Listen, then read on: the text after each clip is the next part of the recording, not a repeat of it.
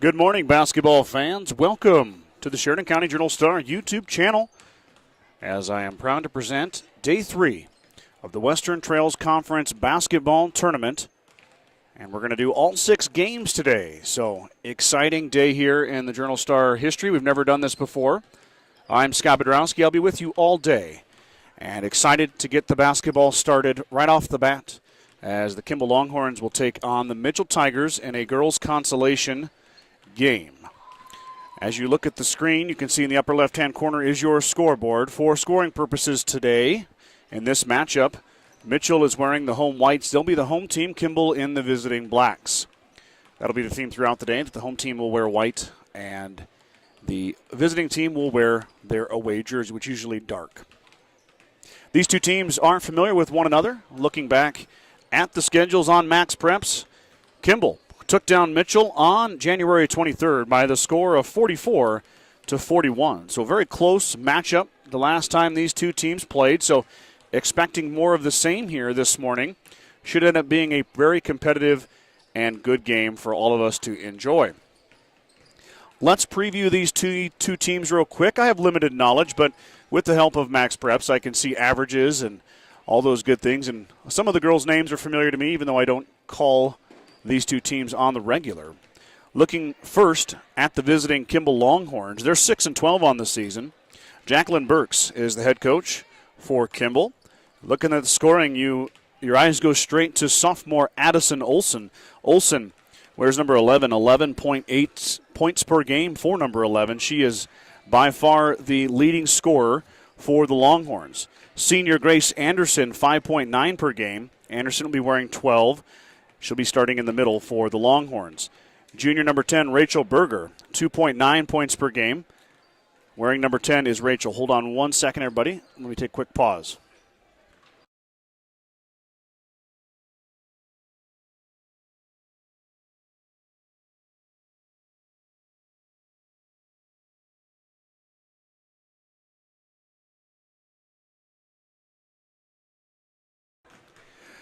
Berger, third leading scorer, 2.9 per game. Julia Winstrom is fourth in the scoring. Winstrom, the senior, wears number 13, 2.8 points per game. Senior number 15, Jasmine Gaywith, 2 points flat per game for Jasmine.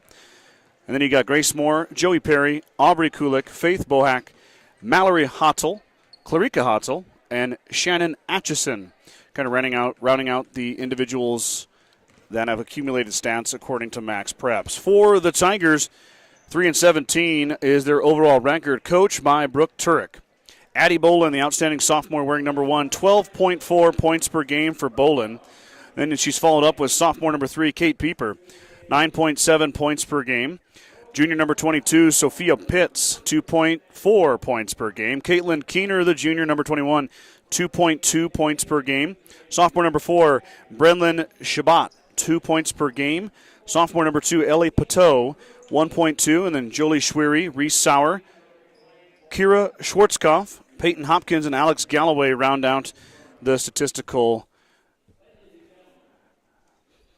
roster that Max Preps provides. Since it's the first matchup of the game or of the day, we're going to have the national anthem. So I'm going to stand up, remove headwear, and pay homage to America with America's number 1 song right now.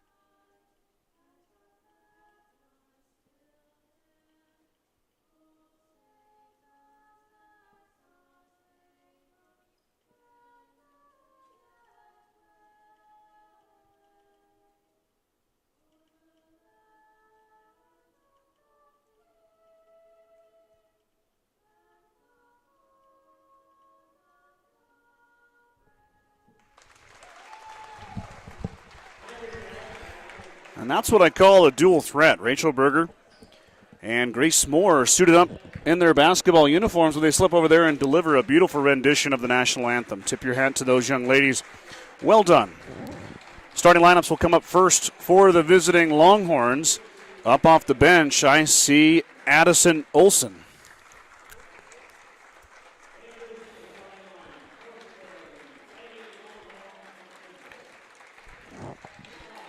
Addison Olson high-fives her teammates, comes to the official. She's the first starter announced for the Longhorns. Here comes Grace Anderson, the senior. Second starter announced. Julia Winstrom be the third starter announced. Jasmine Gaywith, senior number 15. And then Grace Moore, the sophomore. So Olson, Anderson, Wistrom, Gaywith, Moore for the Longhorns. Now over to the Tigers. Addie Bolin, the first one up, wearing number 1.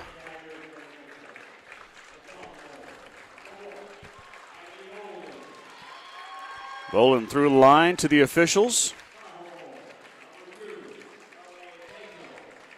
L.A. Patau. Pato, I'm not sure if it's Patau or Pato.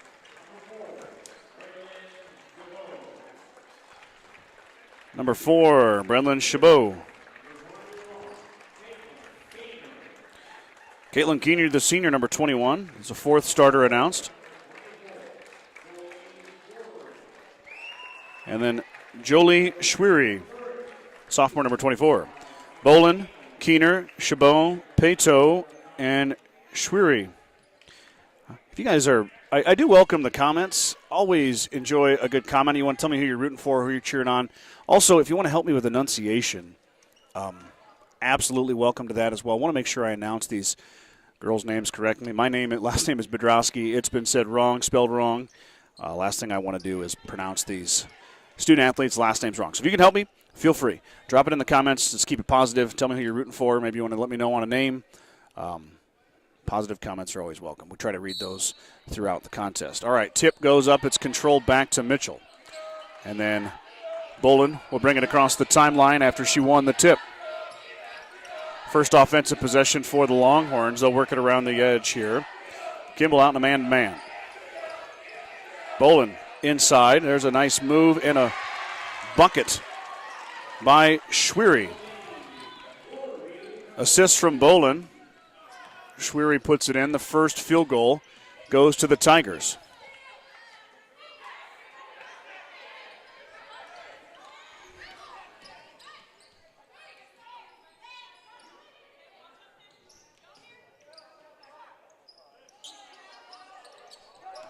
Inside, Anderson with the left hand. The senior answers for the Longhorns. I think that camera's a little bit better. Had a little high there, I think.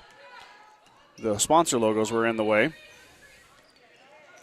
Back the other way come the Tigers 2-2. As you can follow along on the scoreboard in the upper left-hand corner. There's a shot, and it's good. That time, Pateau puts it in. The announcer's saying Pateau. Either way, you guys know who she is. We've got a foul on the other side. Driving to the lane was Gaywith, but she's fouled by a Tiger, and she's going to shoot 2. So our first trip to the charity stripe will go the Longhorns' way, and the senior, number 15, steps to the line. I didn't go as far as free throw percentages for each team. I've got 6 games today, so I do that for Gordon Rushville, but that's when you're doing only one team. You can focus a little more on the stats. But Jasmine averaging 2 points per game. It's a flat 2-0. And she goes 1 for 2 at the line. So 4-3, your score. Down the other way comes Bolin. Top of the key, resets. There's a shot. That one's not going to find any iron, but it's tipped and saved right to Gaywith. So the Longhorns get the loose ball. Pressure applied, top of the key.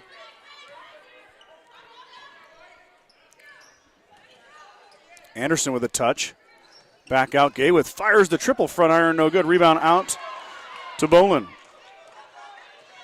One and done for the Longhorns as Bolin clears it. She brings it across the timeline. There's a touch inside to Keener. Keener with a nice pass, but a little too hot to handle for Paytow. It'll be a turnover. Right idea, but just did not come to fruition. A little full court pressure here by the Tigers. Kimball looking for some help as the 10 seconds tips away.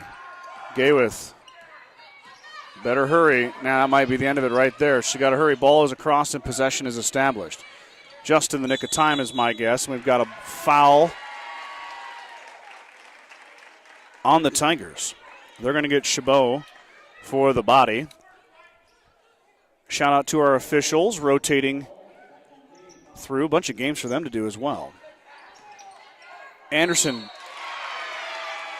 fouled. And the senior will go to the line. Two good moves for Anderson. One resulted in a layup, a made layup, with the left hand. That time, though, she draws the foul. All three fouls on the Tigers here. Remember, we're racing to 5 per quarter as Anderson touches the front of the rim and rolls it over the top. Grace, the daughter of Nicole Pribble Anderson, who is a Gordon High School graduate. So a little ties back to my Sheridan County, my hometown. Anderson makes them both, cashes them both in. So always got to look for those Sheridan County connections. Kind of fun to see Grace Anderson out here for the Longhorns. Bolin steps through. Nice move with the right hand. And one. Addie Bolin. And I missed it. I didn't get the camera over there far enough. There we go. Bolin puts it up and in. And one opportunity for the sophomore. Normally Brad Gaines is with me. He runs the camera. I do logistics on the laptop and the score, but Brad had a previous engagement, so I'm flying solo today. So I'll get the camera up to snuff. It takes me a little bit to get back into cameraman mode. Either way, whether the camera captured it or not, Bolin with a great move and a finish through the contact. Now a chance to make it a three-point play. She does. Rolls it off the front, off the glass, and down. Now Anderson receives the inbounds. Kimball has broken the press so far here in the first quarter, and that will continue. But the ball is lost and stolen away, ends up in the hands of Payto. Bolin comes to relieve her on an outlet. Now Addie across the timeline. Pass inside is stolen away. Anderson grabbed it. Ends up in the hands of Gayworth. Anderson with the tip. Gayworth with the steal, and now we've lost the basketball along the sideline. Brad and I talked about it a lot yesterday, watching Bridgeport run their press and Bayard run their press, Gordon Rushville. Those are the games we called yesterday. That sideline is not your friend. It's an extra defender. Kimball, unfortunately, tiptoed it and turned it over.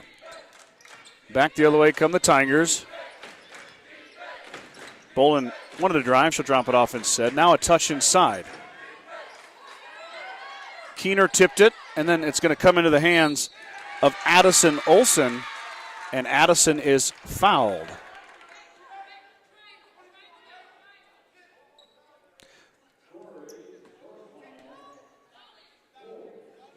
Four fouls on Mitchell. That one is going to go to Schwery.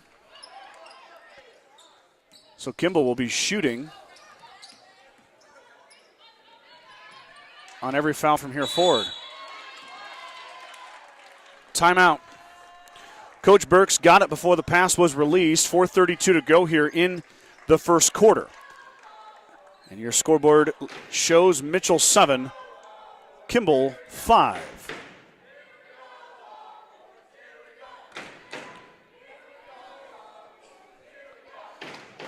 Pretty good following for the Mitchell Tigers and the Kimball Longhorns. Looks like the boys' teams are here. They'll both be in action later tonight. We'll go over brackets as we go along. Got a long day of basketball ahead of us. This is where it all will take place. So if you're here now and you're going to want to watch the boys play later, this is the exact spot you're going to find it. Happy to provide this service for the Western Trails Conference. It's going to be a fun day. Mitchell might have got away with a swipe there. Right along the baseline they go. Might have to raise that camera up a bit more. Kimball works it around.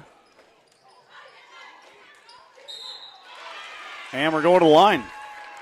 Schreer's going to get called for the foul as she's into the back of Julia Winstrom. Winstrom going to shoot two. New rule comes into effect right now here halfway through the first quarter. Kimball will be shooting the rest of the way here in this quarter. Second foul on Schwery, though. Schwery's coming out.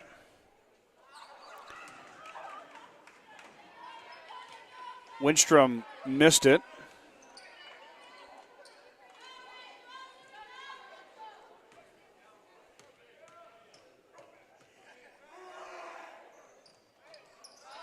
And Winstrom missed them both. Rebound comes down to Keener. So the Tigers dodge that one. Longhorns come up empty. And they're 3 for 6 so far early in this one, 50% at the line. Tigers looking to extend that lead. It's been an action-packed first 4 minutes. We've got 12 points. There's Bolin, fires a three. It's going to be off right. Rebound to the Longhorns. Now they'll work on the press. Little less of a set press with the missed shot. Kimball handles well. There's a shot up, no good. Fight on the outside. Rebound down to the Tigers. Shot was by Olsen. Rebound collected by Chabot.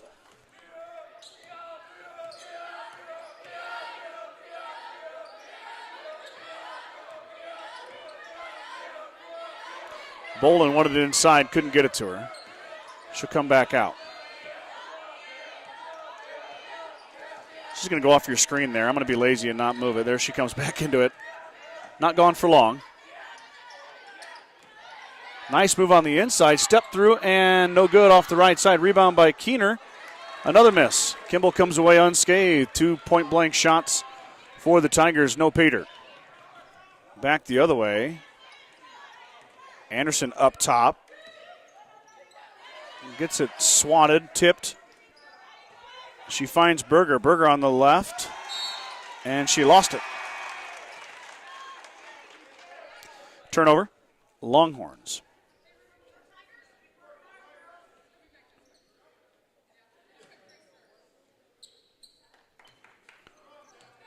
Mitchell brings it across.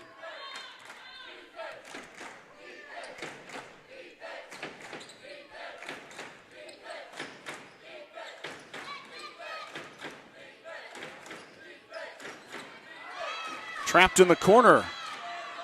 Gaywith's got her stuck. Tipped out. Somehow Mitchell gets out of it. Timeout. Coach Turek and the Tigers. So, 2:19 to go. 7-5 is your score. Mitchell with the lead. They're going to take a timeout and talk about it. Kind of jumbled there along the sideline. Good timeout from Turek.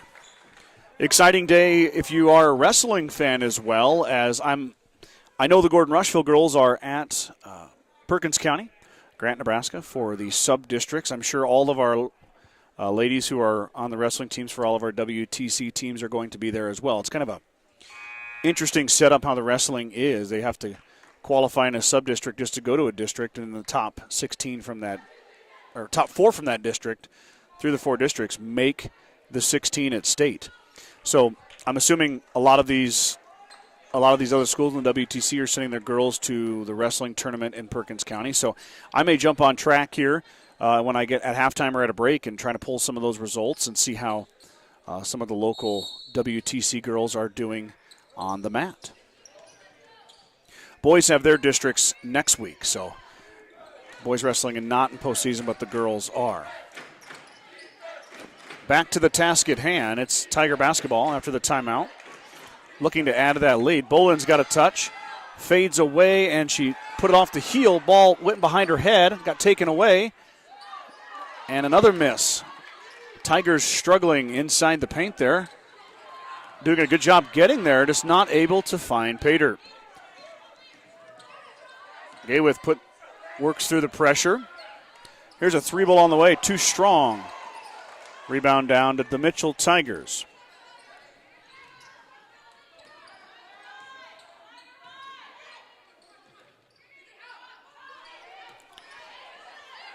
Tigers working it now. Kimball staying in the man defense. Anderson comes out. Bolin off her fingers, tips, and taken away. That was Winstrom that ended up with the steal. Back the other way, Bolin knocked it away, but Gayworth holds on to it. And then there's a foul. Not a smart foul as Coach Turek kind of puts her hand on her forehead away from the basket. Chabot fouls. Who we got at the line there? Is it Gayworth? It is. Jasmine's been there once before. She's 1 for 2. Now 1 for 3.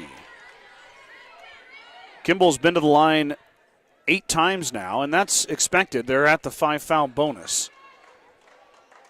But the Longhorns only with 3 for 7 so far. This is the 8th attempt. Can make it 50% if she can hit it. She left it short. Nobody got in there, though. Shot up, no good on the putback, and Gayworth tracks down the loose ball.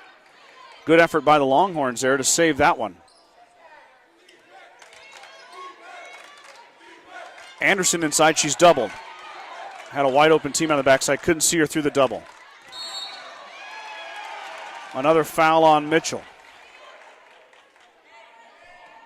So the bonus coming into play as they're going to get, let me see here, Pitts for the foul as she was in the back of Winstrom. Winstrom going to go line. She is 0 for 2 so far. But this will be attempts 9 and 10 for the Longhorns already. 3 for 9, 33% so far for the ladies in the black jerseys.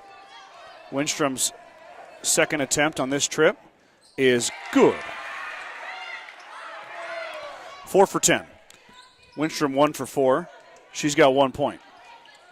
46 seconds to go, as you can see on your scoreboard, winding down the first quarter.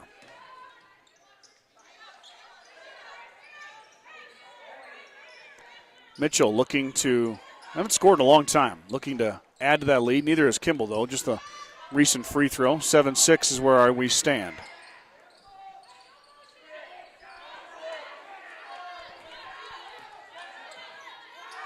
Bolin with a nice crossover. She is fouled. 2 shots for Bolin. Shot came off kind of strong, and it might have been because of the foul. So shot does not count, but Bolin does go to line to shoot 2. Addie 1 for 1 so far today at the line. Now 1 for 2. She's got 3 points on the morning. It feels weird to say the morning. Normally I say the evening, but 3 points on the morning so far here in the first quarter. And she missed them both. Rebound to the Longhorns. Now plenty of time.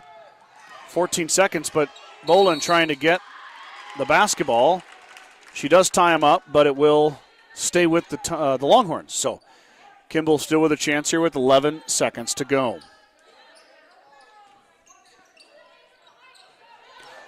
Beautiful inbound play on the run. Shot up, no good. Rebound cleared by Mitchell. 5 seconds to go. Tigers got to hurry if they're going to get a chance here. 1 second to go, and they'll just dribble it out. Not really close enough to take a shot, so that will end our first quarter of play. It's a tight one. We figured it might be. 7-6 Mitchell with the early lead.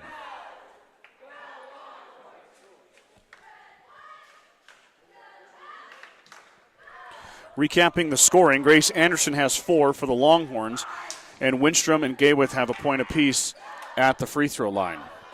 For the Tigers, I've got 3 for Bolin, 2 for Patow, and 2 for Schwery. Make sure my math is right. 7-6 it is. I'm not a math guy, but that is correct. So 7-6, first quarter of play. I expect the offense to open up a touch. First quarter, things can be a little cold. But Mitchell had the day off yesterday. Kimball played yesterday. They beat Hemmingford in the 11 o'clock game. 35-20 is what Kimball won that game by. Mitchell lost to Morrill at Morrill on Thursday, and then with the way the bracket sets up, because there's 7 teams in the WTC, there has to be a bye in the first 2 rounds. So Mitchell had a bye yesterday. They dropped to game 13, which is this one, and did not play. Kimball did play, and like I said, beat Hemingford. So Hemingford lost to Gordon Rushville Thursday night, then lost to Kimball yesterday. They will not play today. On the other side, the Gordon Rushville boys lost to Mitchell on Thursday and then lost to Bayard here yesterday. So the Gordon Rushville boys will not play. So there'll be one team from each girls' and boys' side sitting out. The rest of the teams will play today. Second quarter getting started right now. Mitchell will have the first possession. Skip pass, athletic grab by Bolin. Bolin wanted the handoff. It went the other way.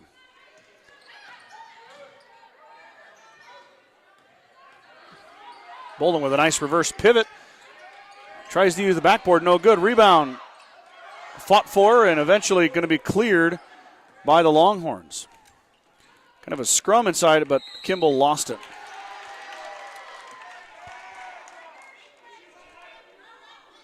Turnover. Slipped out of the hands of Olsen. Mitchell lost it briefly, got it back. Bolin comes to the top of the key.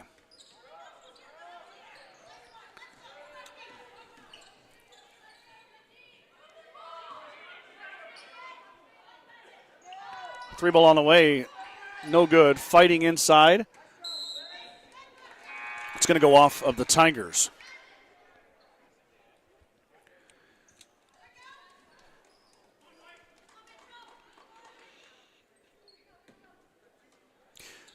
Fouls reset after the quarter, so Kimball no longer in the bonus. Up ahead, and we got to travel. So another turnover by Kimball.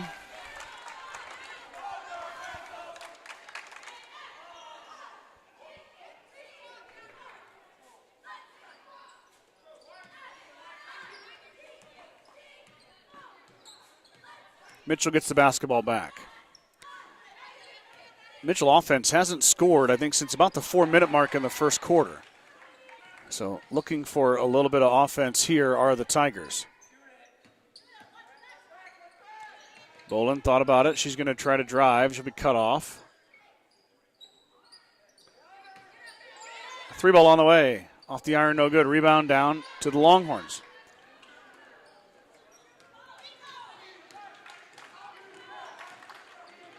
Up ahead come the Longhorns. Wide open block, though. And then a reach after the block. Trying to figure out, it was either 21 or 22 then. So Pitts or Keener who had the block. Foul on the Longhorns, though, on the reach in after the block was picked up. First foul of the quarter for either team.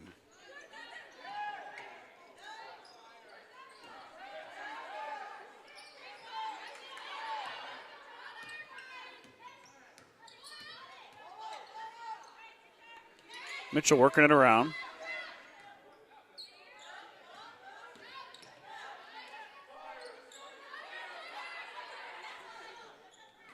Kimball defense, very strong.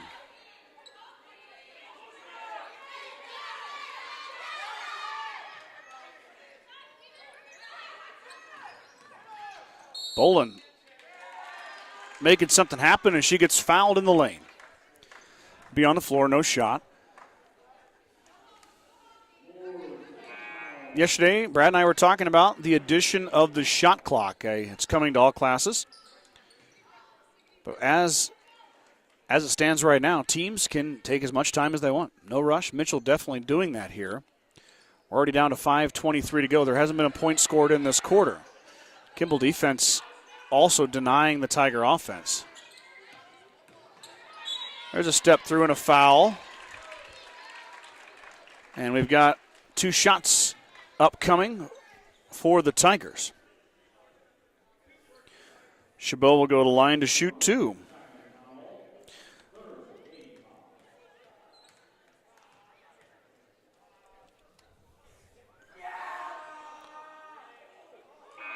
Shot was off left. Second attempt incoming for Brenlin.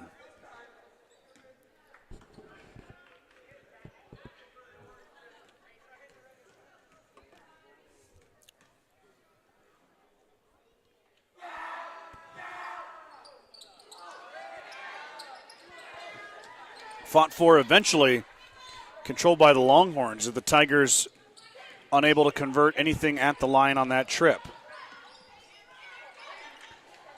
Anderson in the lane with the left hand. She missed badly. So both offenses still sputtering.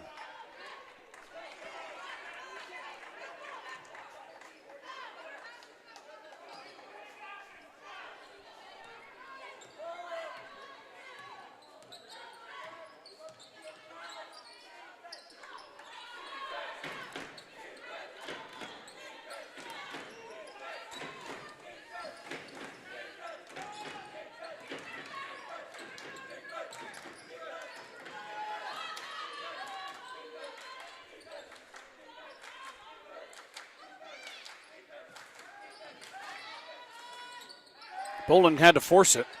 Nobody else is shooting, so Addy trying to make something happen. It's off the mark. Back the other way come the Longhorns. They'll set their offense up. Both teams still looking for their first points of the second quarter.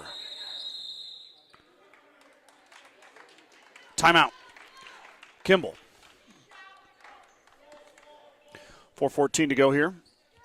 7-6 remains your score, as Coach Burks takes the timeout for the Longhorns.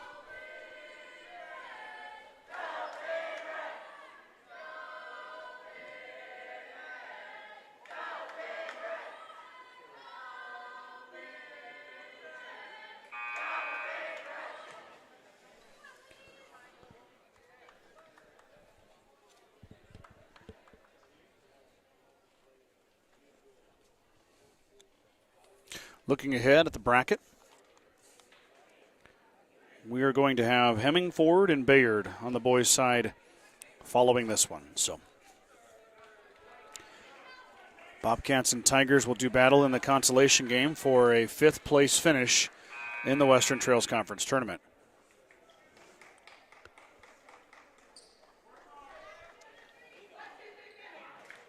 Following the 12:30 game, we flip back to the girls' bracket, and that will be Gordon Rushville and Morrill.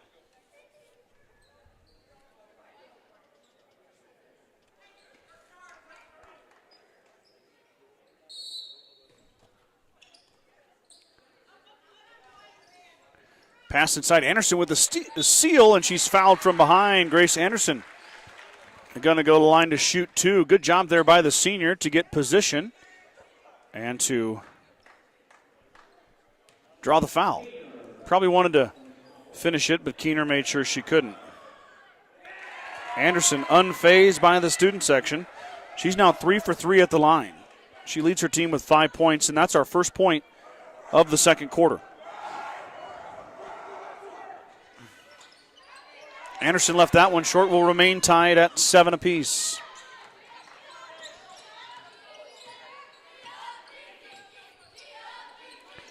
Bolin.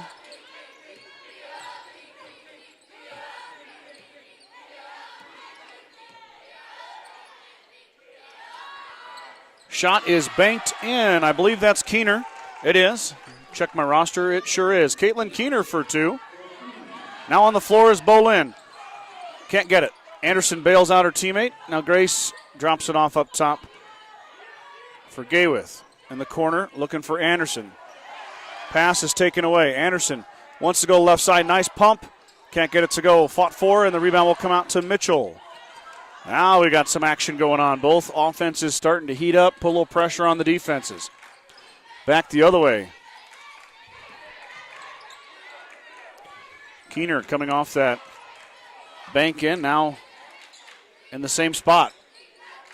Will Bolin find her? Not this time. Keener comes out to three-point line. There's a three ball on the way by Pizzo. In and out, no good. Rebound fought for and grabbed, and Bolin puts it back in the offensive board, and putback is two more for the Tigers. Back the other way now. Kimball trying to answer. Trap in the corner, and we got a foul. Both officials whistled, so they both saw something. Are going to get Bolin for the foul on the arm.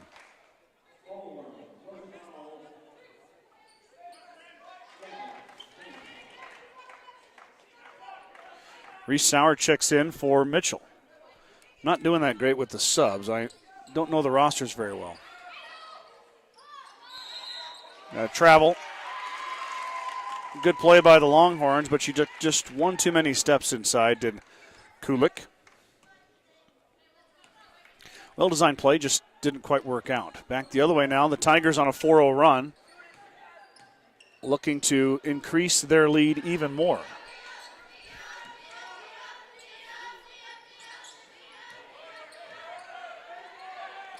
Bolin open for three, iron no good. Rebound fought for and controlled by Longhorns. Now we got a tie-up.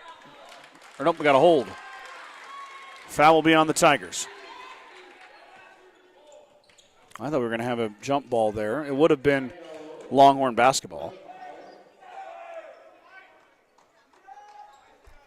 But instead we have a foul.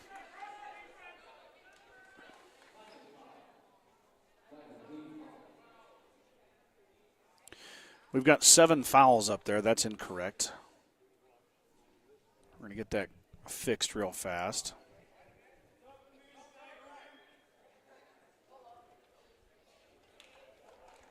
There we go. 3 and 3 is correct. Both teams are getting closer to the bonus, but not quite there yet.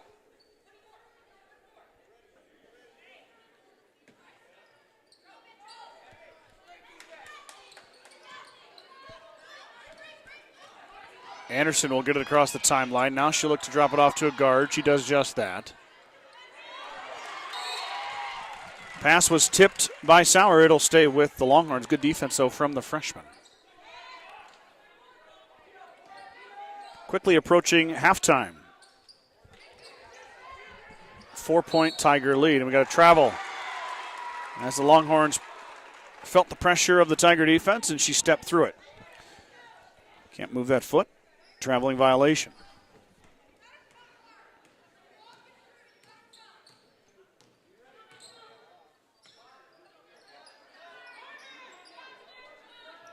Tigers with a 4-point lead.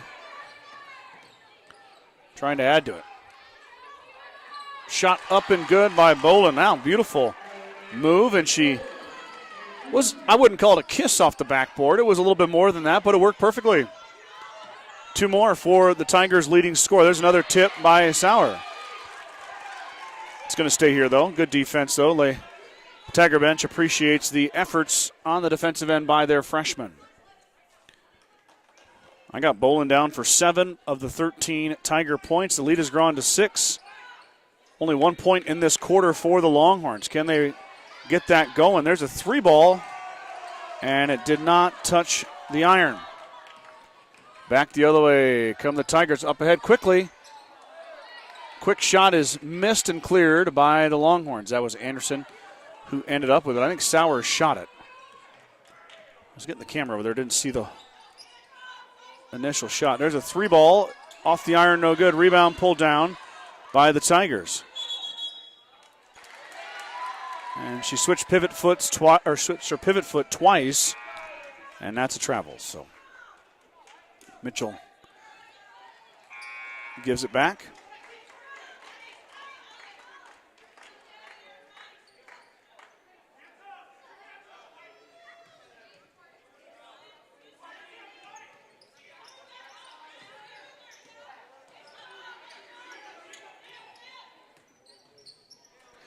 Shot by Olsen's going to go off the front of the rim. Ends up in the hands of a Longhorn, and we got a foul on the backside.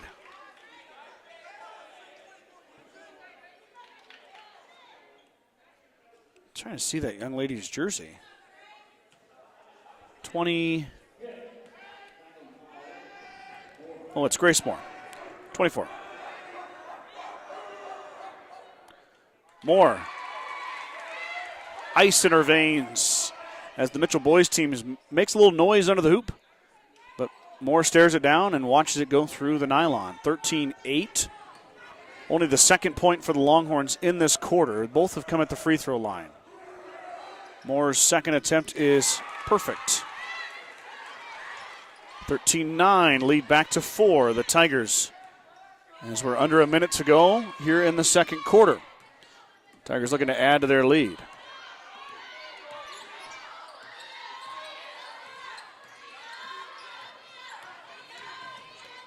A bit of pressure defense. It's off the Tigers. Longhorns cause the turnover.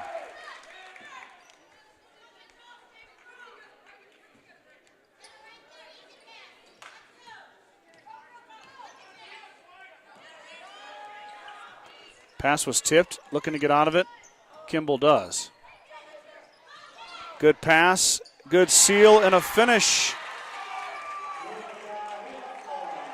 Julia Winstrom for 2.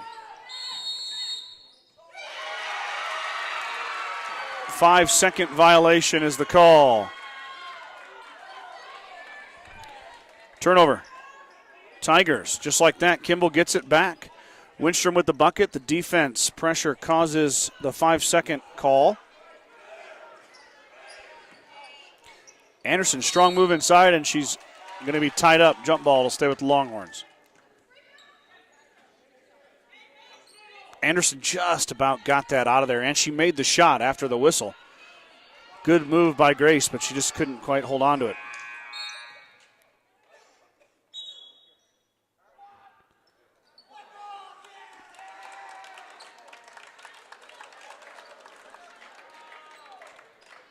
Okay, we had a bit of an issue with the possession arrow. It is actually Mitchell basketball. That's why the horn sounded. So Mitchell has it with 18 seconds to go.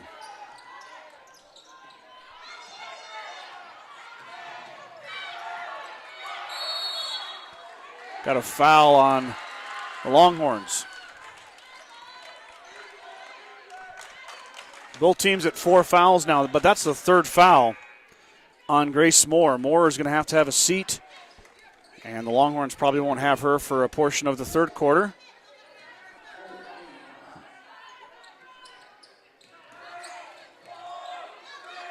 Shot up is off the iron, no good. Rebound fought for in the corner, and it's going to go back to Kimball. 6.1 seconds to go.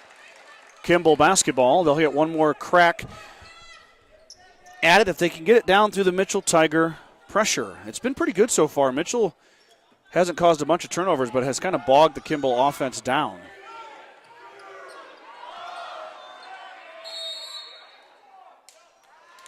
Jump ball.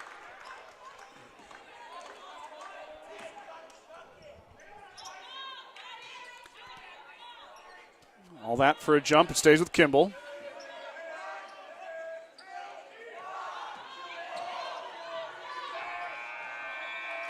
That shot from Olsen will miss to the right. So we're headed to halftime. 13-11 is your score.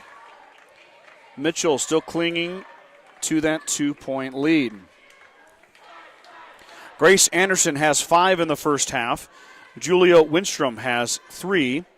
Grace Moore has 2, and Jasmine Gaywith has 1 for the Kimball scoring. For the Mitchell Tigers, I've got Addie Bolin at 7.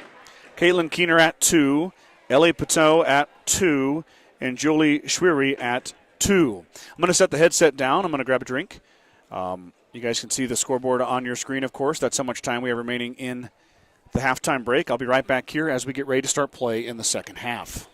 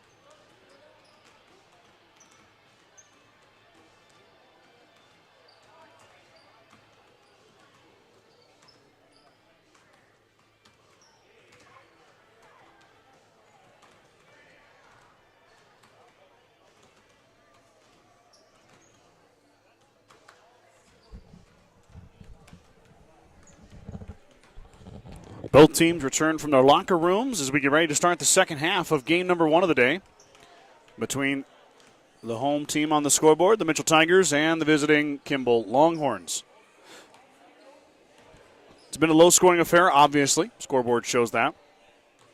7-6, Mitchell had the lead after the first quarter, and then now lead 13-11.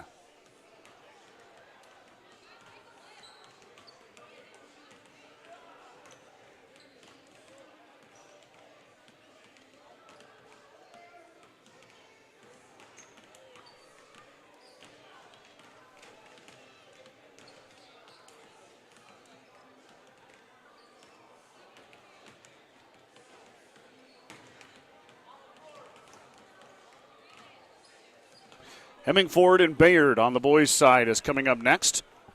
That game is slated for a 12:30 p.m. tip. If yesterday is any inkling of how today is going to go, we were about 20 to 30 minutes behind every tip after the 12:30 game. So we might be pretty close this time around, 11:50. But second halves tend to take a little longer than first halves. So we'll see how this one pans out. Either way, I'm going to be here all day. All 6 games will be right here. So if you're a fan from another team, not a Mitchell Tiger or a Kimball Longhorn fan, you're in the right spot. We're going to have every game here today. But right now we've got the second half of this one to finish. Tigers will have it. They'll go right to left now on your screen. Kimball reverse and head back the other way. That line down there is a tough angle for me. We're here at the Cougar Palace. As you can see, people are standing there on the walkway. It's kind of tough to get a shot down there. I'm just not able to do it. Bolden lost it for a second, got it back. There's a 3-ball on the way from Patel. It's going to miss everything. Rebound grabbed. Shot up, no good, and Anderson will clear. A couple looks from the Tigers. None of them go.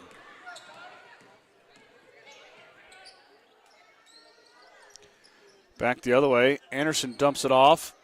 Shot up, no good. Grace grabs the rebound, though. Senior up, no good. Fighting inside. She gets the rebound again. She kicks it back out. Couple offensive boards. There's a shot. Too strong. Rebound down to Keener. Back the other way. Bolin driving. Leading scorer for the Tigers through contact. No call. We got a tie-up. It'll be Kimball basketball.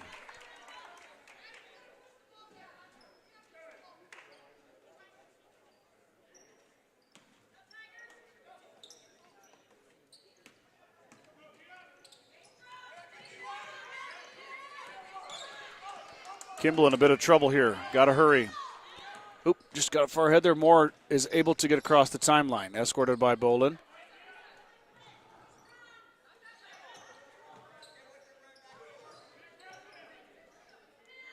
Skip pass inside. It left it short. Man, Kimball had a golden opportunity there. Can't get it to go. Tigers clear.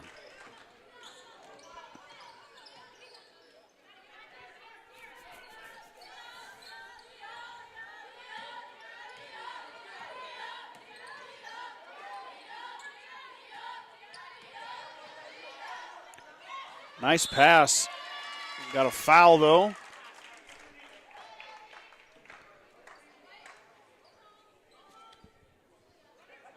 Gaywith gets charged with the foul. That's her first.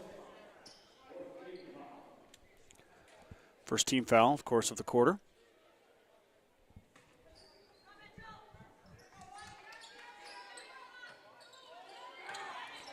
Loose ball to the Tigers. Dodge a bullet there. Skip pass. Patel fires, no good. Rebound cleared by the Longhorns. That was Aubrey Kulik who cleared that one. Back the other way. Anderson drops it off. Now Grace looking for a cut on the other side. Can't get there. Shot up, no good. Rebound fought for and controlled by the Tigers. So Longhorns come away with nothing again. Longhorn defense holding strong.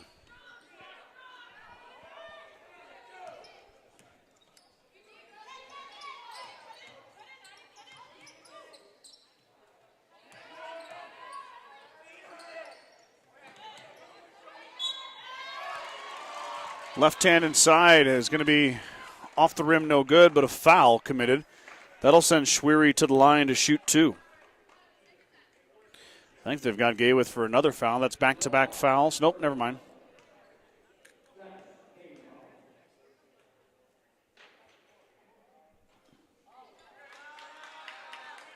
They gave it to 21. Aubrey Kulik, I guess. All right, so Kulik gets her first foul. First free throw, no good. Other one goes in and out. Kulik clears. Moore across the timeline, throws it off the Tigers. Now on the open floor, up and good for Bolin. Easy one for Addie. She's got 9. 15-11.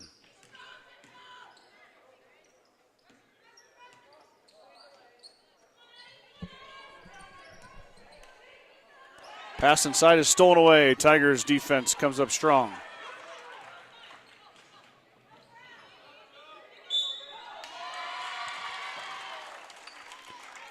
Foul on Kimball.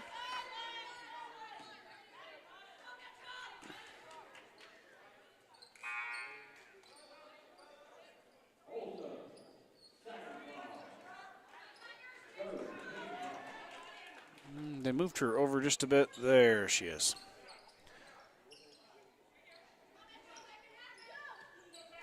Three fouls on Kimball this quarter. So with another 3-ball, she's yet to find pay dirt. And that one's off left. Ball goes out of bounds, back to the Longhorns.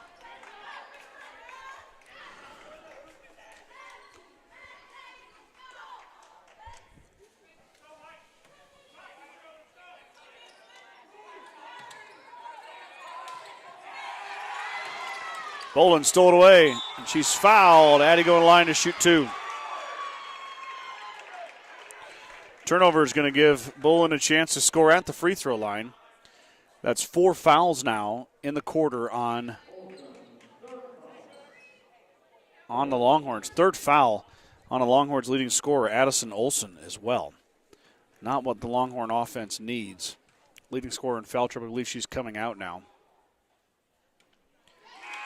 As Bolin kind of stops it on the rim there and drops it in.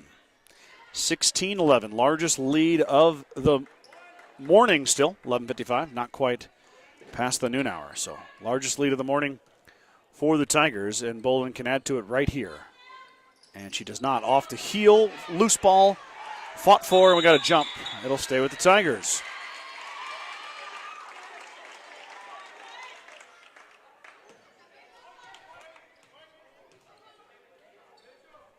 So Mitchell with another chance here. Bolin has got 10.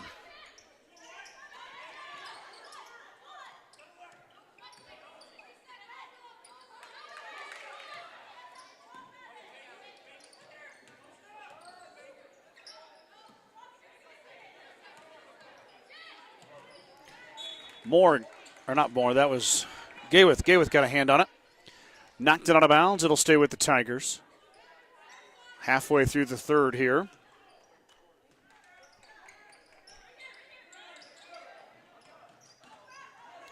Bolin on the baseline, left it short. Rebound cleared by Kimball. Back the other way come the Longhorns, working through traffic. And Bolin took it away. She lost it, and then she regathers it.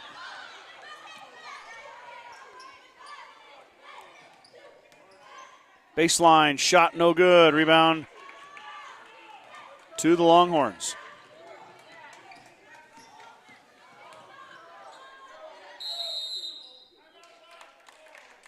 Timeout.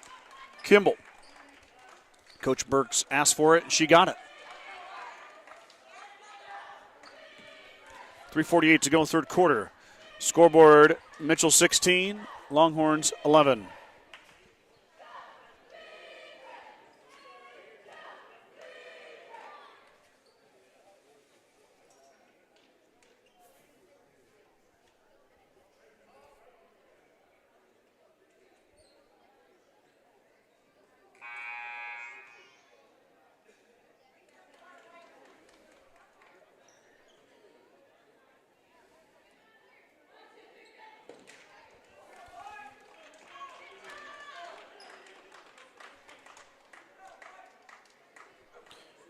Cougar Palace starting to fill in here as more teams arrive for later action. It got pretty full last night. Expected to be that full again, as well as we'll have the championship games at the end of the evening. Now, quick play inside, no good. Kimball fighting for it. Jump ball. Stay with the Longhorns. Winstrom had a good look there, but Tigers got enough of an ulcer on it, it doesn't go.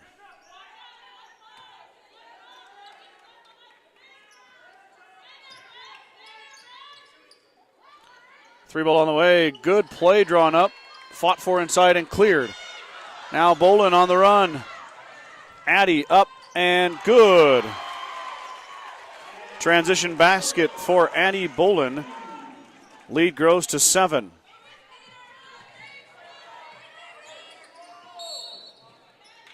Foul on Sauer. First foul on Mitchell. Next foul by Kimball. Mitchell will shoot the rest of the way here in the third quarter. 3:21 to go. We'll see if that does come into play.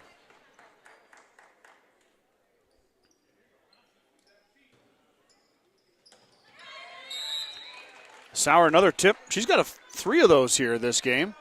Knocked it out of bounds. A freshman playing good defense for Mitchell.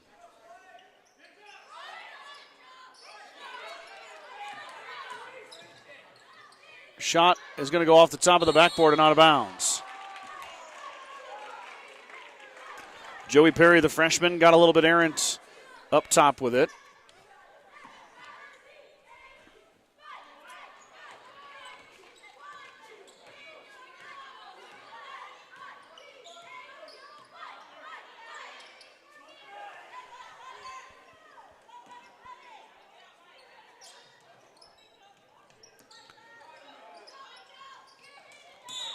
Anderson. Might have got called for the foul there.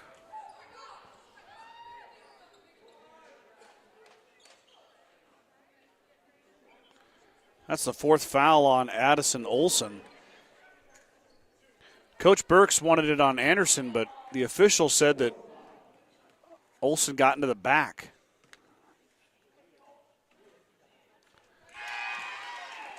And Bolin, 3 for 6 at the line.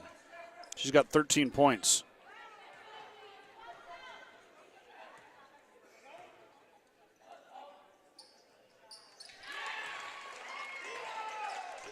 Four for 7 now. Lead is up to 9. And steal by the Tigers on the press. Bolin in traffic. Gets tied up. But it'll be Mitchell basketball on the tie-up.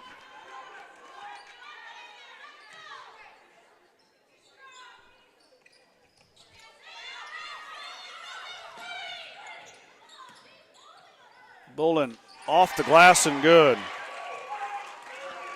22-11, then there's a foul on Sauer.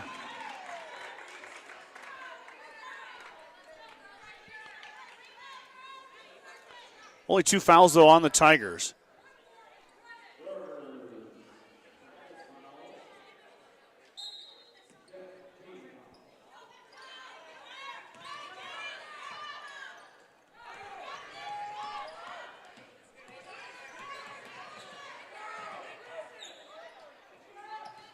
Kimball gets through that one. Here's a 3-ball on the way. Too strong. Rebound on the backside. Winstrom offensive putback, and she's fouled. So the Longhorns are going to get a trip to the line as Winstrom will head there. She went there twice in the first half. She went 1 for 4 in her trips to the charity stripe. Now Winstrom can cut into that Tiger lead with the clock stopped. First attempt is no good.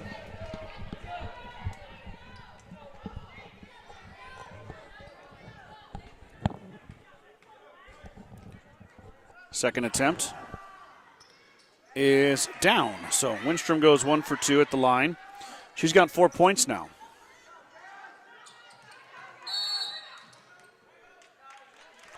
Mitchell calls the timeout. 2:22 to go here, 22-12. Largest lead of the afternoon. Well, it was 11, now 10. Tigers in the lead.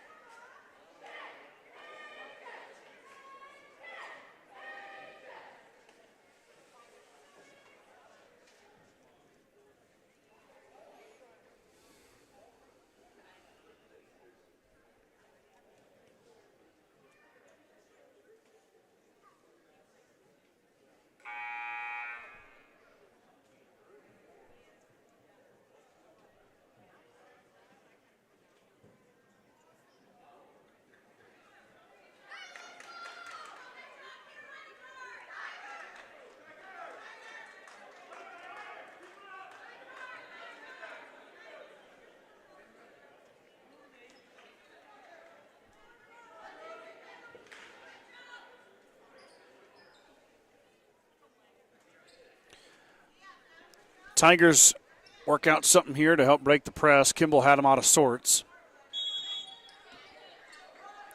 See if Mitchell can get something here. And Kimball backs the press off. Mitchell was kind of expecting the press, but no longer needed to break it because it wasn't there.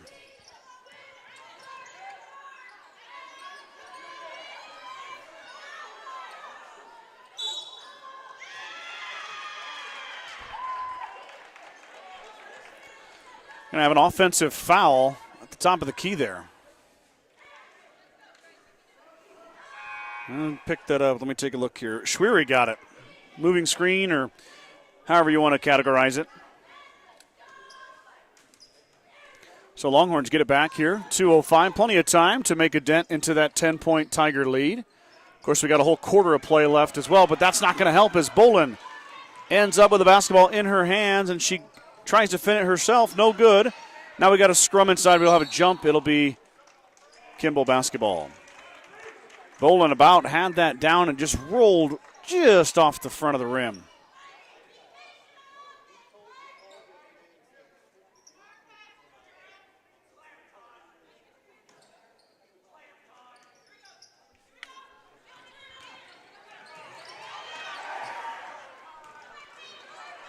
Bolin stole it away. Now Kimball stole it away. Another jump ball. This time the Tigers are going to get it.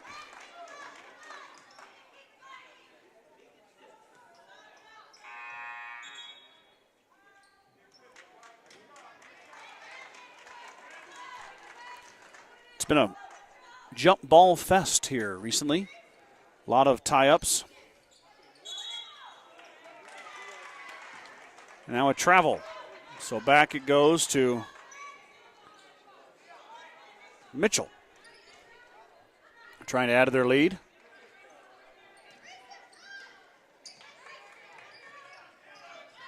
Anderson steps up and takes the inbounds. And the Longhorns get to work on offense.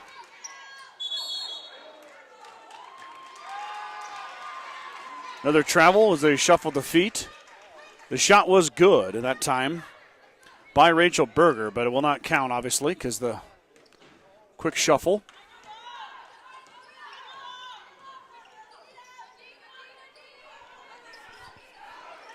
Sauer inside, wide open. Reese gets the basket.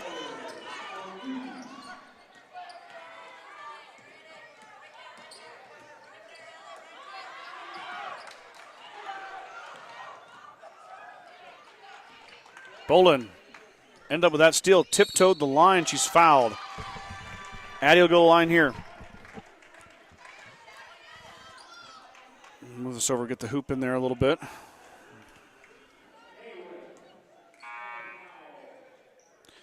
#21 is Faith Bohack, not Aubrey Kulik. Okay, thank you, Savannah. Early, I just saw your message. Let me check my roster here, make sure I get that right.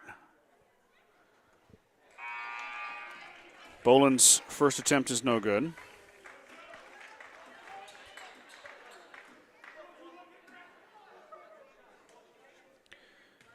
Okay, so Faith and Aubrey need to switch. Okay. Back iron for both, and rebound comes out to Berger. Back the other way. In traffic. And we're going to line here again.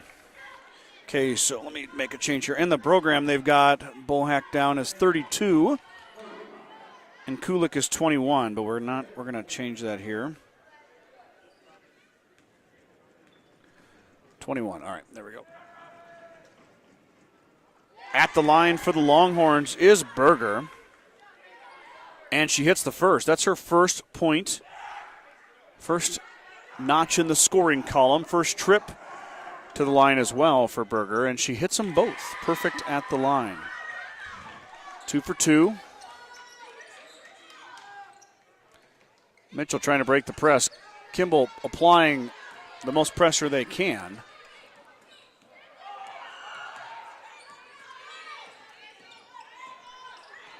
24-14, 30 seconds to go here. Mitchell with the lead. Pass inside is errant, but it might have went off the Longhorns. It did. So it'll stay with the Tigers. Tigers dodge a bullet there.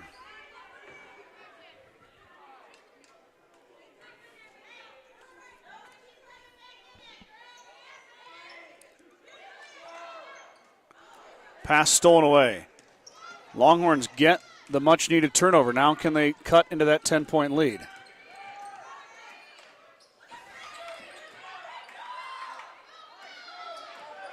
Anderson trying to set it up on the left side. She had it taken away. Shot no good. Rebound is going to go out of bounds just off screen there. Goes off of the Longhorns. No chance to save it, so back to the Tigers, 2.1. Longhorns got a shot, did not get it to fall. They're down 10.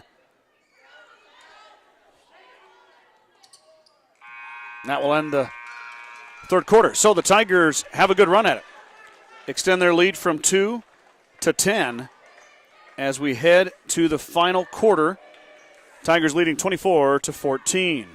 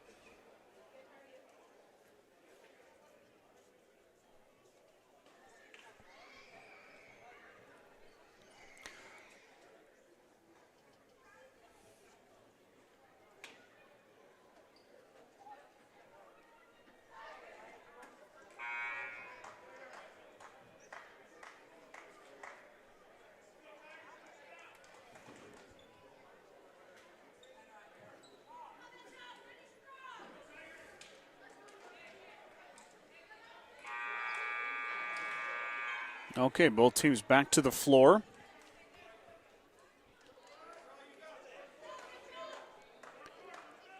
Tigers looking for one more quarter. Longhorns trying to dig deep and find a comeback. Third day in a row for the Longhorns.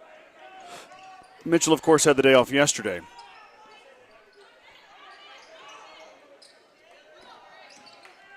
Anderson, nice little inside-out game. There's a three ball, can't get it to go. Fighting inside his two teammates. And then through the middle goes Julia Winstrom. Winstrom with the bucket. Longhorns needed that one. Gets the fourth quarter started right for the black and white. And then a travel on the other end. So a turnover by the Tigers.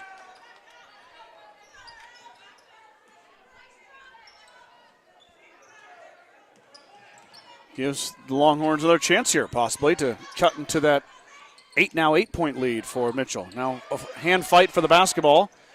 Gaywith's going to end up with it, and she's fouled. Foul is going to be on Bateau. Looks like it's her third. No, her fourth. 4 fouls. Ellie's going to have a seat for the time being. 4 fouls as well on the other side for Addison Olson. So the Longhorns without their leading scorer.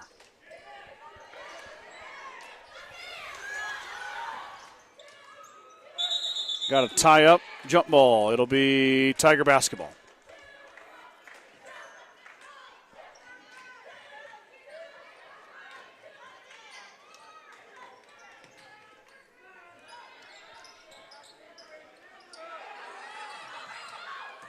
Skip pass up ahead. Well done by the Tigers. Right in the nick of time, too. We were close to the 5-second call.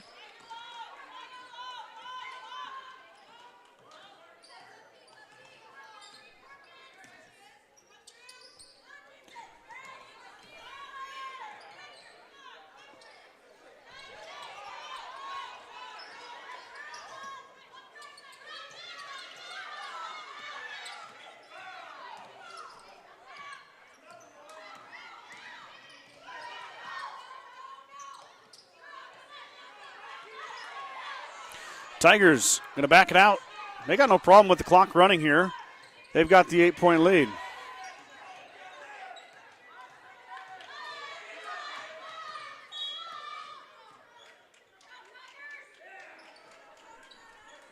We got a timeout. Coach Turk not happy with the official. And she calls a timeout to reset the offense. You got to love it. Conference basketball, 11 a.m. game. And the coaches and the players are intense. So are the fans. That's what conference basketball is all about, playing here on the big stage of Cougar Palace at WNCC. Exciting time for all these student athletes, coaches, fans, everybody involved. And Coach Turk wants to go home to Mitchell. Short drive for Coach Turk and the Tigers, not very far to go. She wants to take that 20-minute drive home with a win and a fifth-place finish in the WTC tournament. I'd trade that 20-minute drive for the 2-hour drive I made this morning. Just glad it wasn't foggy, just rainy. Inbounds comes in, and the Tigers will set their offense up.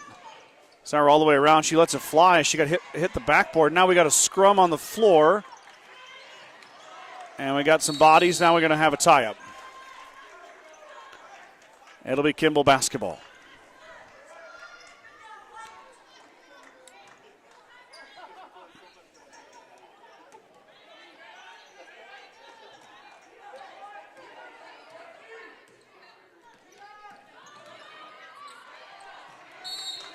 Pass is deflected. It'll stay with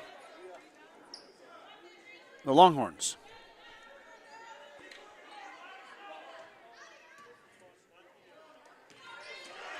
Sauer with a steal. She stepped in front of it. A little too quick for me.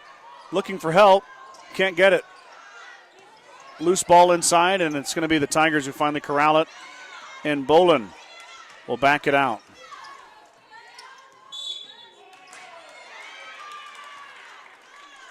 We've got a moving screen on the Tigers.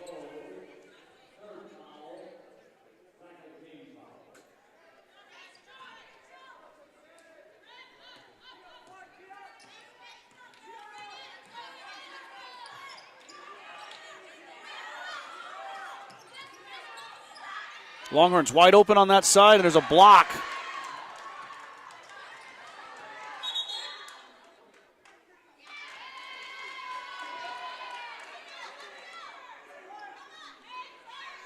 A lot of contact over there. Ball is going to eventually go off the Longhorns. Tigers control. Quick up ahead. Travel.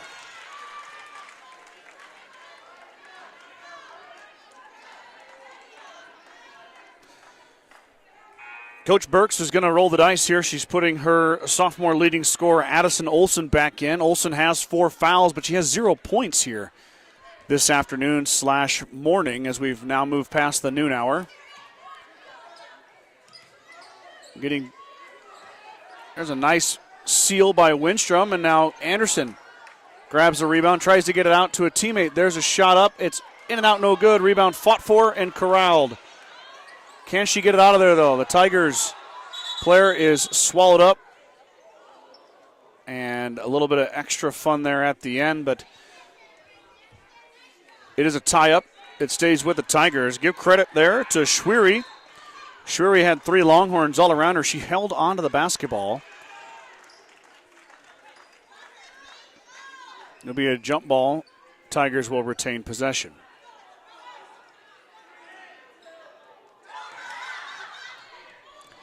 There's a pass in.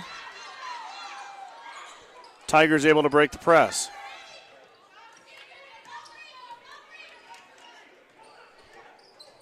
Bolin drives into the corner. Kicks it out. Sauer's in. She's fouled. Berger's going to foul Sauer. Reese has got 2 points. The freshman only averaging 0.7 points per game. Well over that with her 2. Now a chance to add to it here at the free throw line. Big free throws for the Tigers. What's been a low-scoring contest, every point matters.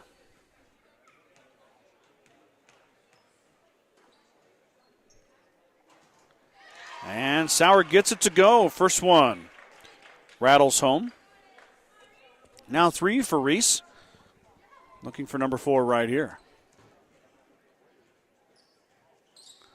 That one's off, and it's cleared out by the Longhorns. Lead back to 9. Tough pass. Short hop to her teammate. She can't control it. Goes out of bounds.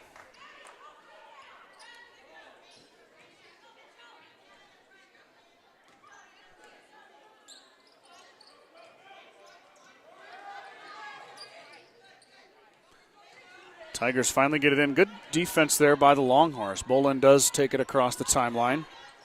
Bolin in the lane. She hangs. She can't hit. Rebound tipped out and pulled down by Kimball. Coming back the other way. Olsen double team. Now Olsen through the lane. She's going to fire a shot at the free throw line. No good. Rebound to the Tigers. Tigers now trying to get it out of traffic. They do just that. Bolin in no hurry. Halfway done here in the fourth quarter.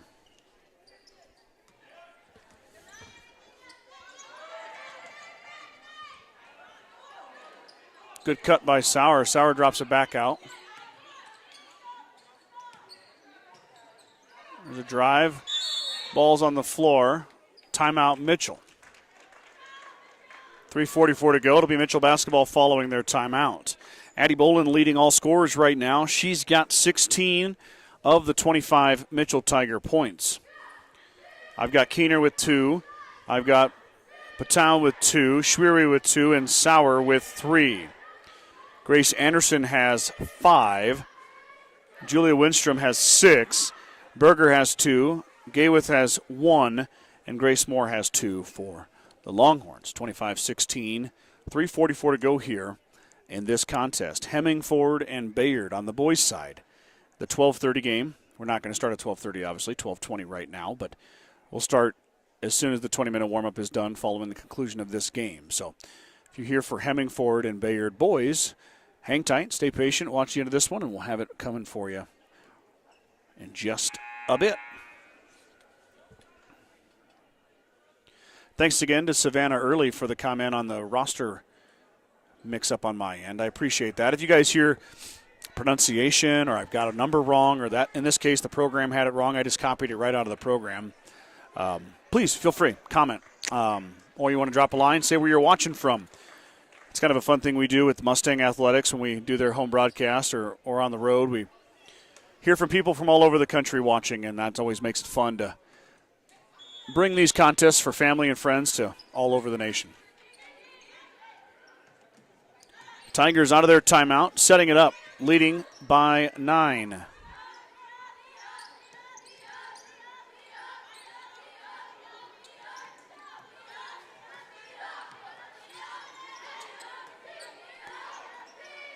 Boland's shot no good. Now we got a fight, scrum on the ground, and we got another jump.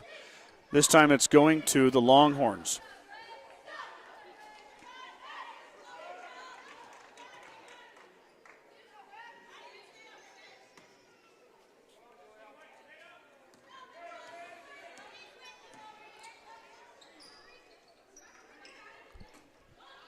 Longhorns break the press, now looking to score.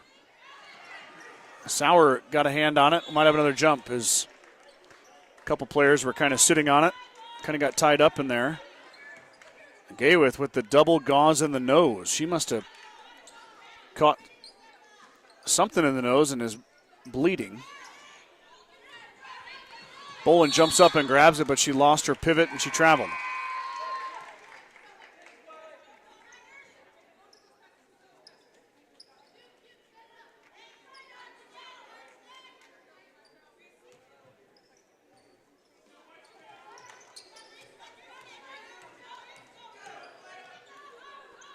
Kimball with another crack here at it. Gaywith stops, finds an outlet. Olsen throws it off her teammate's shoe. Now we got a scrum. We got to travel as Gaywith shifted as she went to the floor. So back to the Tigers it goes.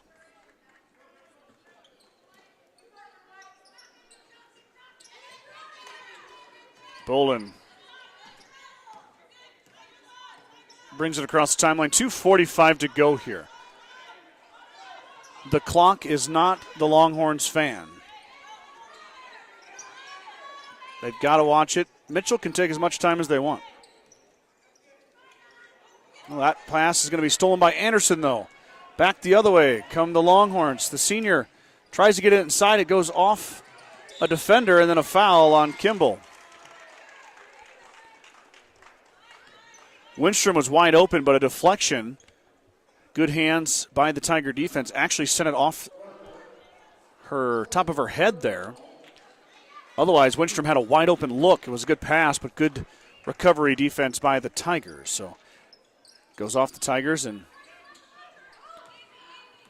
Bolin into the paint, swallowed up, drops it out.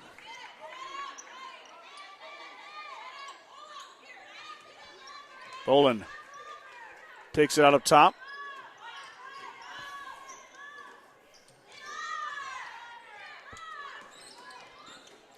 Anderson active on top of the key. Just had a steal. About had another one.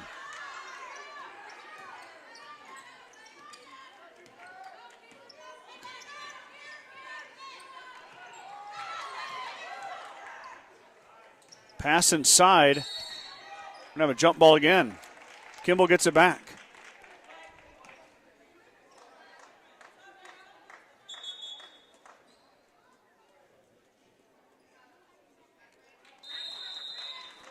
Timeout. Kimball's going to take a break and talk about it. They get the basketball back. 1:43 to go here.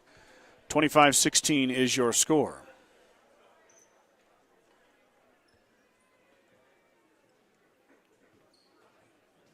Now we got a little life in the comments section. We got L. Janacek, 1961, Denton, Texas. All right.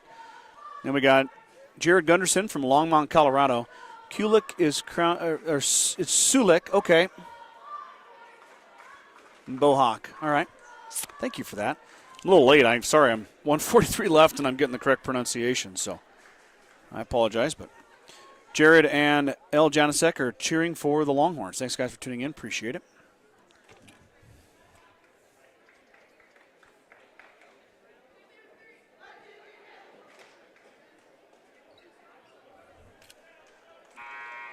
All right, back to 1:43 to go. Kimball with a basketball following a timeout.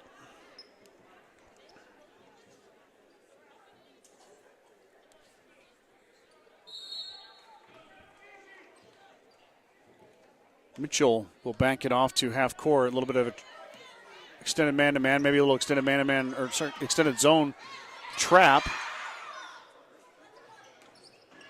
Three ball on the way. Short, no good. Rebound fought for and grabbed by the Tigers. Outlet goes to Bolin. Longhorns got a good look. Got their leading scorer a shot, but goes off the front of the rim.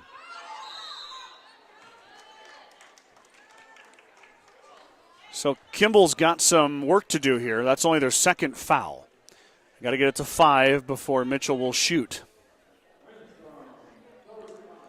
Third foul on Winstrom. Remember, Addison Olsen cannot foul. She has 4. If she does, that'll be the end of her morning/afternoon. 5 seconds on the Tigers, says the official.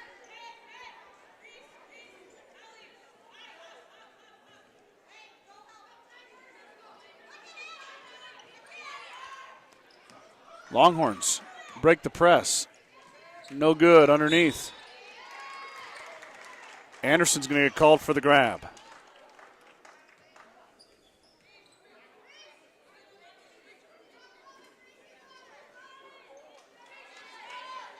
Well, that works twofold there. She went for the steal but picked up another foul. So now 2 more fouls till Mitchell shoots at the line.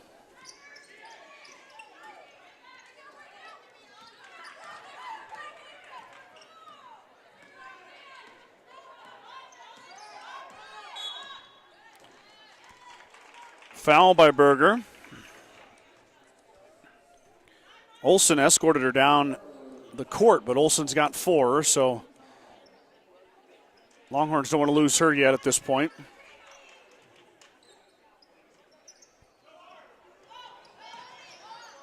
Bolin up and good and 1. Addie Bolin puts it in and draws the foul. So That might be the final blow here as Longhorns were trying to deny. Bolin slipped through and put it in.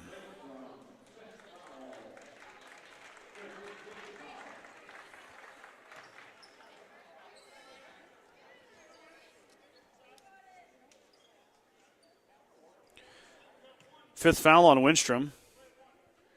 She will have a seat. Winstrom finishes her night with 6 points. Or her, not night, afternoon. Bolin makes the free throw. I got her at 5 for 10 at the line. Skip pass.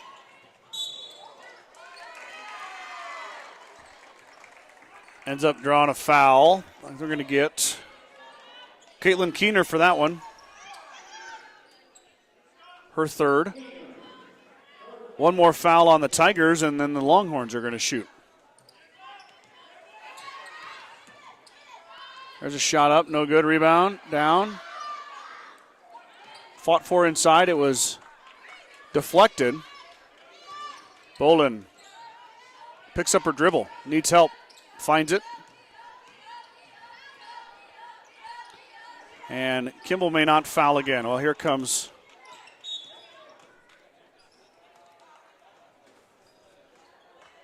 Berger. She's going to foul Bolin. Bolin's going to go back to the line. This will be her 11th and 12th free throw attempt.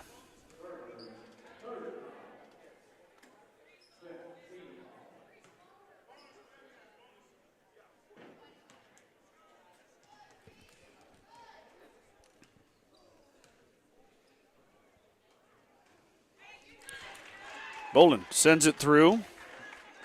She's having a great morning / afternoon, is the sophomore. 18 points so far. Oh, man, I got to get the camera over there. I'm so sorry, guys. I'm not normally the camera guy. Struggling. Bolin puts them both in. I need to have comments that can go straight to my ears so you can say, hey, move the camera, Scott. Pass stolen by Bolin. Up ahead with the left hand, got it to go. She continues her offensive onslaught. And that will do it. 32-16. Nope, we're going to have a foul on Bolin. And Berger's going to shoot 2. Thought maybe that was going to be the end, but we're going to go to the line, which is just fine. I'm here for the whole day. We're not going anywhere. Mitchell going to pick up win number 4 on the year, 4-17 now. And the Longhorns will drop to 6-13. As Berger hits the first, she's got 3 points, all of them coming at the line. The Tigers avenge a 44-41 loss to the Longhorns on January 23rd. So good to get a little bit of redemption for the Tigers. Berger made them both, and that will do it. Bolin will hold it. And the Mitchell Tigers will take home 5th place in the WTC tournament on the girls' side of the bracket. Final score 32-18. Let me write that down real fast here.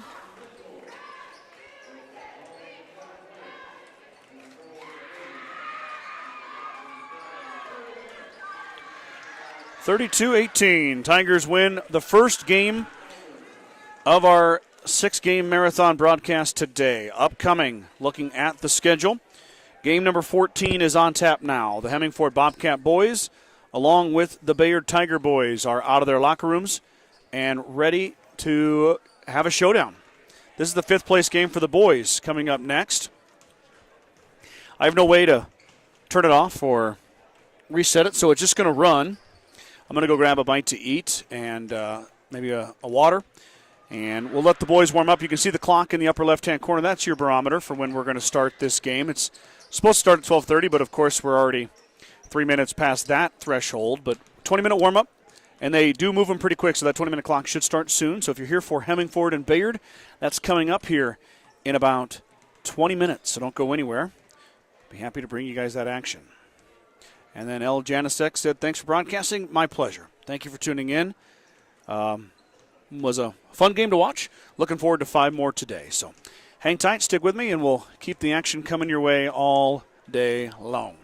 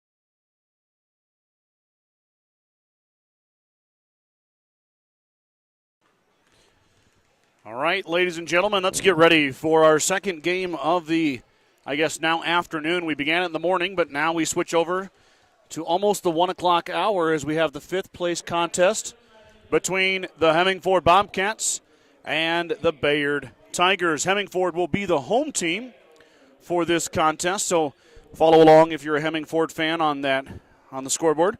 They'll be in their home whites, and the Tigers will be in their away blacks.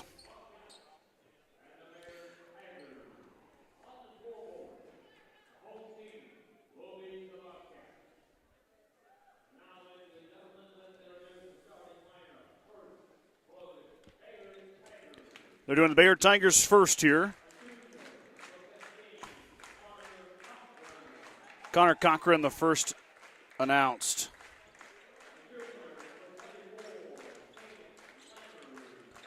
Caleb Leonard next for the Tigers. Zachary Araujo is your third starter. Sam Ferraro is your fourth starter. And then Connor Posey.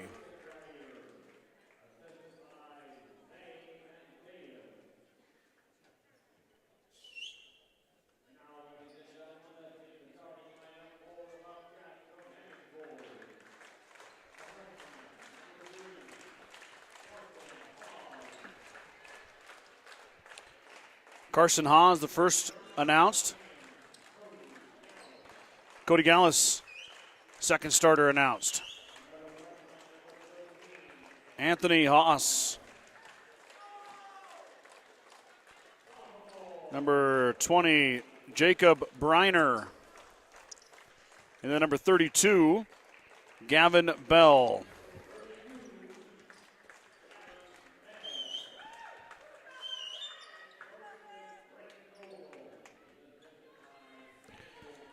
Cochran, Leonard, Araujo, Ferraro, and Posey. Carson Haas, Gallus, Anthony Haas, Briner, and Gavin Bell. Here we go. Boys, fifth place game action coming to you guys right now. Bobcats are the home team in their whites, and the Tigers are the away team in the black and orange. Tip will be controlled by Posey. I'm not sure if the Tigers wanted it, but it ends up in the hands of the Tigers. So they'll get the first offensive possession. It was tipped. Step through, and the bucket for Caleb Leonard. Quickly up ahead. Bobcats waste no time. In the middle with a kiss off the glass, that's Gavin Bell. Bell with two to answer back. These two teams have not played yet, both with 6 wins on the year. Quick steal back the other way. Gallus for 2. I got to stay on my camera here. Cody Gallus with a steal in the fast break bucket. 4-2 now.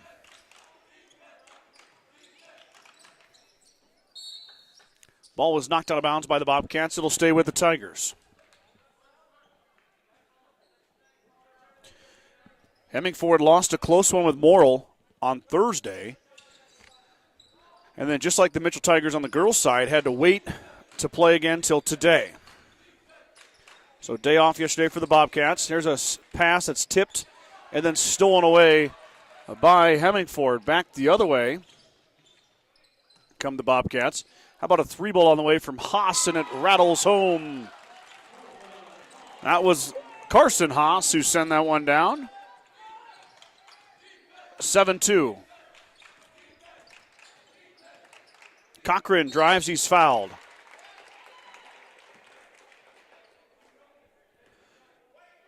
Connor going to the line, the junior.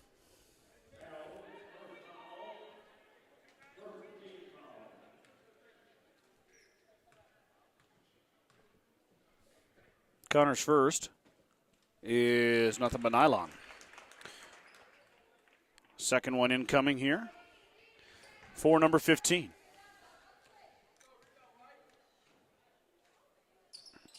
Left that one short, rolled it off, cleared by Bell. Back the other way come the Bobcats. Quick pass inside. Cochran tipped it to his teammate. turnover, Bobcats takeaway for the Tigers. Now on the other end, that's Leonard. Up top to Ferraro, over to Rajo. Now in the corner to Cochran. Skip pass.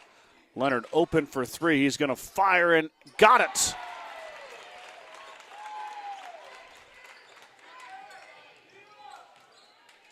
Big three ball from Caleb Leonard. He's got 5 here early.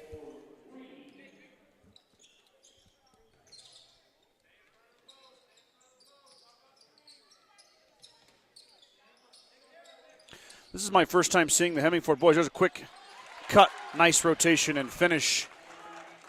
Gavin Bell with another bucket. He's got 4. First time I've seen the Bobcats this year. Don't really know much about them. Just their record. I know they played Gordon Rushville. That's who I usually cover. First game of the year. Was not able to attend it. So first time seeing the Bobcats live in action. Working it around, Bayard patient. Leonard in the corner.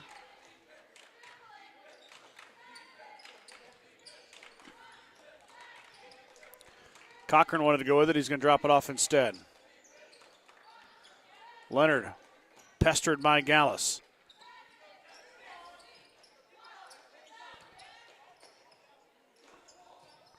Rajo fires and he hits. 3 ball from the senior. And we're tied up 9 apiece. A lot of offense early on here. First 4 minutes, we've got 18 points. That pass will be an over and back violation. Nobody home. Bobcat's going to go to the bench for the first time.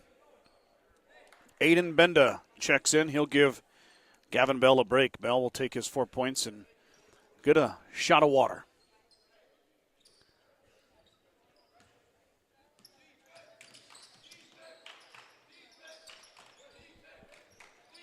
Couple of 3 balls by the Tigers has them tied up with the Bobcats. Bobcats have a 3 ball of their own as well.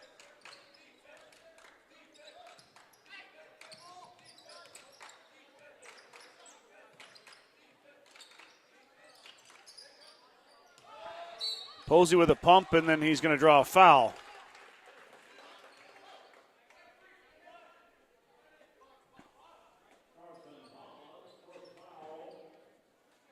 Second foul on the Bobcats. They got Haas with that one, Carson. Posey hangs, floats, he missed it. Fight inside. It's going to be a rebound down to the Bobcats, and now they'll run it out. In transition, here comes Gallus. Baseline drive and the finish and the foul. Jacob Briner to the rack. Strong move by the sophomore. He's fouled. Got it to go, and now we'll shoot a free throw. First free throw attempt by the Bobcats as Bell checks right back in. Looks like Anthony Haas hits the bench. On the other side, Joe Hopkins checks in, the senior. Free throw no good. Hopkins will get the outlet.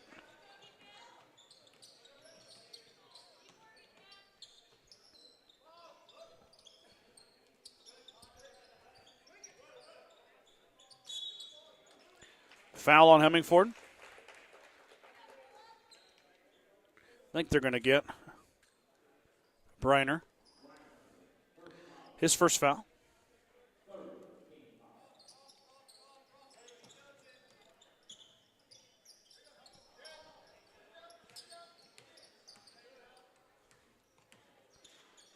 Tigers working it around.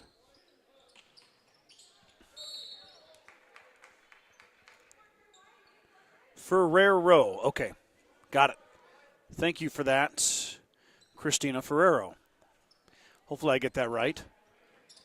I'll make a note on my stat sheet here. Pass is tipped away. Up ahead, Bobcats caused the turnover. Bell running the floor through contact. He's fouled, but he's going to go to the line to shoot 2.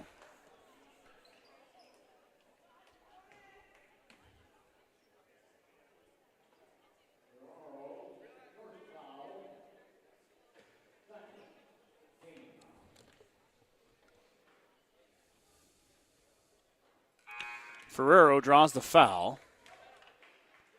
Or commits the foul, I'm sorry. Bell draws the foul. Bell's first free throw attempt, no good. Second one upcoming here for the junior.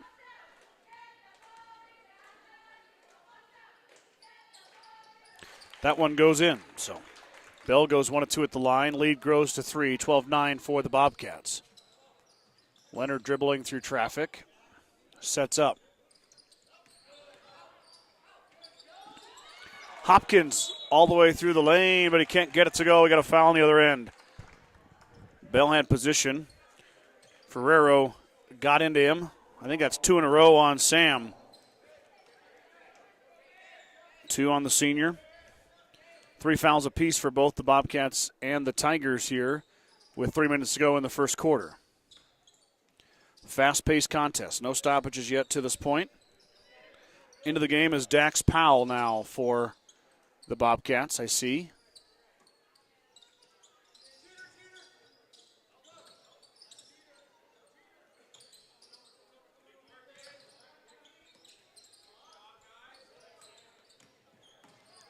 Drive by Gallus. He fades and hangs, no good. Inside, no good again on the putback. How about a second chance for Anthony Haas? And he gets it to count along with the foul. So Haas will go to line to shoot 1. Give him 2 on the make.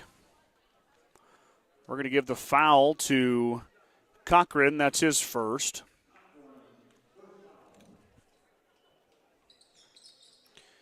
Shot is no good. Strong rebound there by Leonard. Lost it. And now on the run out. Here come the Tigers. Shot is good by Hopkins.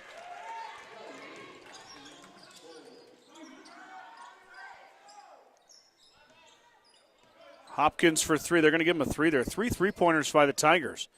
14-12 is your score. Haas lost it, but he was grabbed. Foul on the Tigers. And I believe Haas is going to the line to shoot 2. 5 fouls now on Bayard.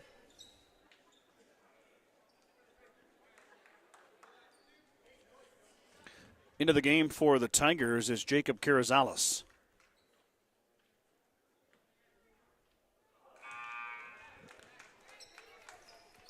First free throw, no good.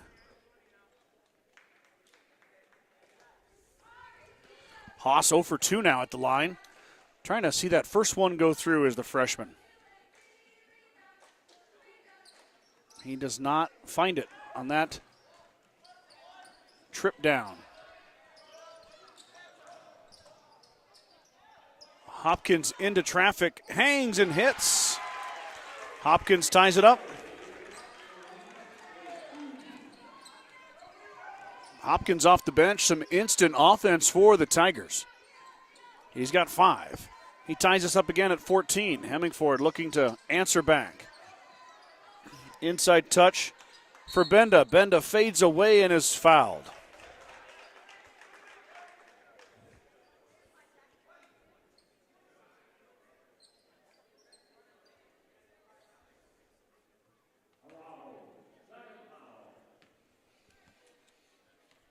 Manka shooting 2. I'm sorry, Benda. Makes the first. Aiden Benda, his first point. Aiden is a senior for the Bobcats.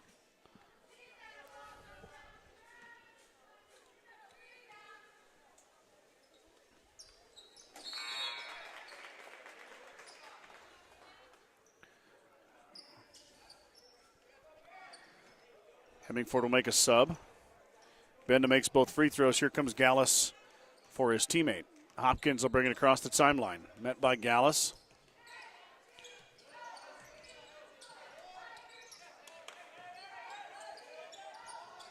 Long 3 from Hopkins is good. Wow, that was a deep one. That was 3 feet behind the college line.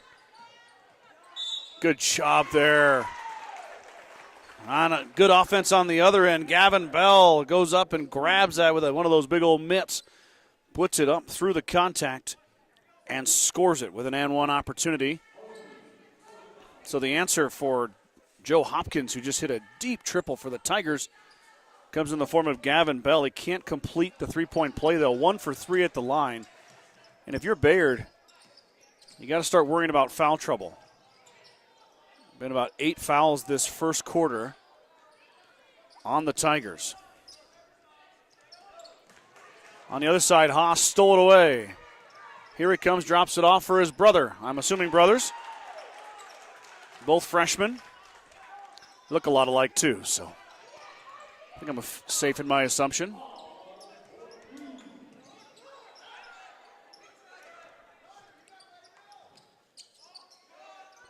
Shot up by Posey, no good, and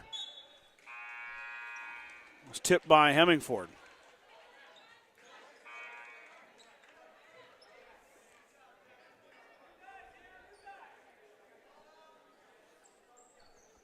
A little bit of confusion there. Official Todd Schmidt gets it right. He meant to say it's going to Hemingford, white ball. And it is. Originally said pointed toward the Bayard way, but not what he meant to do. 2017, pretty highly entertaining, high-scoring first quarter. Both teams on a torrid offensive pace. There's a step through. Strong take, and Bell cleans it up. The big man underneath for the Bobcats. Hopkins with a heave. Going to come up short. So Gavin Bell puts that one in. He's got 9 first quarter points for his Bobcats. And they have a 5-point lead, 22-17. Other scoring, Caleb Leonard has 5. Connor Cochran with 1. Zachary Araujo with 3. And Joe Hopkins leading the Tigers with 8. On the Tigers side of things, Gavin Bell, of course, leading the Bobcats with 9. I've got Benda with 2. Briner with 2. Anthony Haas with 4. Cody Gallus with 2. And Carson Haas with a triple to round out the scoring. It was a very defensive-minded game in the girls' 5th place matchup. But this one, coming out firing on all cylinders. Just shy, 39 points in the first quarter.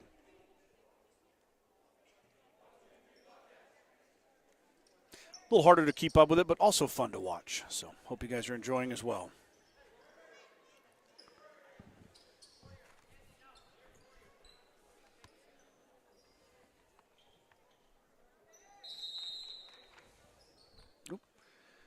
Hemingford basketball to begin the second quarter.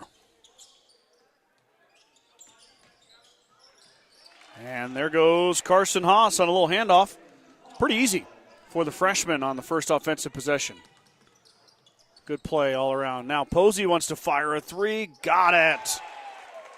Wow. 3 ball. 5th one for the Tigers. There's a jump ball. Gallus won it, but then he lost it. Leonard took it away. Up ahead goes Cochran. Cochran off to Manka. Manka puts it in. 24-22. Haas gets his man in the air. Can't get it to go. Grabs the rebound. Puts it back up. Second chance good for Anthony Haas.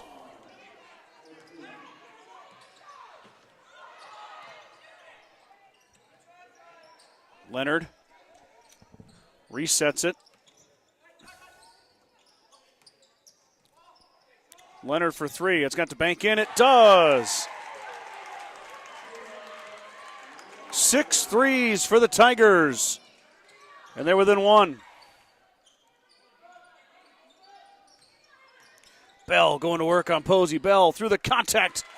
Off the glass and good. Strong move inside by Gavin Bell.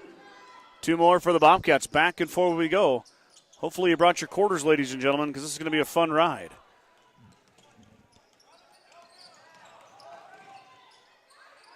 Hemingford about lost it, got it back. Now Gallus traveled with it.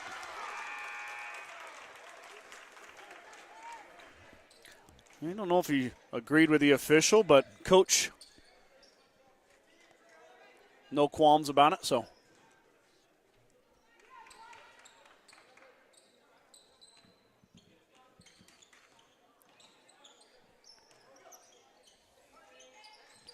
Leonard works it around. There's Manka. And now Manka traveled with it. So back and forth we go with turnovers.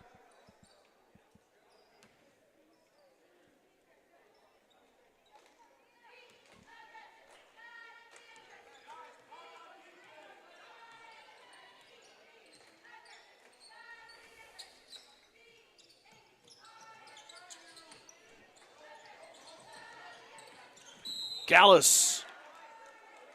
Strong move into the paint, and he's tripped. Not on purpose, inadvertent trip. And Gallus, a little bit of a hitch to his step there. He hit the ground hard, right on that left side, left elbow, left hip, left knee. I know Cody's tough. He'll be all right. I'm going to feel that one a little bit maybe tomorrow morning. Leonard takes it away. Hopkins has to go track it down. Bayard's got to go. Powell applying the pressure along with Gallus. Tigers get it, and it's going to be a travel.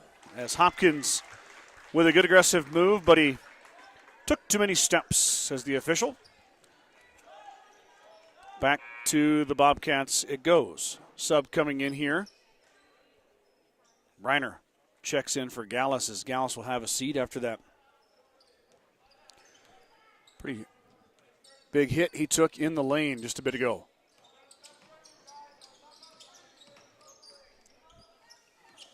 Powell, the lefty. How about a deep three? Nothing but nylon for Briner.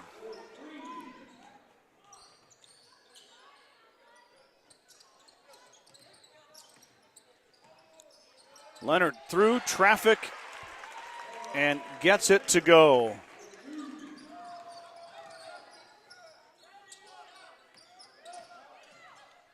Back the other way. How about Benda? Aiden gets a bucket to go, and we're continuing the torrid pace. 33-27, 4:50 to go.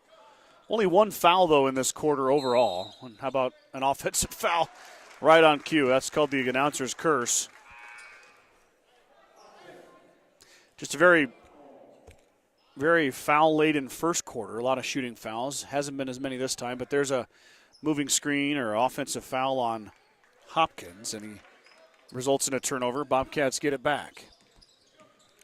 Driving is Haas. Haas with the left hand. He tries to hang, and he spins it.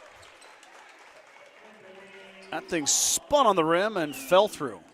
Anthony Haas with another bucket.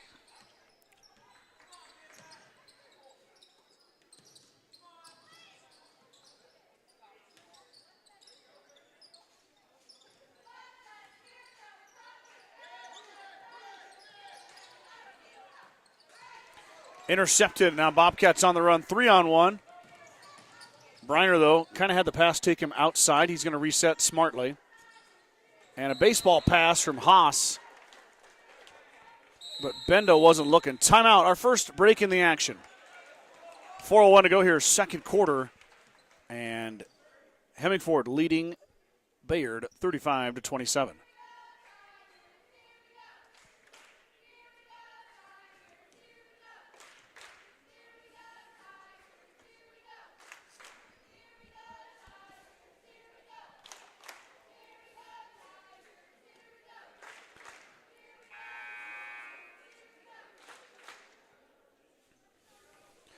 Bayard got a win on this court yesterday. They beat the Gordon Rushville Mustangs 47-43. Hemmingford lost on Thursday. They had to go to Morrill to face the Lions. The Lions beat them 58-46. So, like I mentioned before, Hemmingford got the day off yesterday as the ball comes into your screen on the right hand of Connor Cochran. Cochran met a double. He's going to drop it off. Tigers in their offense. Ferrero, and then finally ends up in the hands of Manka. No good. Cochran rebound. Foul on, I think we're going to get Powell.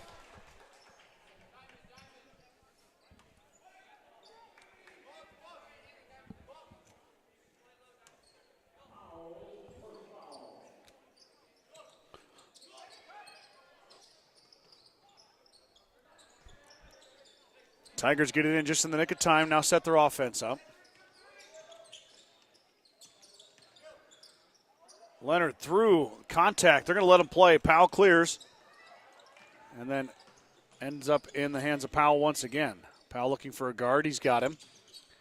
And that's Haas. Anthony dribbles, drops, now cuts, gets the back. The lefty working inside. He's cut off. And he got away with the travel there. Powell with the rebound. Powell fading away with the right hand off the heel. No good. And we got a jump ball. Bayard basketball.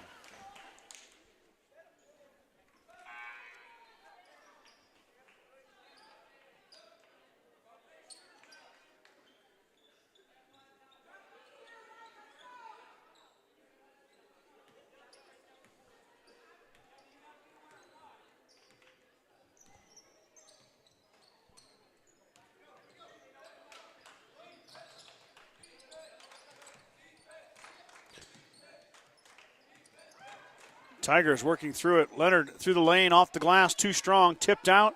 Back into the hands of Leonard. Back around they go. Ferrero driving baseline, lost it off his shoe. Turnover back to the Bobcats.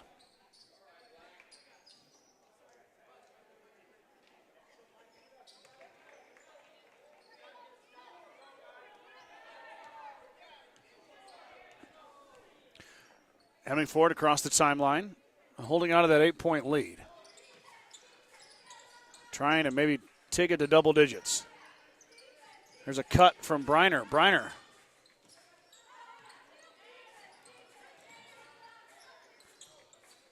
There's Gallus. Step back, Jay. Another Manila lead increases to 10. Other side. How about Noah Manka with another triple? Powell wants to drive with the right hand. Powell lost it. He might have traveled. He did.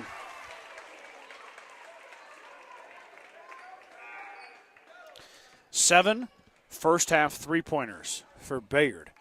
21 of their points coming from behind the arc. 21 of their 29. Impressive first quarter or first half of play by the Tigers. But Hemmingford has had the answers. They lead by 8.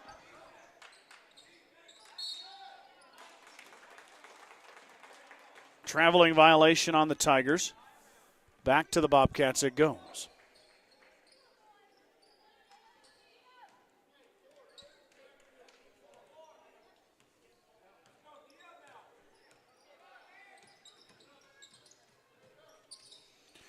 Hemmingford with a chance to get that lead back into double digits right here.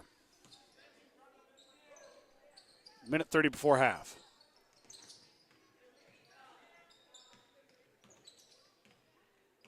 Gallus with the right hand back up top to Carson Haas. Now inside.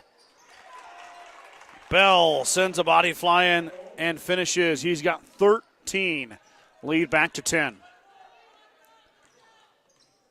Bobcats weathering the storm of the Tiger three balls. Here's another one. Back iron, no good. That one's not going to go for Leonard. Ferrero saves it. Athletic play. Tigers' possession stays alive. 50 seconds to go. Sam fires. Back iron. Nope, just off to the left. I don't know if it got iron or not. Up ahead, Bell. Beautiful play by Gavin Bell. Beautiful pass from Anthony Haas as well. We call that a dime. And Haas puts one in there for his teammate. Bell's got 15 to lead all scorers. Corner. Up top. Hopkins has been feeling it. That was a good-looking shot as well. It's going to stay with Bayard.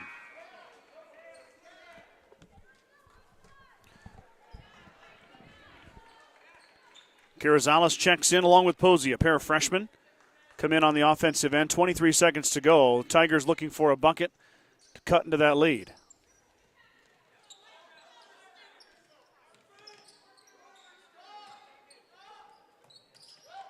Posey, baseline floats, hangs.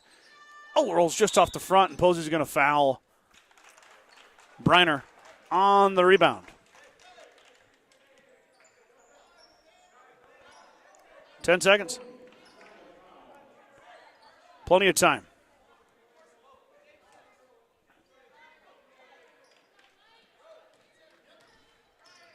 Here we go. Clock counting down for you. Hemingford.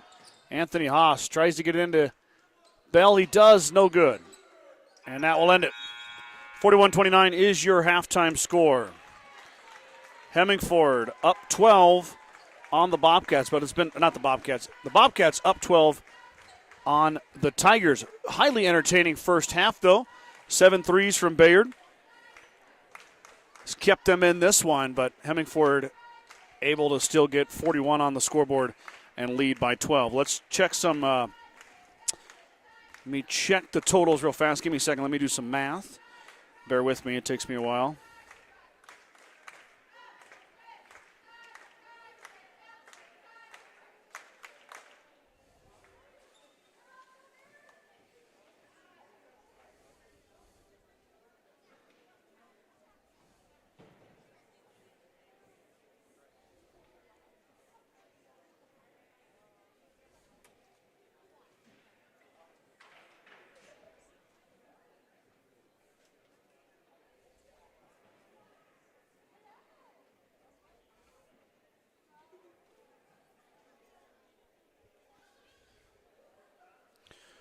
For the Tigers, Caleb Leonard's got 10 to lead them. Joe Hopkins has got 8. Noah Menka has 5. Connor Posey has 3. Zachary Araujo has 3. Connor Cochran has 1. For the Bobcats, Gavin Bell with 15. Anthony Haas with 8. Jacob Briner with 5. Carson Haas with 5. Cody Gallus with 4. Aiden Benda with 4. You can see on the scoreboard there, that's how much time we have remaining at halftime. I'm going to take a quick break. We'll be right back with the second half right after this.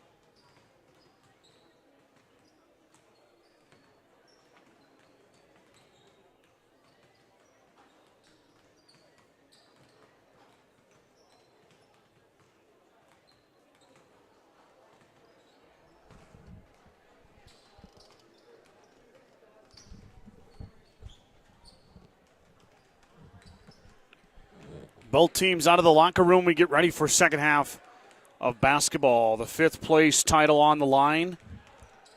Hemmingford with a 12-point lead into the break. Got to be impressed with the Tiger 3-point barrage. 7 made threes in the first half. That's pretty good. You're going to take that if you're Coach Hergenreder. Team's finishing up their warm-ups.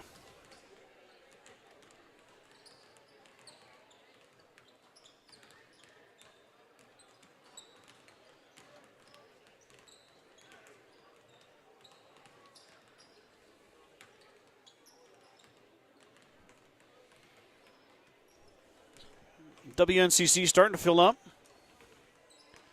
We've got girls action next. Gordon Rushville and Morrill will face off in the girls game. That'll be for 3rd place in the WTC.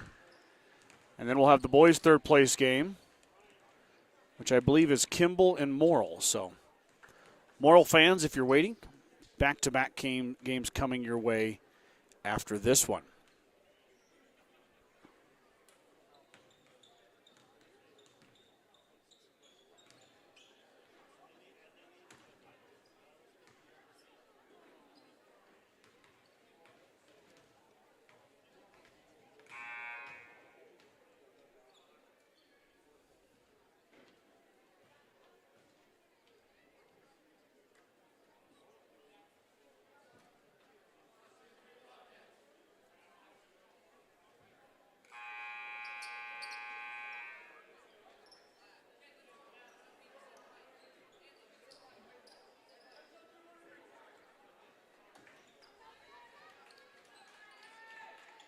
Okay, both teams are out. Here we go.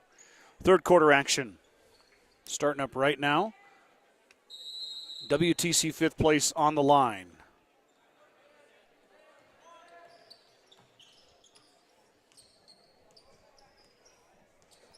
Gallus top of the key. There's Haas. Gets it into Bell. Bell lost it, though. Leonard tried to save it. Tipped around. Ends up in the hands of Cochran. So Tigers come away with the steal.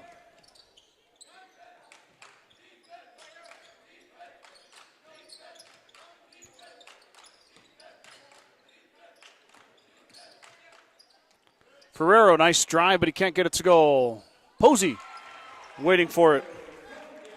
And the putback goes in for the freshman. Back the other way. Gallus.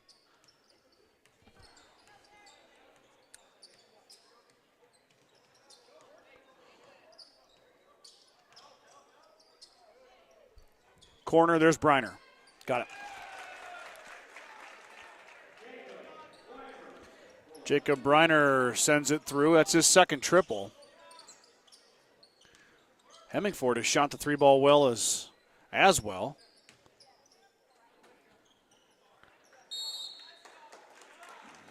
Bayard touches it as it goes out of bounds. Should have just let it go. It would have been their basketball.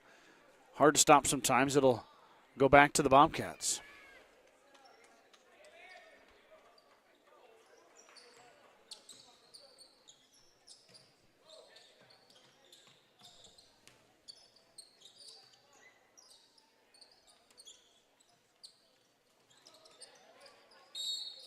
Haas with the cut. Nice play. He's fouled. Anthony to go line. He hasn't had any success there so far. 0 for 3. Going to get 2 more cracks at it right here.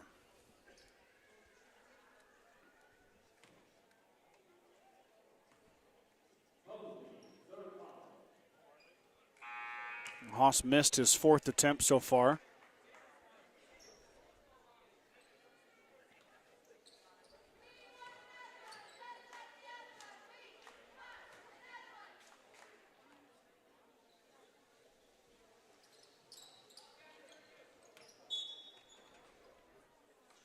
It's going to go off Tigers.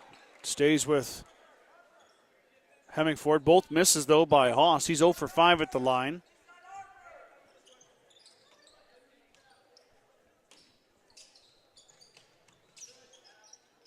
Gallus fires the triple. In and out, no good. Rebound.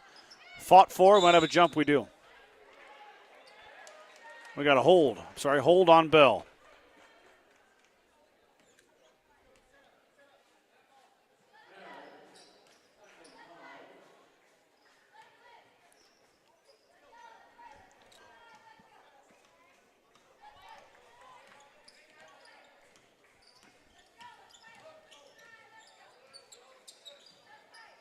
Tigers now looking to cut into that lead. That's not going to help, though. Traveling. Turnover.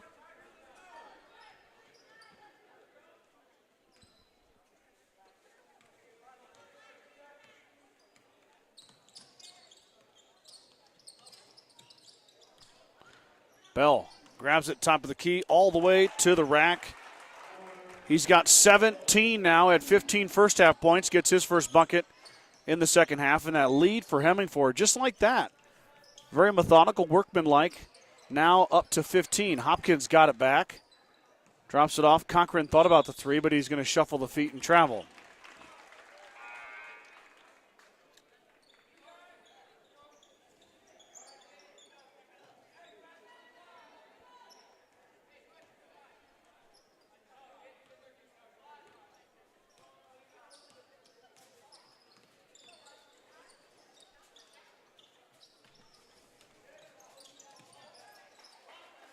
Good job by Leonard.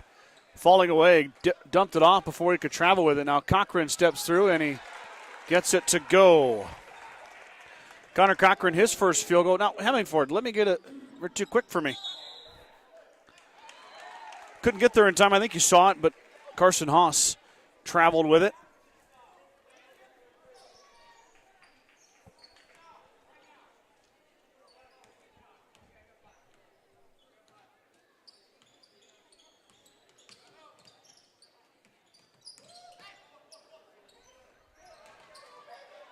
Leonard hangs, can't get it to go. Rebound cleared by Haas. Back the other way now, Carson. Up the left side, skip pass inside. Back out, there is Briner. Another three for Briner. Jacobs got 3 of them. And 11 points.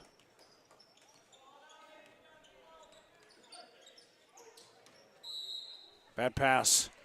Out of bounds, back to Hemingford.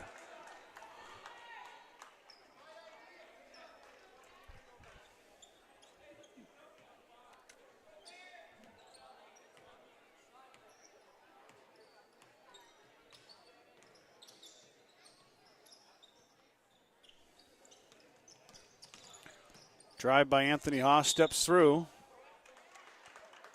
And he was fouled.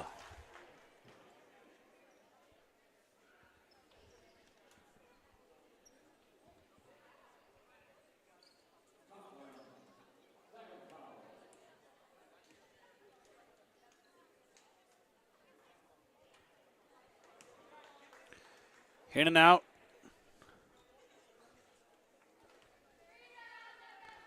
Haas pretty disgusted with that one. He thought that one was in. That one goes. Anthony kind of breaks a little pride thing there. 1 for 7 now as Haas at the line. Gets his first make right there.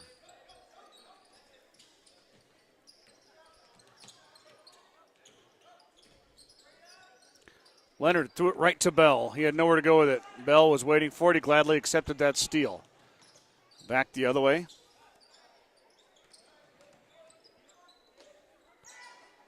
Carson Haas with a nice step through, but Hopkins is going to end up with the basketball and the rebound. Up ahead, quickly. Pass stolen by Gallus.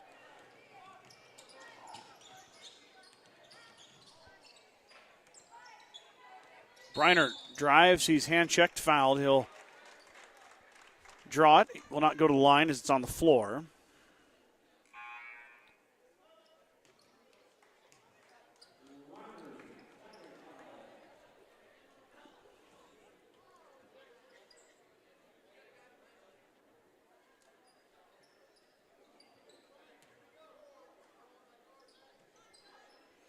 Pass goes off your screen.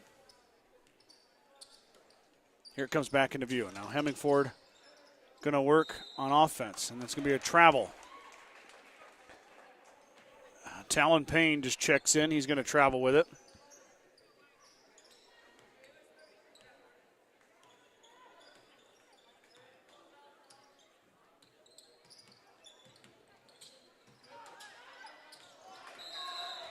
Big block in there by Briner.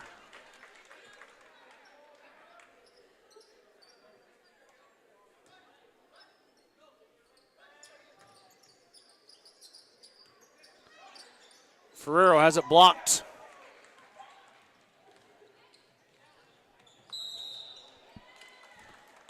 But Briner traveled with it. Back and forth we go. 50-33. Lead has grown to 17 for the Bobcats, so we're going to have a timeout by the Bayard Tigers. So your scoreboard's correct. 3:09. 50-33 is your score.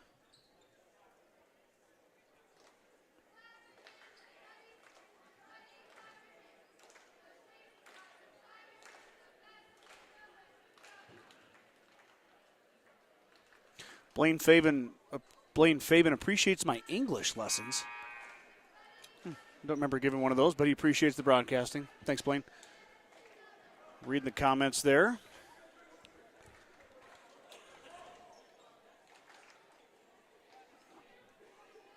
Tiger timeout will be their basketball. Hopkins and Cochran go over and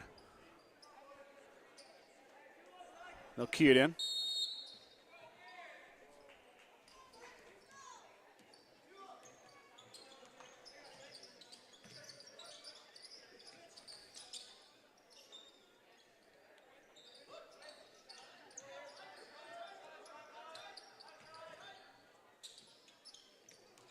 Pass is deflected.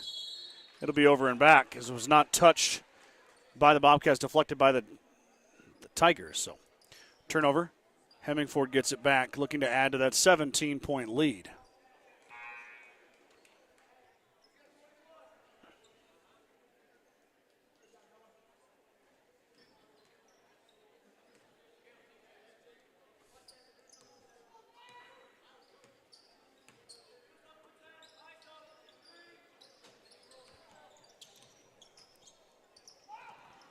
Looks like Hopkins going to come away with it. Hopkins with a steal. Now the crossover. He falls away looking for a foul. No call. Gallus chased down by Cochran. Cochran knocked it away. So a couple of steals on each end, and we're going back and forth. Wide open Leonard. Leonard gets Bell in the air. He hangs. He misses.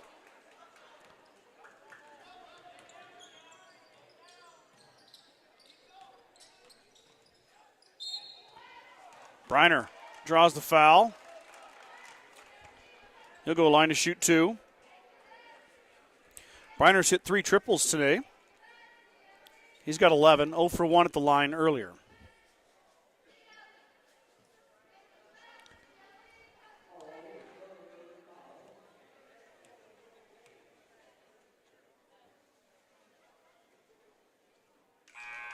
He gets that one to go. He's got 12 points now.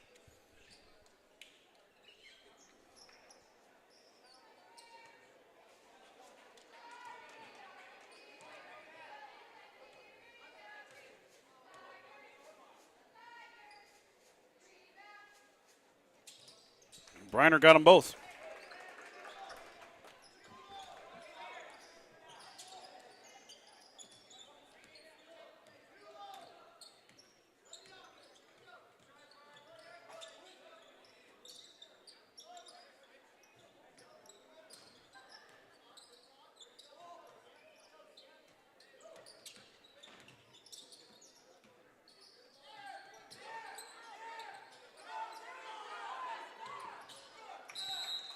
Hemingford defense causes the turnover. Little trap, ball deflected off the Tigers. It'll go back to the Bobcats. Looking to add to that 19-point lead, 1:39 to go. They kind of opened this up. I guess it was 12 at half. Now 7. There's a pass deflected by Posey. He ends up with the steal.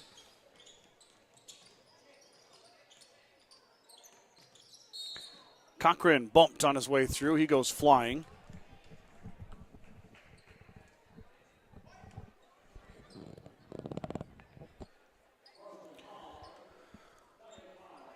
Second foul on the Bobcats. Really not in danger of sending the Tigers into the bonus.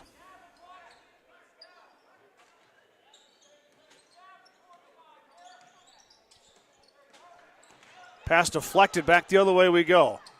Gallus up ahead, easy bucket.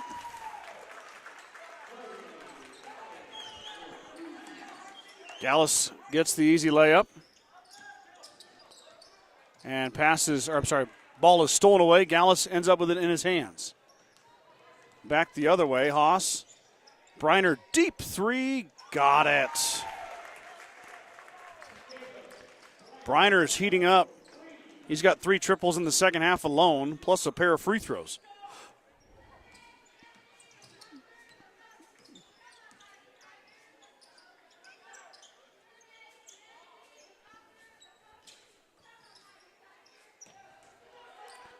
Ferrero can't get it to go. Good look for the senior, just falls off the front of the rim. Back the other way. How about another one from Briner? He's feeling it. Oh, that thing was halfway down, but his teammate cleans it up and drops it in. Gavin Bell gets it to go. Nice little cut. Hopkins, but Bell waiting for him, and he gets the block, and Hopkins fouls Bell.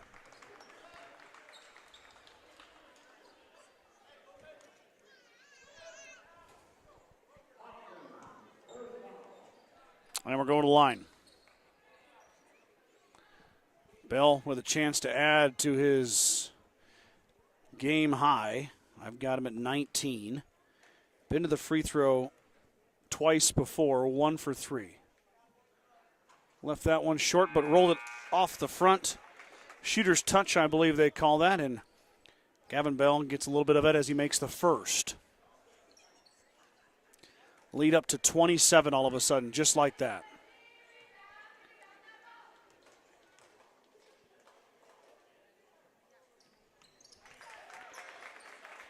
Bell makes them both.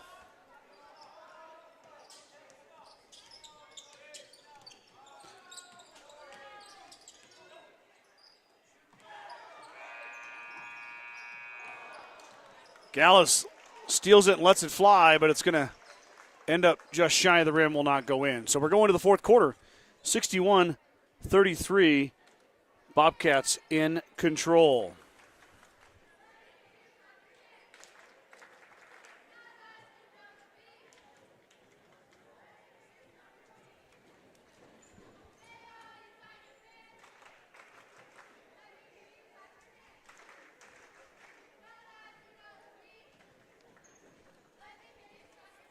One more quarter.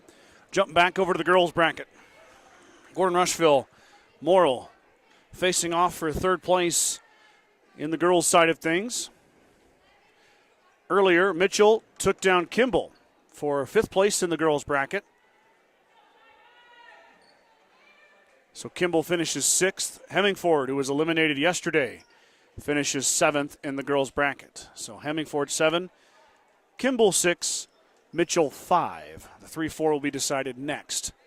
Gordon Rushville finished 7th in the boys' bracket. Loser of this one will occupy that 6th spot, and the winner will take the 5th place crown. Step through, nice take from the Tigers. It's going to go off of Carson Haas. Stay with the Tigers. That was Manka who took it strong to the hoop. Unfortunately for Noah, it did not go in. But the ball does stay with the Tigers. Gallus awaiting that inbounds play. Got another steal. He's got a host of steals, and he wants to try to finish, and he's not going to be able to. Posey applied the pressure, and then we got a steal. Anthony Haas through, no good. Tipped around. Out we go. Briner thought about it. He's going to hold off on it. Gallus and Briner will play a little two-man. I wouldn't leave him that one. Briner wants to drive. Steps through. Nice take from Jacob Briner. He's exploded here in the second half. Pouring it on for the Bobcats as their lead grows to 30.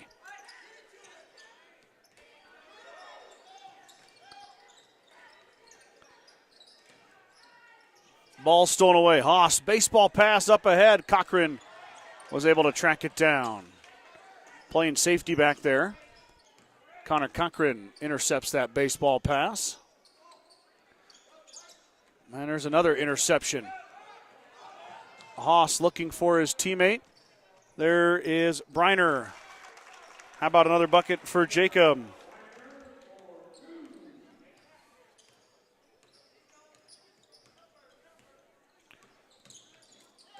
Hemingford could be on pace for 80 points. That's a pretty impressive feat. Posey stops, missed it. Araujo had it blocked by guess who? Jacob Briner. Up ahead. Pass from Benda to Haas. Timeout, Bayard. Lead grows to 34, as it's been all Bobcats here in the second half. Jacob Briner having a huge second half. Let's see what I got him at here. He's got 12. He's got 20. 15 second half points for Briner. And that's been one of the key components for the Bobcats' success here in this contest.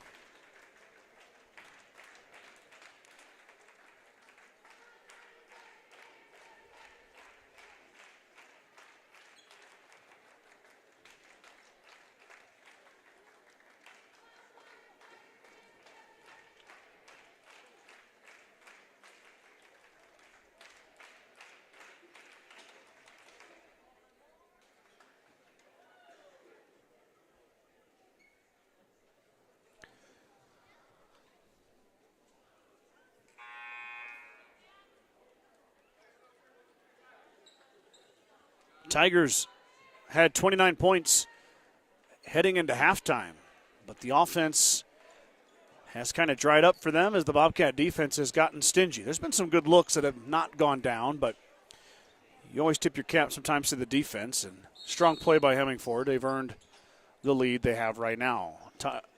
Tigers will key it in. Gallus awaits Hopkins.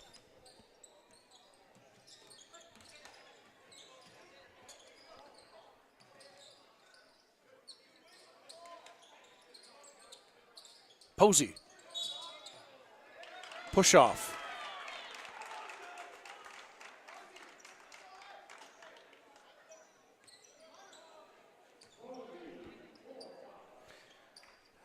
Posey extended that left arm.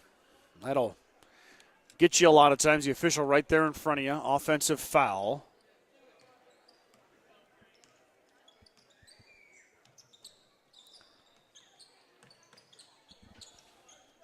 Hemingford sets up again here for their first offensive possession of the second half. Fighting inside, ball squirts out. Back to the Bobcats, though. Haas strong with the left hand, off the glass and good. Anthony Haas has got 11. The lead grows to 36 with 5:20 to go here. Gallus took it away. Another steal for Cody Gallus. He's got a bunch of steals, along with a handful of points to lead his Bobcats. Now Gallus wants to drive in the lane through four guys. He hangs, he missed. Posey clears. Posey hits the floor but lost it.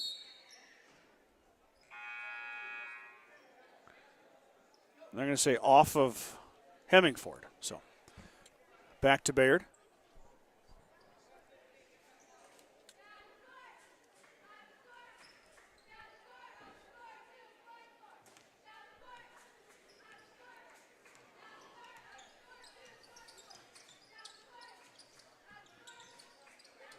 Tigers looking for some offense. You're only 4 points in the second half.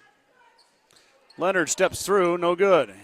It's been kind of the story of the second half. There's been some good looks by the Tigers, but that imaginary lid on top of the hoop for them.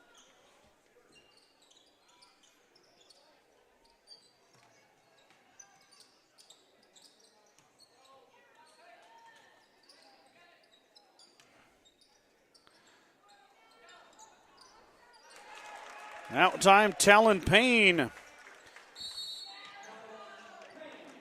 got it to go in. then we got a line violation on the other end, so the Tigers turn it over.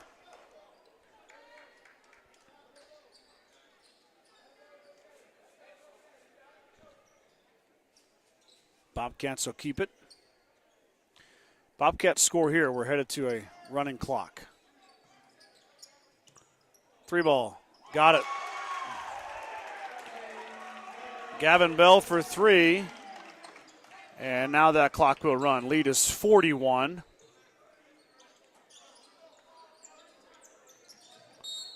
Hopkins is fouled.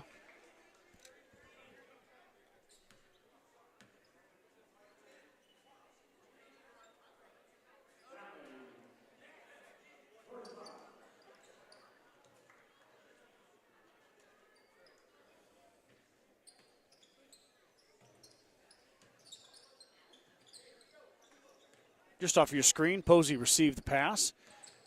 Now he wants to dribble top of the key, drops it off for Leonard. Screen coming, Leonard works through it. Tigers still looking to score. It's been tough sledding as Carrizales' pass is deflected by Anthony Haas. It'll stay with the Tigers, though. 3:11 and counting as that clock is running. 40 points in the second half. The clock does not stop unless there's a timeout. And then Carson Haas.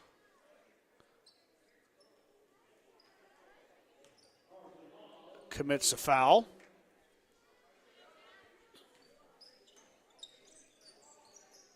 Posey hit a 3 earlier. He's not going to shoot it that time. Cochran with a pump. Steps through. Cochran is fouled.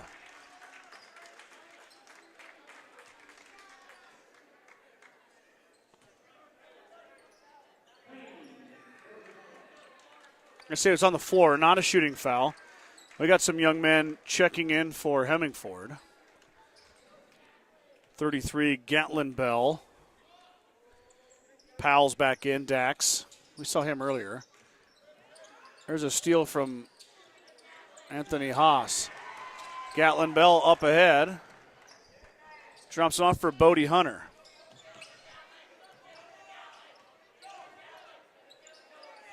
Payne fires a 3, no good. Tipped around, and Cochran comes up with it. Cochran trips. Powell gets the loose ball. He is in the lane and fouled. Powell going line to shoot 2. Dax, the senior. One of my favorite parts of being a small-town newspaper journalist is covering those hard events like golf tournaments.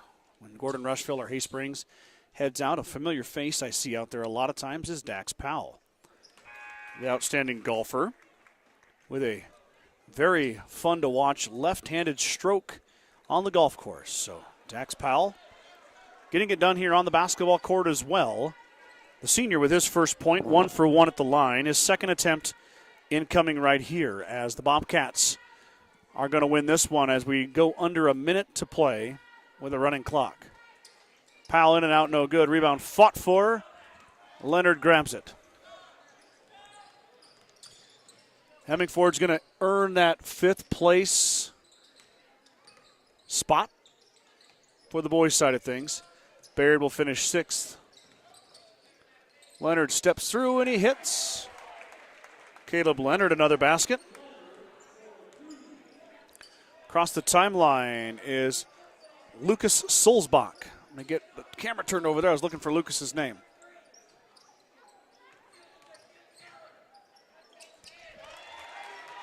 Zane Feist for 2.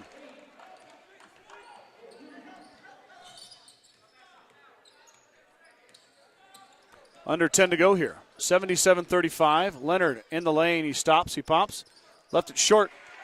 And Bell clears. And that's going to do it. 77-35 is your final. The Bobcats earn a 5th place finish.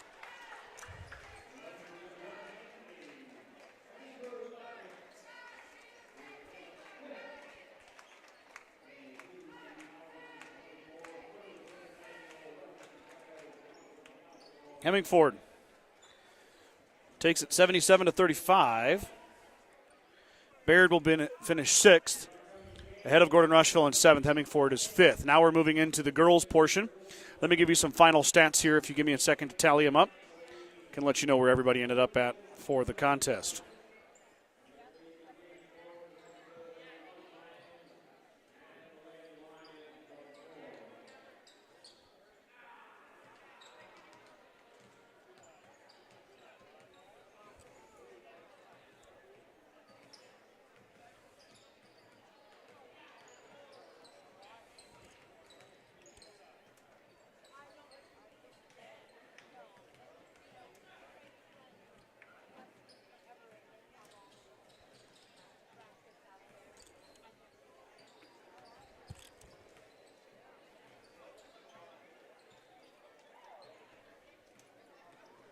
For the winners, Hemingford, they were led by Gavin Bell. Bell finished with 24. Jacob Briner also going to go into the 20-point club in this one. 20 points for Briner. 11 for Anthony Haas. 7 for Carson Haas. Cody Gallus had 6. Aiden Benda had 4. Zane Feist had 2. And Dax Powell with 1. For the Bayard Tigers, Caleb Leonard had 12. Joe Hopkins had 8. Connor Posey and Noah Manka had 5. Zachary Arajo and Connor Cochran with 3 apiece. 77-35 Bobcats win the 5th place game. Now the Gordon Rushville girls and the Morrill girls hit the floor to warm up for their contest with a 3rd place spot on the line in the WTC. I'm going to take a break. We'll leave the headset here. It'll keep running. Just sit back and get whatever you need to get done. If you're a GR fan, welcome to have you on board again. As always, you know where to find me. Hopefully we get some GR fans probably starting this one just after 2:20 p.m. So hang tight, grab something to eat, and we'll check you back here in just a bit.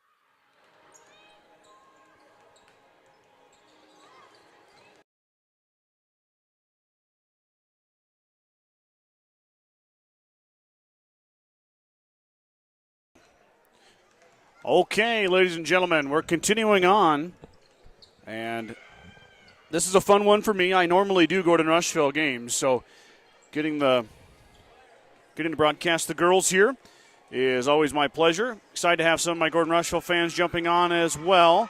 I see Sharon Johnson's already to watch a win. Girls Go Mustangs, watching her granddaughter, Haley Johnson from Geneva. Thanks, Sharon, for the comment. Also, at the end of the last game, Jim Elder with a thank you. You're welcome, Jim. Thank you for tuning in. Appreciate your nice comments. Mustangs and Lions going to do battle at two teams that faced each other it's been about a week ago. It would have been on January 26th, last Friday, so 8 days ago. That's also my mother's birthday. Happy birthday, Mom. Of course, I told her that on her birthday as well. But, yeah, back on January 26th, the Mustangs went on the road, and it was a tight one through the first half, but GR exploded in the second half. McKinley Grover specifically, she scored a career-high 27 points in the win over the Lions, and that win was by the score of 56-39. So these two teams are very familiar with one another. Both have a little bit different styles, more of the up and down, want to run and press and take the ball from you type deal. GR wants to use their bigs and play an inside-out game, but their bigs also able to finish as well. Morrill can also shoot the three, something to watch for here this afternoon between these two teams. They battle for third place in the Western Trails Conference Tournament. Let's preview these two teams, starting with your Gordon Rushville Mustangs, coached by Randy Hurlbert, assisted by Robin Johnson and Sean McKimmy. They're led by their senior guard, number 10, Haley Johnson. Johnson putting the finishing touches on one of the best careers in Gordon Rushville history. Johnson averaging 17.5 a game, 65 assists, 69 steals. She comes into this contest ranked fourth all-time in points in program history, first in assists, second in steals, and fourth in three-pointers made. So top 5 in 4 categories for Johnson. Joining Haley will be another senior, McKinley Grover. Grover, 10.7 points per game. She leads the Western Trail Conference in rebounds with 157. Mind you, these stats were entering the game on Thursday against Hemmingford. I do not have stats for Hemmingford, the win against Hemmingford at home, or the loss yesterday to Bayard. Those stats are not posted yet, so this is strictly off what I printed off starting the WTC tournament. Grover, 157 rebounds. She ranks 5th all-time in rebounds in GR history and 8th all-time in points. So Grover, also another senior, putting on the finishing touches to one of the better careers we've seen in program history. Trinity Taylor, the senior, having a great year as well. 7.3 points per game for number 1. She went 10 of 11 at the free throw line yesterday. Brad Gates dubbed her the free throw MVP. And that she was. 10 of 11 is an impressive mark at the line. And Taylor also 118 rebounds. Fourth starter will be junior guard Braylon McKimmy. McKimmy, 4.4 points per game. McKimmy shoots 30% behind the arc. She can fill it up from downtown. Her and Johnson both at 30%. Watch for Braylon to impact the game from downtown. The fifth starter will be Sky Townsend. Townsend, 2.3 points per game, 49 rebounds, 30 assists, 26 steals. Townsend does it all, and the senior will get the start here tonight, and she'll be looked upon to handle the basketball, rebound, and make open shots for the Mustangs. Coming off the bench will be Addison Slama and Lily Schmidt. Those are your primary bench players. Riley Schultz and Rowan Simonson are both out with injury. Rowan is out for the whole year. Riley has been battling an ankle since volleyball season. She re-injured that, and her timeline is to be determined. So you'll see a lot of Addison Slama. You'll see a lot of Lily Schmidt. Reserves for Coach Robert, who we may or may not see: Lindsay Simonson, McKaylee Grover, Ashley Denning, Kylie Goings, and Reese Simonson. Flip it over to the Morrill Lions, coached by Josh Garou. Josh's team 13-7, having another great year under the direction of Coach Garou. Sad to hear that he will no longer be coaching the Lions after this year. It's been fun to watch his teams over the years. Kinsley Hess, the junior, she wears number 2. She averages 13 a game. So Kinsley Hess leading the Lions in scoring. Brooklyn Brown, 12.8. The junior, she's in number 15. Brooklyn Hess, older sister to Kinsley, 8.6. The senior wearing number 10. Caitlin Walker, 7.9. Sophomore wearing number 20. Avery Blair, 3.9. She wears number 0, the senior. Ayla Pittman, 2.9. The freshman wearing number 5. Autumn Edwards, 1.6. The junior wearing 13. Rounding it out, Alexi Gibson. We'll see a lot of Lexi, the senior. And we'll see a lot of Elizabeth Henderson as well, the senior wearing number 12. Gibson, 1. Rochelle Sire, Emma Hayward, and Layla Turin round out the Morrill Lion roster.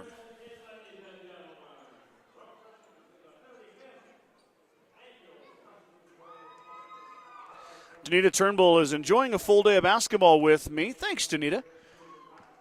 Feel like you're sitting right next to me. We're just hanging out, having ourselves a basketball day.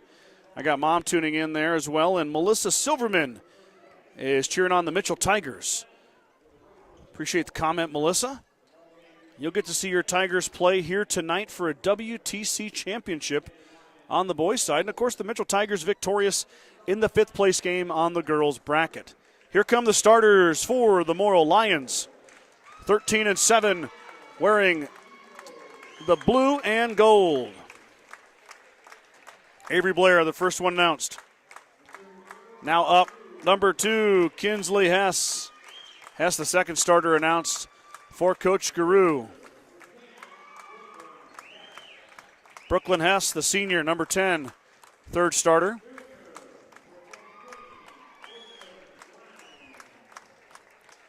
Brooklyn Brown, fourth starter. And final starter will be Caitlin Walker.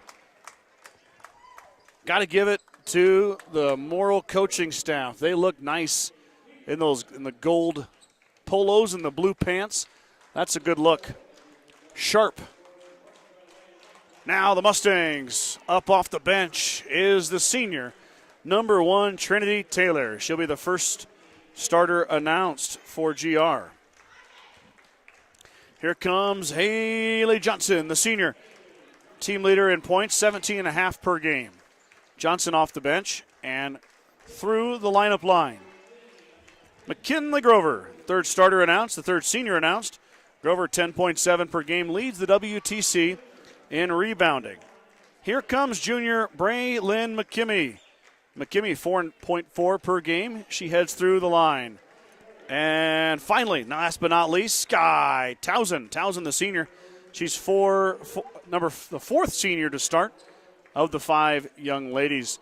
For the Lions, we have Kinsley Hess, Brown, Brooklyn Hess, Walker, and Blair. For the Mustangs, we have Johnson, McKinley Grover, Taylor, McKimmey, and Towson. Here we go as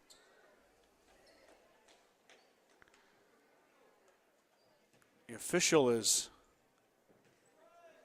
making Braylon remove the,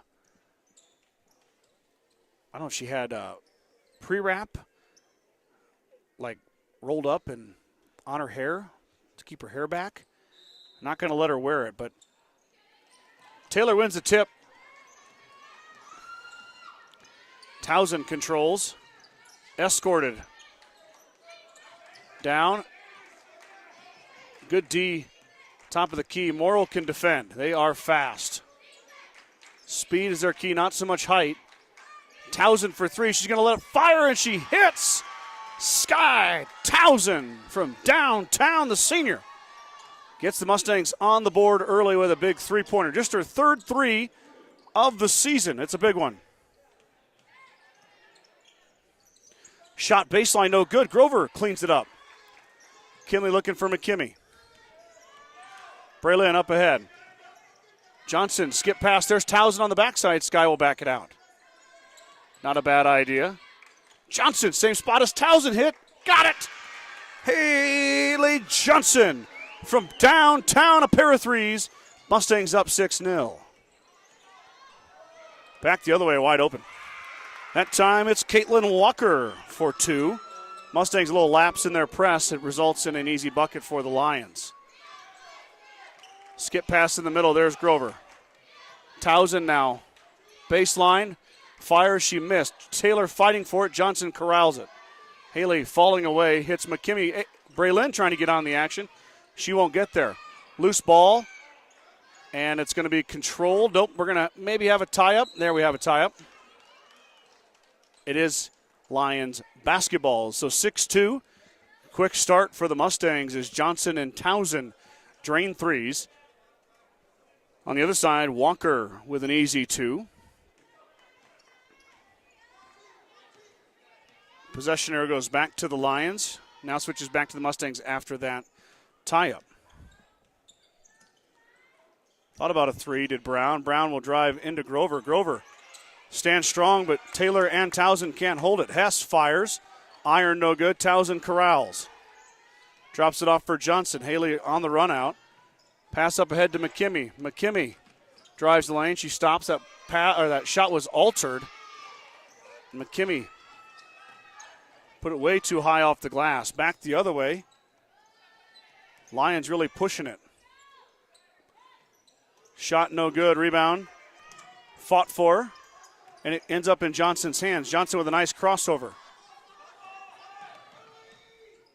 Haley through the contact and the finish. Johnson avoided the charge. Did draw a little contact. No foul call, but she gets the bucket to go. 8-2 is your score here. Hess in the lane. She hangs. She missed. Taylor cleans up. Good look. Up ahead goes McKimmey. Braylon is fouled as she takes it strong to the hoop. She lost her shoe. Slips that back on. She's going to need that the rest of the game.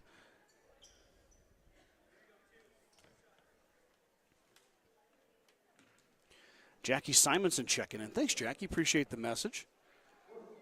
Or the comment is McKimmey. 1 for 2 at the line, or 1 for 1. The second one upcoming here. Braylon, I know she made a couple recently, but coming into the WTC tournament, 5 for 12. Timeout Morrill. Coach Guru wants to talk about it as McKimmey is at the line shooting her second attempt. We know the road to victory is never easy, but your insurance should be. At Security First Insurance in Gordon, our dedicated and experienced agents are here to help protect the things that matter most. Go Mustangs from Security First Insurance of Gordon. Fuel Grill would like to wish the best of luck to all the Gordon Rushville student-athletes playing sports this winter. Whether it's before or after the game, Fuel Grill has all your needs covered for a night out, from delicious options on the menu or your favorite cold beverage. 5:13 to go here, quarter number 1. Braylon McKimmey made the front half of her 2 free throws, now looking to cash in the second one.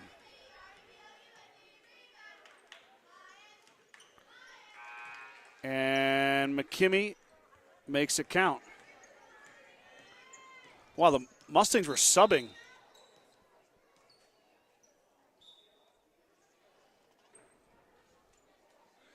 Okay, so one official allowed a sub in. The other official started the ball, and there was 6 Mustangs on the floor there for a second. Braylon was going to the bench. She wasn't trying to play, but that kind of stopped it to reset things there. Smart idea. Slama checks in for her first action. So does Lexi Gibson for the Lions. Hess steps through. She fires. No good. Up ahead, Johnson. Into contact, and she finishes. Johnson's got a quick 7. Lead is 10. GR's offense erupting after a rough go yesterday. Just 40 points against the Tigers in a loss. Good shot, tipped around. It's going to go down to Morrill, and McKinley Grover says, I'll just take that, thank you. Slama up ahead. Johnson finds Taylor. Taylor inside. She's fouled. Trinity going to go line and shoot 2. It's a new day, but she had a strong day yesterday at the free throw line. Trinity looking to continue that here. The senior playing some of her best basketball here down the stretch.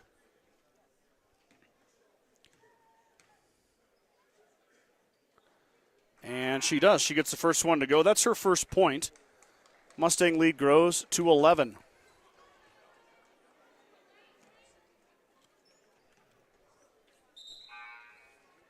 McKimmey's going to check in for Townsend. Sky's going to grab a breather.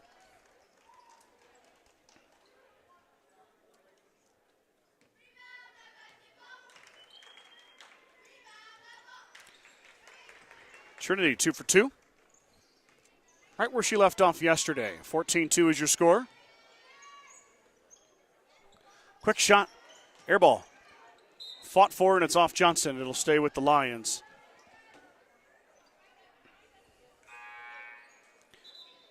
Got a whole line of subs coming in for Coach Guru and the Lions. I see Blair back in. Let me see who else in here. 15. Looks like we got Brooklyn Brown back in. Brown sporting the one blue sleeve on the leg. There's a shot. Short rebound down to Morrill. Active hands inside. The ball comes out, though. Morrill with the second chance. Slama giving chase, and Slama fouls Kinsley Hess. Hess with the finish. Strong move from the junior. She leads them in scoring for a reason. Kinsley to the line. Going to shoot one. First foul on Slama. First foul on GR. Kimmy got away with the foul there. No call. Brooklyn hangs. She missed. Slama grabs the rebound. Addy finds Braylin. Mustangs with 3 guards out there. Johnson with some mustard on it. The assist and the finish for Trinity Taylor. Mustangs pressing, pushing the pace against the faster Morrill Lions, and it's paying off. How about some mustard on that pass from Johnson? The career assist leader shows you why. Mustangs are going to go to a man.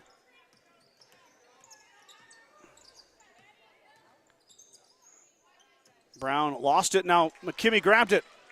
Hess actually lost it. Brown passed it. We got an offensive foul.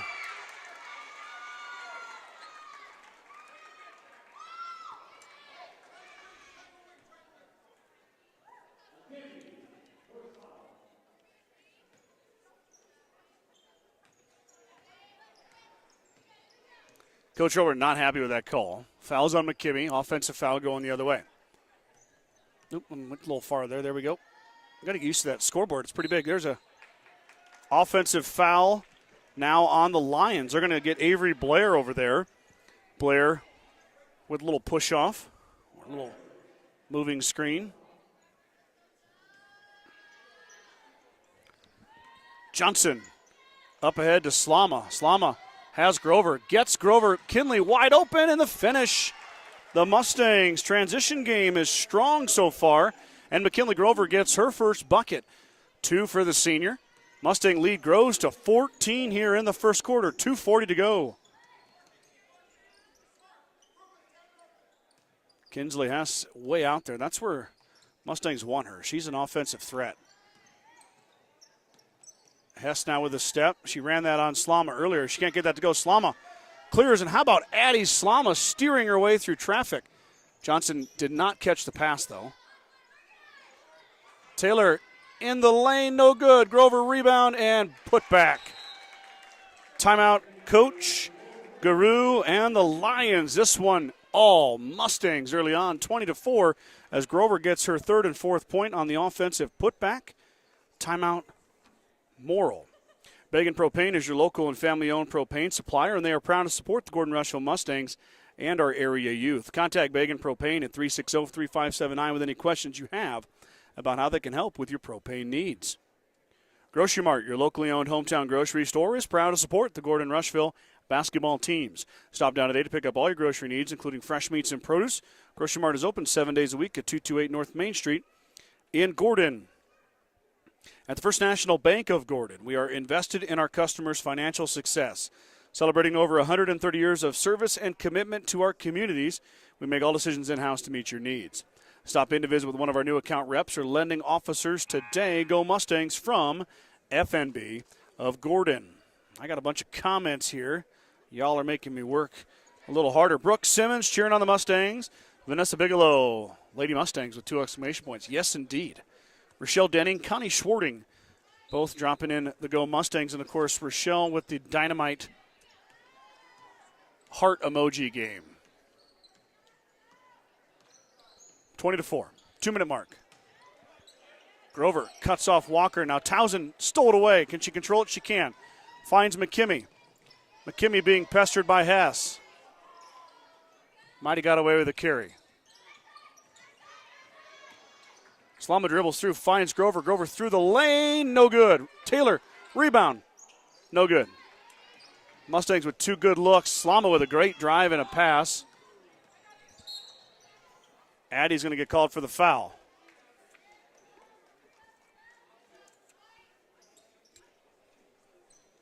Two fouls on Addie.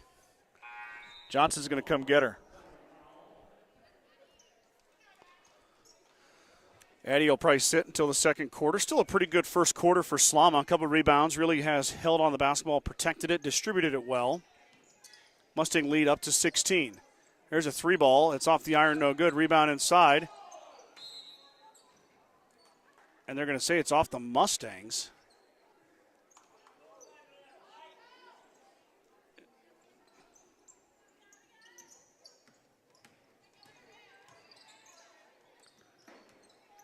I don't know how that was off the Mustangs. Anyway, it stays with the Lions. Skip pass inside. There's a jumper on the baseline. It's off the heel, no good. Towson rips it down. Up ahead goes Haley Johnson. Johnson steps through, finds Grover, but Hess got there to knock it out. Good play there by Brooklyn Hess.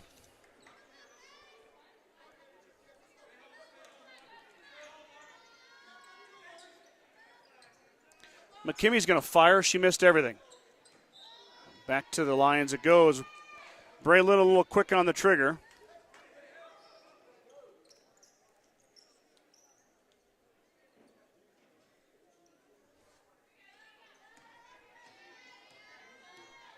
One minute to go, first quarter.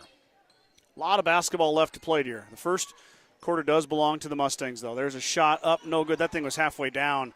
Bad luck for the Lions. McKimmy being pestered. Working on Brooklyn Hess. Now finds Johnson. Mustangs break the press pretty easily. Just a one-man press, really. Extended man-to-man. McKimmy to Towson. Or, no, sorry, not Towson. That's Taylor. Trinity. She's been hot at the free throw line. Might as well shoot one of those that's worth two. She does just that, and she hits. She's got 6 here in the first quarter. Mustangs, everything going their way in the first stanza.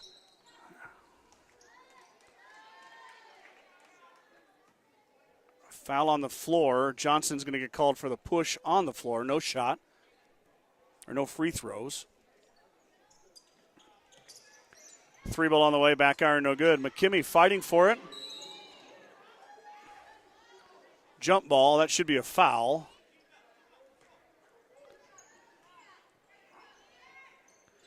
McKimmy had her draped on her back. She had the ball. I know, anyway, it's a jump ball. Mustangs get it.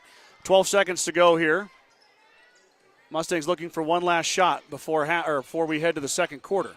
Don't need to get started for halftime yet. We're not quite there yet. Pass is knocked away, 1.8.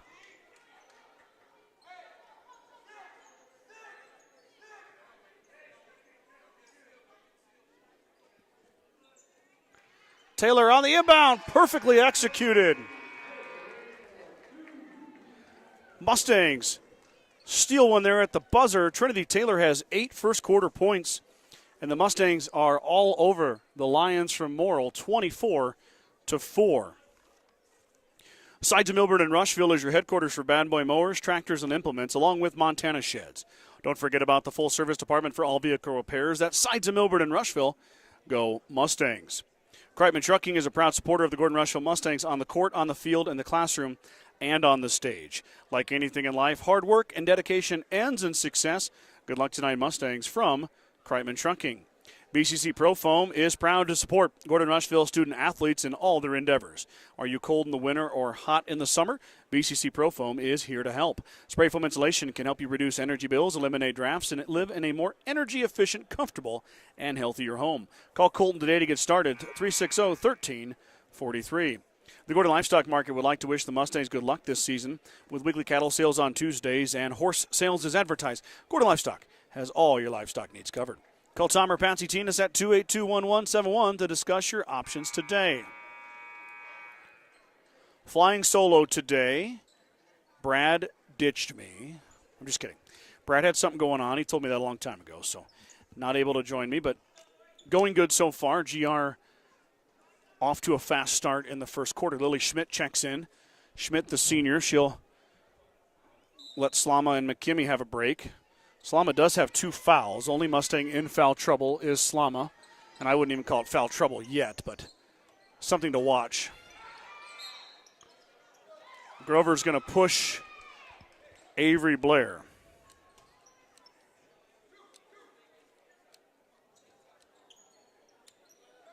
So Grover gets her first foul.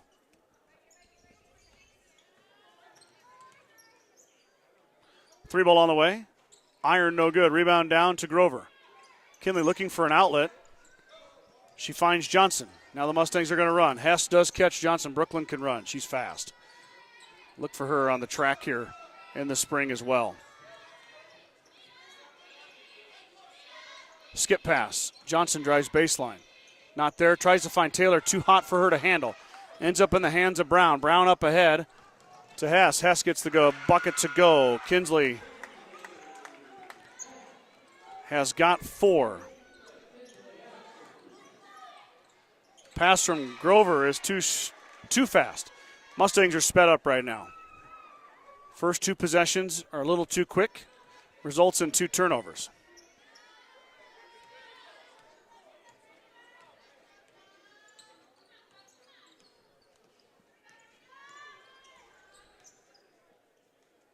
Skip pass on the other end, too tall. Mustangs the beneficiary of the bad pass, and they are able to get the ball back.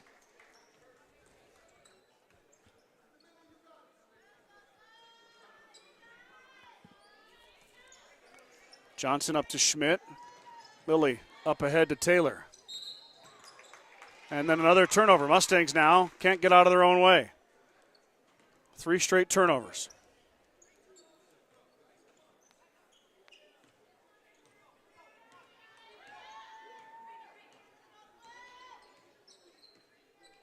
Lions with a golden opportunity to get themselves back in this game. But that pass is going to go through the legs of the intended receiver.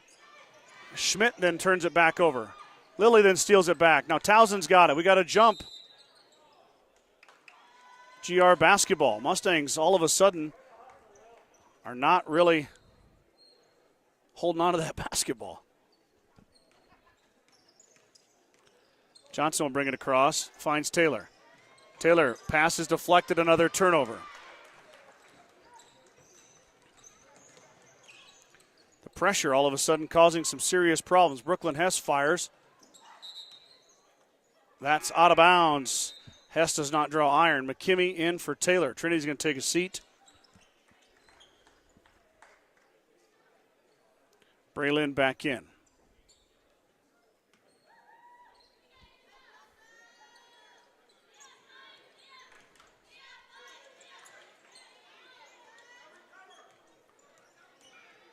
Grover from Schmidt, no good. She got her own rebound. Inside up, and she's fouled. It will not go, though. Grover will have to earn it at the line. McKinley working hard inside.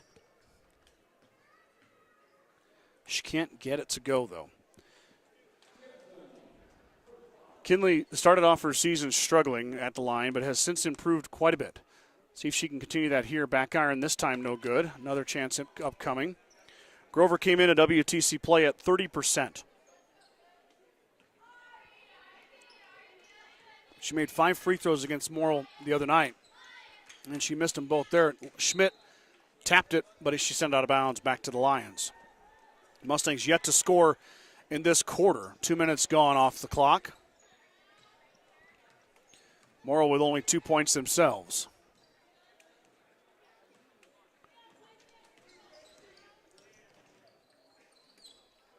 McKimmey took it away from Brooklyn Hess, and she finds Lily Schmidt.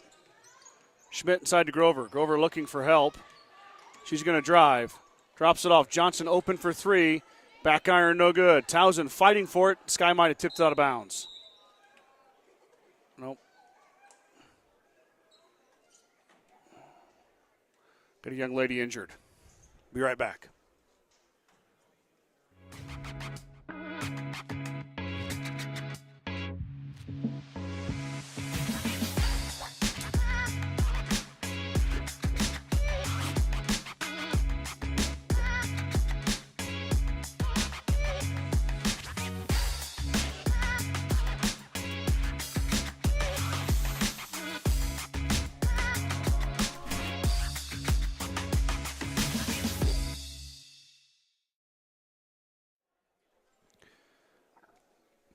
I believe it's Lexi Gibson who's being attended to. I think she hit her head when they were competing for that rebound.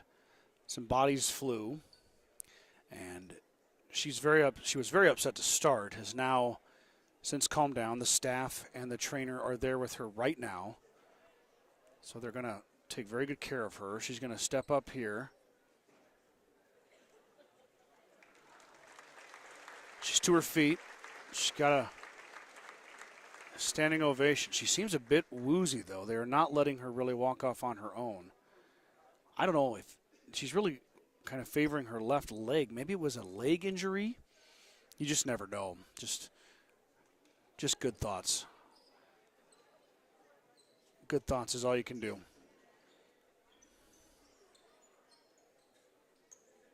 A lot of staff there to help her. Hope she's okay. Back to the action we go.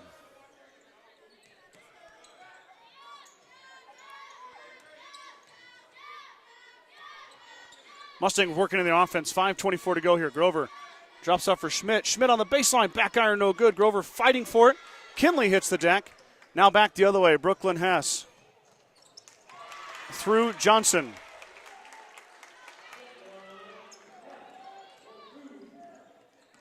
Coach Ober wanted a charge there. He's not going to get it. Johnson was there in time. Hess went through her. Johnson for three off left this time. No good. McKimmey, though, missed it. Fight inside. Grover tries to save it, throws it off McKimmey's face.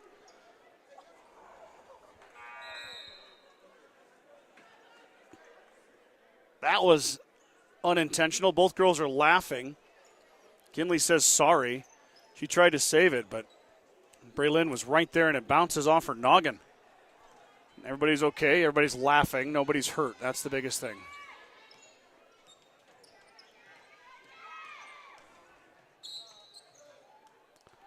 Got a foul on the Mustangs. Braylin gets called for the foul.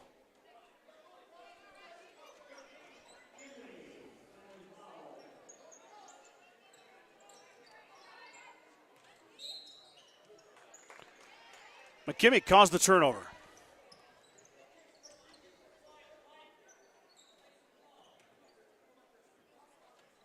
Mustangs got to get in a rhythm here. We've gone 4 minutes, have not scored this quarter. After scoring 24 in the first quarter, that pass is deflected. Townsend stops, easy jumper, no good. Fighting for it is Brown. She steps out of bounds. Only 4 points for the Lions this quarter, but they're making a small dent with the Mustangs not able to score. Kimmy drives, drops it off for Townsend. Townsend thought about it, into Taylor. Taylor underneath gets it blocked. Walker blocked it. McKimmey now chasing Walker. Three ball on the way from Blair. Front iron, no good. Grover rebound. Kinley looking for the outlet. She gets it, but Blair tips it.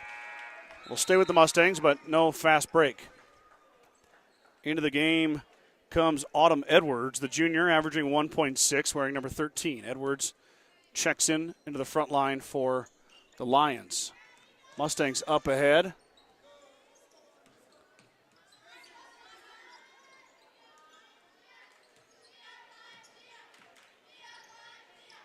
Johnson thought about the three. She's 1 for 3 from downtown.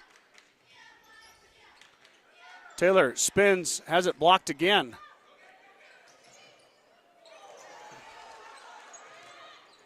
Grover goes flying through. Johnson, no call again. Man, these officials are not going to blow the whistle. Grover went flying out. Johnson looked like she got bumped there. Got the finish.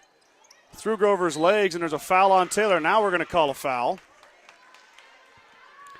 Edwards to the line to shoot two.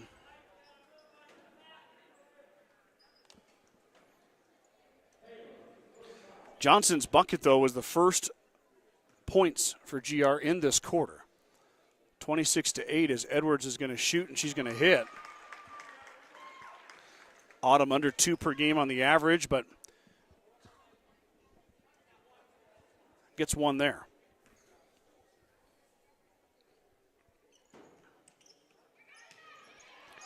Taylor can't get there on the rebound. 1 for 2 is Edwards, but the Lions get the ball back.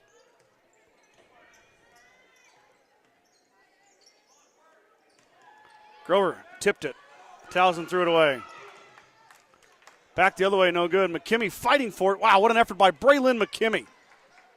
Get that rebound in the middle of all the Lions. We got a foul.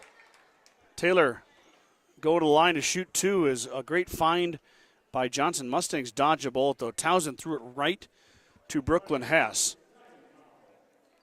You don't want to turn it over right there. It's too easy, but Hess missed it, and McKimmey snuck in there and got a great rebound as Taylor bounces that one in.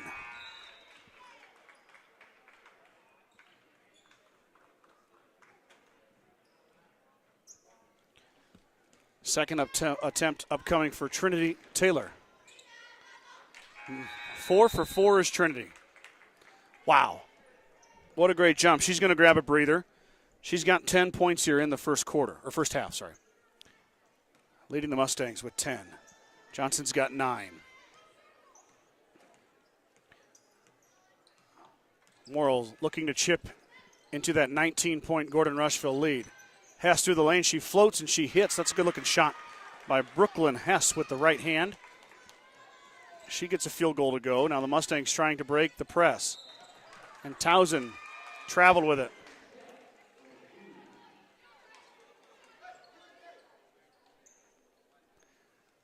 Turnover back to the Lions it goes.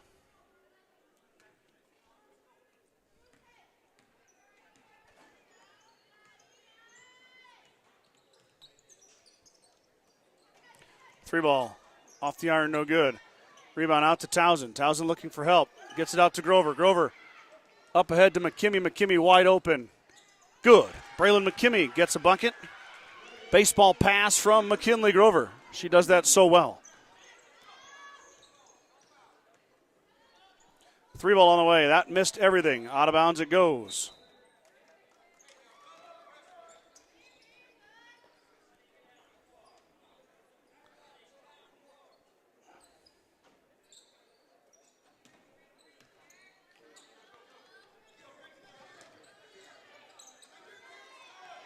Townsend turned it over. Back the other way. Johnson waiting, is fouled, and it's a charge. Haley Johnson absorbs the contact. The official rewards her.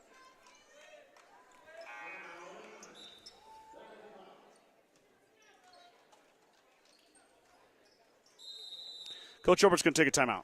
30-second timeout. 1:43 to go. Your scoreboard's correct. 30-11. The Mustangs with a 19-point lead. True Value in Gordon is your one-stop shop for all your essentials. Selection includes DeWalt cordless tools, propane heaters, and so much more. Stop by and see Kirby, Bobby, and the gang at 217 North Main in Gordon. Gordon Memorial Health Services is a proud supporter of Gordon Rushville High School and Mustang athletics. From sports physicals and wellness exams to injury rehab and recovery, they offer a wide range of services to help you perform your best. Go Mustangs from Gordon Memorial. 1:43 to go here before half.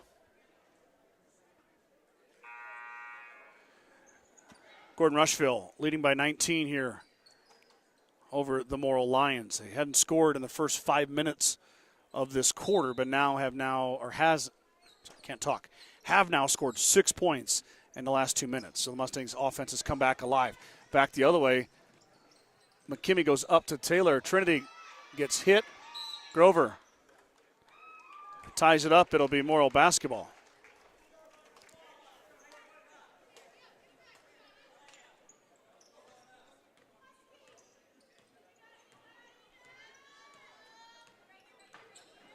Lions back the other way now.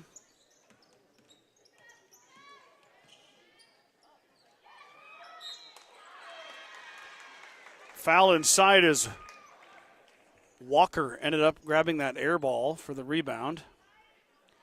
Once again, the offensive putback results in a Mustang foul. Or the offensive rebound results in a Mustang foul. Third foul on Braylon McKimmey. So Addie Slama, who we haven't seen very much of in this second quarter, is coming in. She's got 2 fouls. Braylon's got 3. Coach Hurlbert doesn't have an extremely deep bench. He can go to Kylie Goings, a sophomore. Kylie's played a little varsity, more junior varsity. And Walker goes 1 for 2. But with the injury to Riley Schultz, the guards are a little bit thin right now. Reese Simonson, another sophomore, but primarily has played junior varsity, is an option. Slama lost her dribble.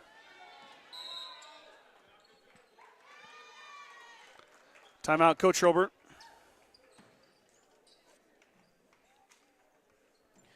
Bails Slama out as she was trapped. Let's thank our Star Club members real quick. Dale and Shirley Atkinson, Kenny and Terry Peterson, Justin and Brooke Simmons, Bradley and Brooke, Vern and Sharon Ziller, Christian Michelle Heck. Townsend got the pass. Slama fires the triple, back iron, no good. That was a push-off as Blair shoved Townsend out of the way, and then Townsend's going to foul her. Nope, never mind. Not going to foul her. Just out of bounds.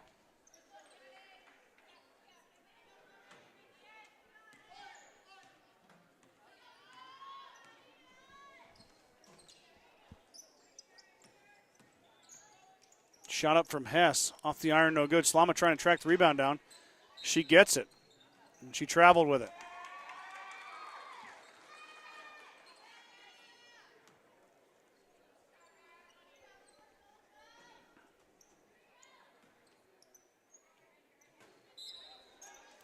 Townsend swats that into the row, or the first row there.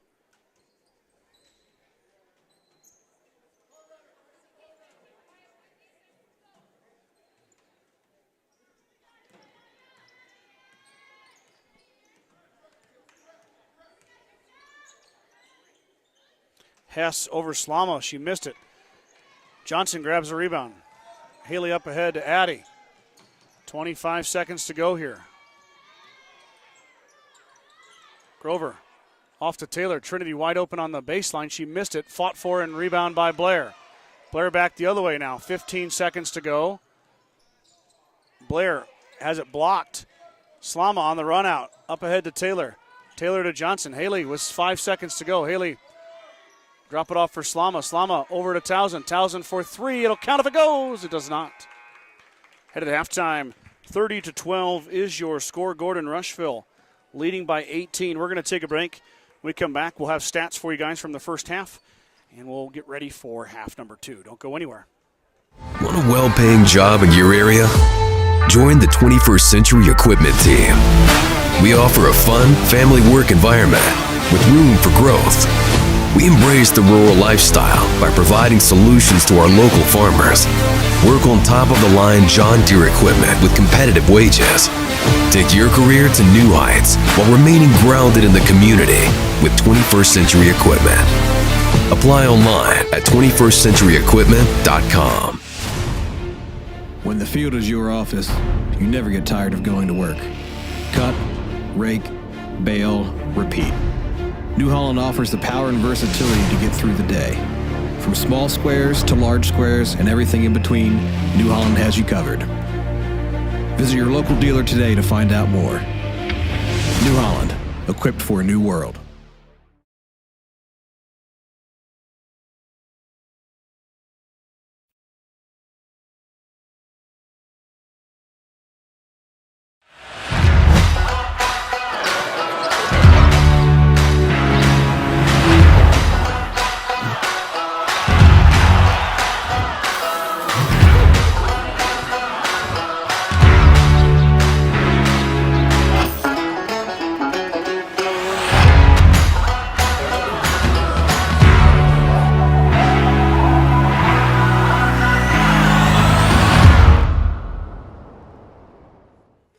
Halftime here at the Cougar Palace. Mustangs leading the Lions 30-12. Finishing up my stats here.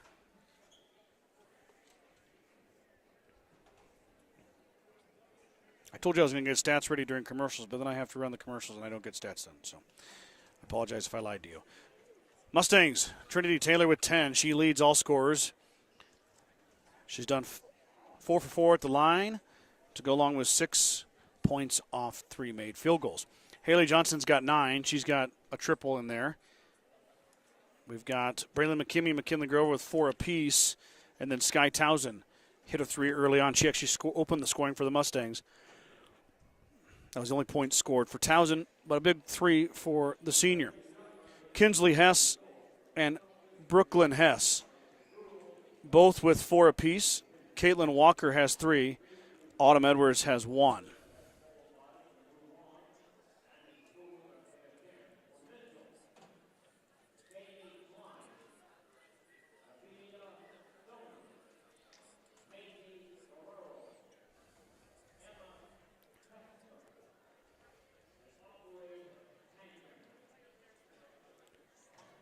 Checking on our GR girls, it looks like, looking at the 130 bracket, Jennifer Bannister is in the first place match. So Bannister will finish at a minimum second place. So she will qualify for districts next Saturday. In the 135, Lainey Fillmore is also in the first place match. She won a 8-7 decision over Jesselyn Fay. Boy, that's a barn burner, I'm sure. That was fun to watch. Fillmore is guaranteed either first or second place. So Laney also going to advance to next weekend. And then Kirsten Heck lost a tough match to Morgan Hench from Conestoga. Hench is 32-8, and she beat Heck. Heck had to wrestle back in what they call the heartbreak round, where you lose, you don't go to state. And in this case, the girls will have to fight through 2 brackets to get to state. Heck gets a fall at the end of the first period over Miracle Piles from Omaha North. So big win for Kirsten Heck there, and Heck is heading to Broken Bow next week. So all 3 of the GR girls wrestlers are headed to Broken Bow next week. They all make it through the sub-district qualification. Now they got to go finish top 4 at that district, and then they will be headed to Omaha. Hard to believe we're sneaking up on that, and in no time at all, we're going to be heading to Omaha for state wrestling. The boys will get their districts going next weekend as well, and they'll fight for one of those top 4 spots in their weight classes to go to Omaha. We'll have a full recap of that, obviously, when we get a little closer to the state wrestling tournament. Just wanted to provide a little update for you on the girls wrestlers. There's a big feature story in this week's edition of the Sheridan County Journal Star. It's on page 8.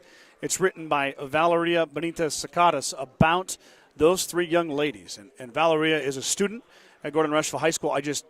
Nothing gets me more excited than when students write for the paper.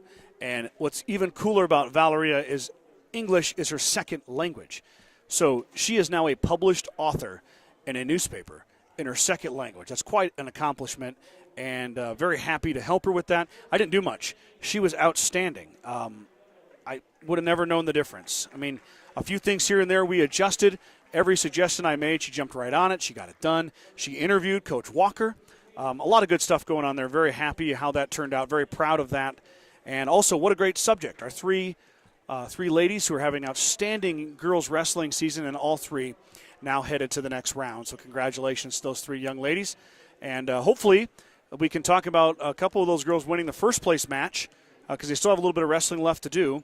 And then maybe we can talk about Kirsten Heck finishing in 3rd. So we'll keep an eye on those and keep you guys updated as the afternoon goes on.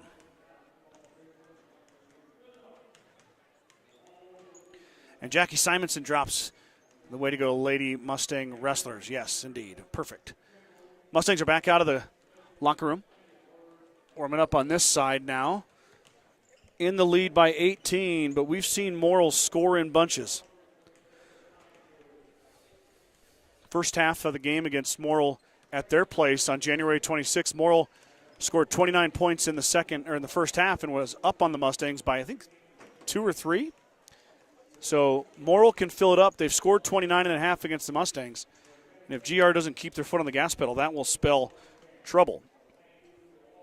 GR needs this win not only for WTC rankings and the 3rd place finish, but also the NSAA wildcard rankings. They are currently around that 12 or 13 spot.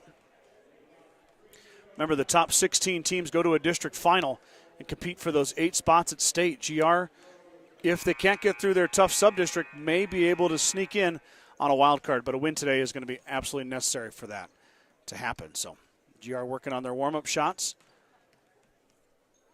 finishing up.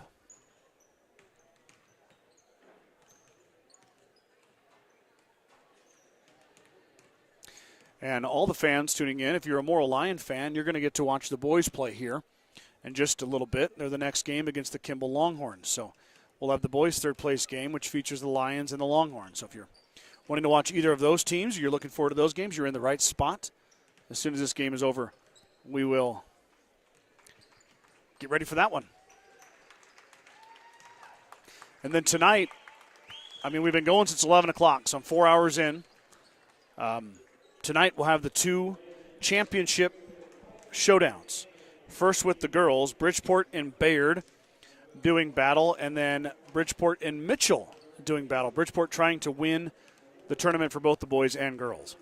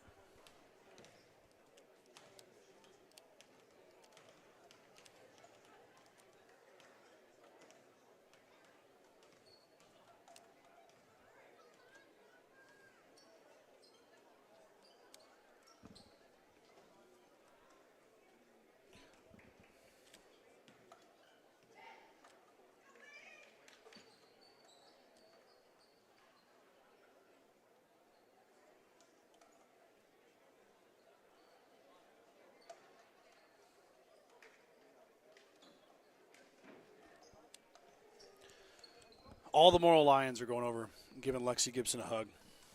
It's pretty cool. The senior, I think she cried out in pain because she might have felt something in the leg. I don't think it was a head injury. She's got ice on her leg right now. Just worried about ankles and knees. And she's iced. She got her leg elevated. She's not going to be back in this game. We'll see. Hopefully she can come back for the remainder of the Lions season, but her day is done for now. So nothing but the best for Lexi. Pretty cool that her team went over there and gave her a hug. That's pretty neat. Back to the task at hand. GR working. Townsend stops and she gets whacked, but Grover pulls down the rebound. Taylor pulls down the rebound. Trinity gets it back again. She can't get it to go, and finally, and Trinity fouls her. Not what Coach Robert wanted. Mustangs miss 3 bunnies. And then eventually Trinity gets the foul. That's her second. And she fouls Walker. So Mustangs can't come away with a basket. They needed that one to start it off. That always sets the tone well. Had ample opportunity, but now we'll have to play D. Working it around to the Lions.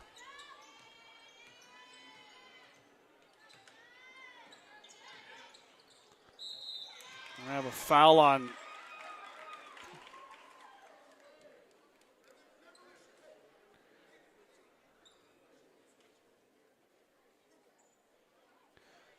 Grover.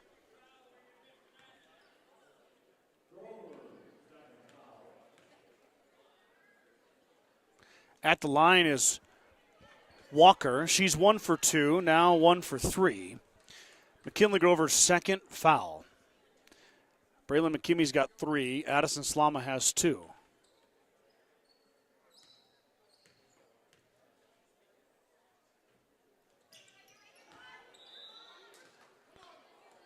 Walker missed them both, so Mustangs get it back.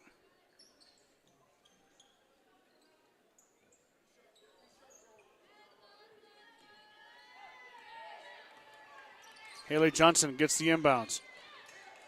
Dribbles ahead. Townsend lost it, but it was touched by the Lions. Mustangs dodged a bullet there. I don't think I got it on camera either, but it wasn't anything good to see, that's for sure.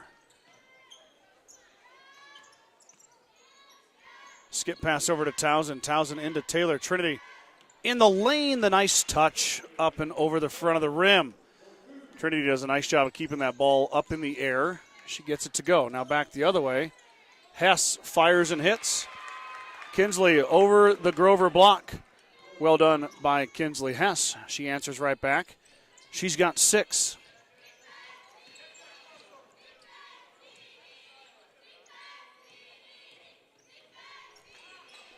Taylor again, and one opportunity. Trinity Taylor gets it to go. She's got 14 now. Chance for 15. She's 4 of 4 at the line. Puts her 14 for 15 here at WNCC. Trinity wants to shoot free throws on the campus of the Cougars for the rest of her life. She does come down to earth a little bit there and miss one. Still an impressive 4 for 5 tonight and 10 of 11 last night. Shot is good from Walker.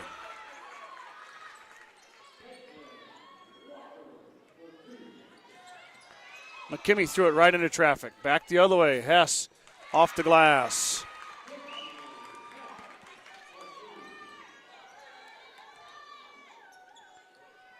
Too easy for the Lions. They live on those easy ones.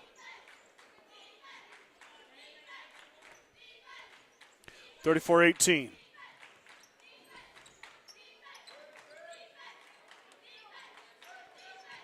McKimmey stops just inside the three-point line. She missed it. Taylor grabs a rebound. Trinity falling away, can't get it to go, and Hess rebounds it. Shot up. Brooklyn Hess left it short. Grover grabs the rebound up ahead to Johnson. Can Haley get there in time? She can. Haley in the corner. Throws it into Grover. Grover goes to work in the paint. Off the glass and good. Nicely done. Johnson to Grover. 2 more for the Mustangs. Shot up by Hess. Off the iron, no good. Taylor grabs a rebound up ahead. Johnson wants to run. Grover's going to go with her. Brooklyn Hess applying the pressure. Drops it off for Kinley Grover. The left hand. The finish back-to-back. Assists from Johnson and Grover with the finish off the glass. Kinley now all the way up to 8. Mustang Bigs feasting right now in the paint. Taylor's got 14. Kinley's got 8. Free ball on the way. Got it. Brooklyn Brown gets her first bucket. The second leading scorer for Morrill finally finds the bottom of the net. McKimmey brings it across. Now finds Townsend. Townsend fires. She missed it. Taylor grabbed the air ball, and she gets hit in the stomach, I believe. She kind of doubled over. Fouls on Walker. Trinity going to the line. She's 4 for 5. 6th and 7th attempt upcoming for Trinity. Mustang lead remains at 17, now 18.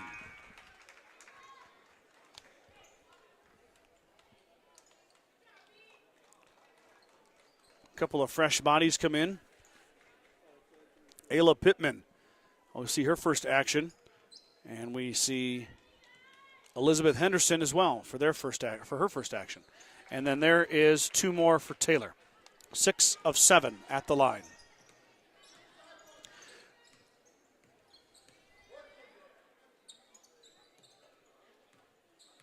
Halfway through the third quarter. There's a pass inside. Grover stole it away. Kinley just overpowered Henderson. Up ahead. Skip pass. Johnson open. Throws it to Slama. Slama looking for Grover. Grover doesn't have the angle. Addy finds Townsend, though. Townsend steps in. Back out. Johnson hesitates. Through the lane. She floats and she hits. Haley Johnson, beautiful hesitation. And the finish. Haley has 11 now. She passes Grover in the point column. 16, 11, and 9 for her 8. How about that? Brooklyn Hess hits a triple. So Brown and Hess have hit triples recently, the first 2 3-pointers to go in for the Lions. Johnson with Kinsley Hess following her. Inside they go. Taylor lost it. She drops it back out. She traveled with it. I never understood that. How does the official way over here see that, but the guy underneath the hoop doesn't call anything? Either way, it's a call. That's the way it is. Travel.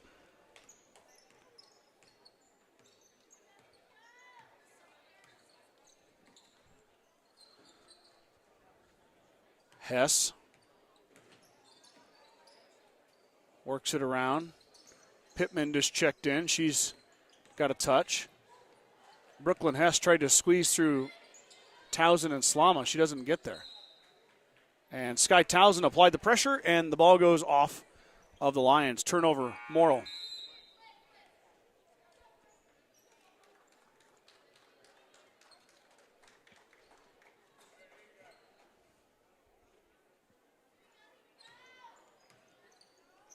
Johnson up to Slama.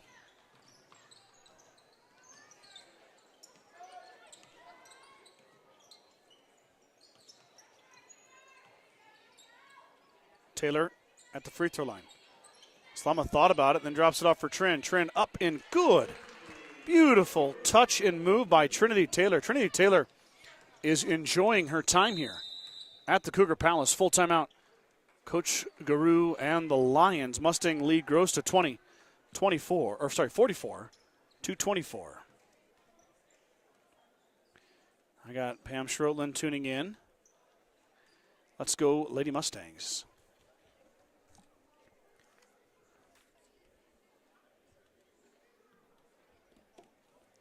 Bacon Propane is your local and family-owned propane supplier, and they are proud to support the Gordon Rushville Mustangs and our area youth. Contact Bacon Propane at 360-3579 with any questions you have about how they can help with your propane needs.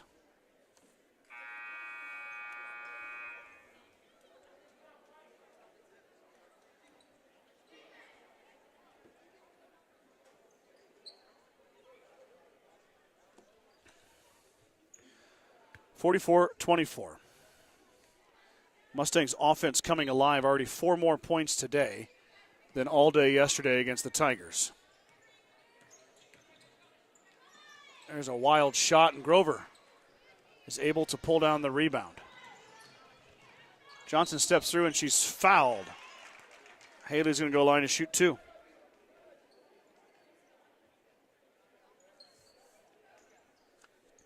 First trip to the line for Johnson. She came into the tournament shooting 65% from the free throw line. Haley gets the first one to go.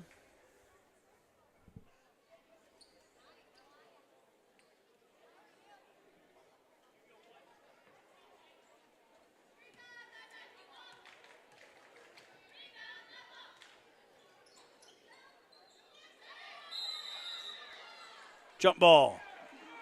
Morrill basketball.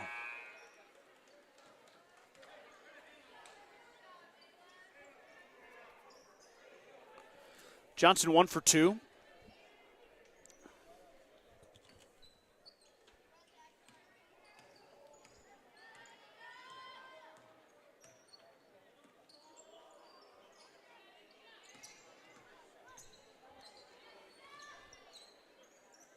Pittman drives, drops it off. Shot from Hess. Iron no good. Johnson grabs a rebound. Haley clears it out. Now she'll bring it across the timeline. Taylor back out to Slama. Slama for 3. Got it. Addison Slama hits the 3. That's her first three-pointer of the season.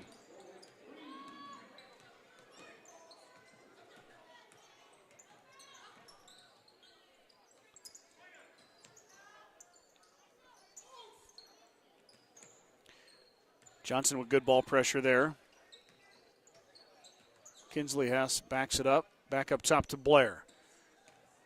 There's a shot in the lane. Walker, nice touch. Caitlin Walker's got 7. That's a good-looking shot. She's hit a few jumpers here in the third quarter. Done a nice job. Lily Schmidt's in. She gets touched there. Now Towson. Towson drives. Drops it off for Taylor. Taylor's not afraid to shoot it. She does, and puts it in. Wow. Trinity's got the hot hand right now. 30 seconds to go. Mustangs leading by 24.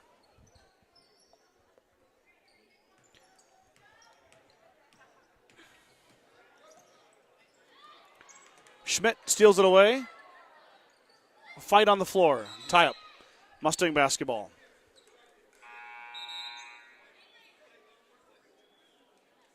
Taylor's going to take a break. Grover's going to come in for the final 14.1. Trinity's got 20. That might be a career high. I don't know if Trinity's surpassed the 20-point mark before in her career. I don't have a breakdown of game by game.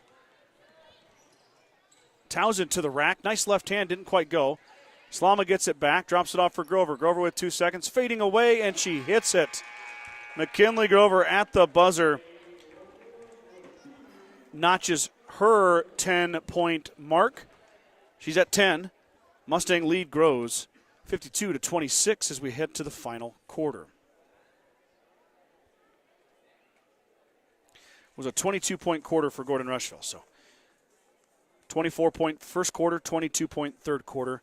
Spells 52-26. Sides of Milburn and Rushville is your headquarters for Bad Boy Mowers, Tractors, and Implements, along with Montana Sheds.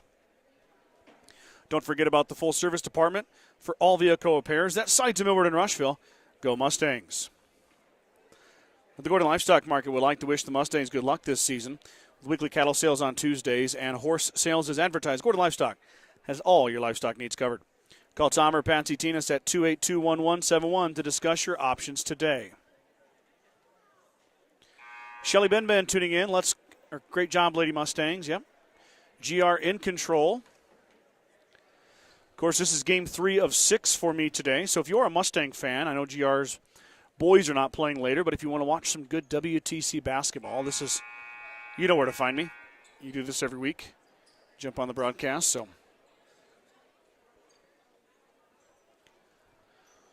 we'll have the third place game for the boys up next. That was slated to start at 3:30. We're going to be a little late, probably more toward the 4 o'clock or 4:10 hour.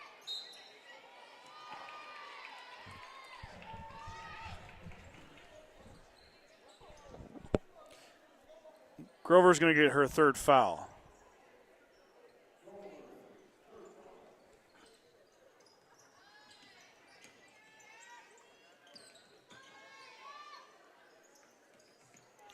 Townsend took it away. Active hands by the senior.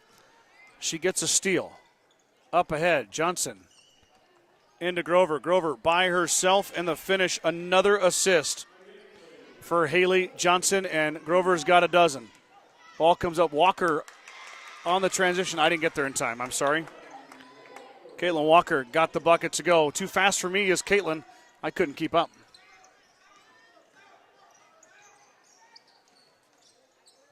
Johnson doubled on the sideline, and she stepped on the sideline.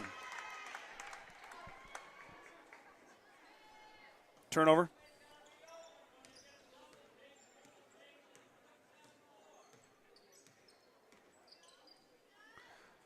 Shot is good. Walker with another one. She's got 11 to lead the Lions. Mustangs back up ahead. It's a track meet now, and Johnson's fouled. Walker's going to get her.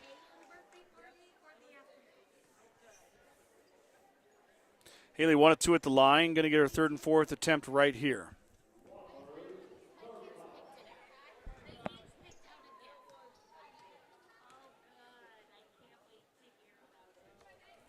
Haley hits the first. Now 2 of 3.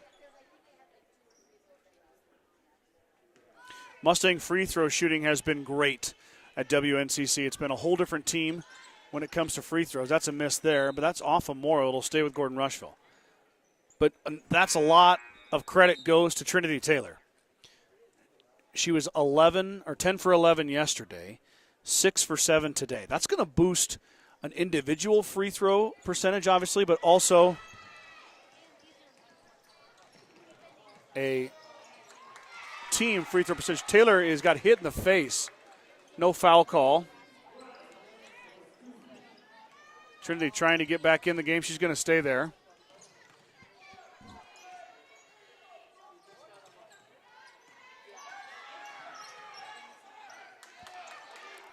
Taylor got the loose ball, got her own rebound, put it back up, and she's fouled. Trinity goes to the floor. She can go line to shoot 2.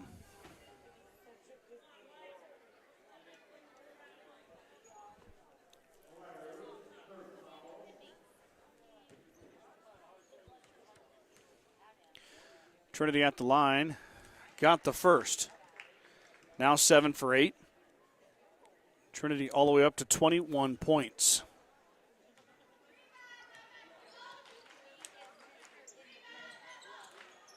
Left that one short.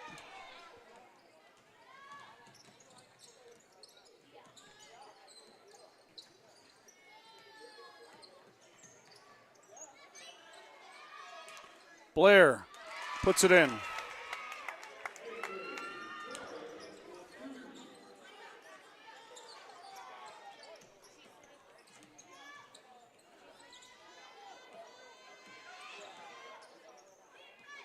Johnson works through the traffic, now dumps it off for Towson.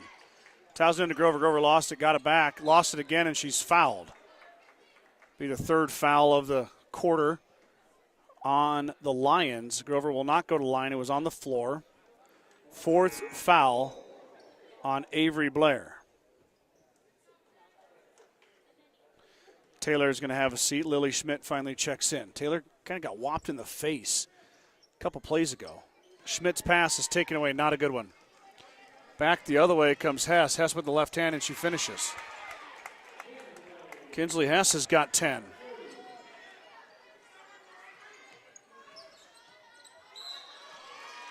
Towson traveled with it. Coach Robert calls a timeout. 55-36, lead down to 19. 5:34 to go. Mustangs are going to try to regroup and settle. Kreitman Trucking is a proud supporter of the Gordon Rushville Mustangs on the court, on the field, in the classroom, and on the stage. Like anything in life, hard work and dedication ends in success. Good luck tonight, Mustangs, from Kreitman Trucking. At the First National Bank of Gordon, we are invested in our customers' financial success. Celebrating over 130 years of service and commitment to our communities, we make all decisions in-house to meet your needs. Stop in to visit with one of our new account reps or lending officers today. Go Mustangs from FNB of Gordon. Grocery Mart, your locally owned hometown grocery store, is proud to support the Gordon Rushville basketball team. Stop down today to pick up all your grocery needs, including fresh meats and produce. Grocery Mart is open 7 days a week at 228 North Main Street in Gordon. Let's Go Mustangs certified public accounting firm Casey Peterson LTD wishes all Mustang student athletes a safe and successful season. CPA Sarah Rickgarns, Mike Coombs, and the professional staff at 216 South Main in Gordon can handle all of your tax, payroll, and accounting needs. For more information, call 282-0842 today. Morrill basketball after the Coach Hurlbert timeout.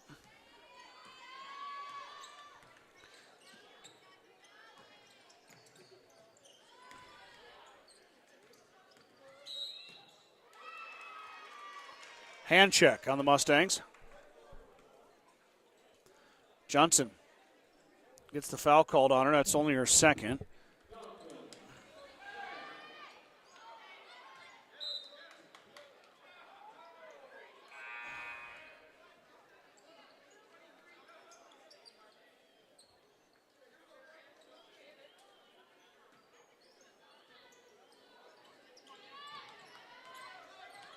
Johnson just saved that one on the inbounds. Now Haley sprinting through the open floor.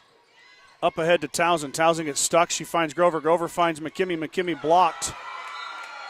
Avery Blair, who has 4 fouls, smacked that one out of bounds with authority.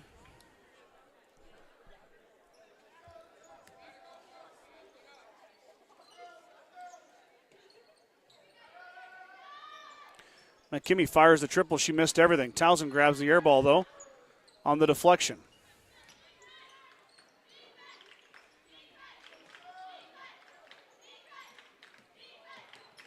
Taylor works it around. Johnson fakes it. She resets. The clock is the Mustangs' friend here. They're up by 19. Towson's going to fire the three, and she's going to hit it. Sky Towson, her second three of the contest. That was a big one. There's another three on the other end. It's off the mark, no good. Towson grabs the rebound. Sky's done a really good job tonight. She's had a couple unforced turnovers, which do happen, but other than that, she's been pretty good. Now Johnson with a beautiful feed to Trinity Taylor. Taylor scores another one. 23 points for Trinity. Huge game for the senior.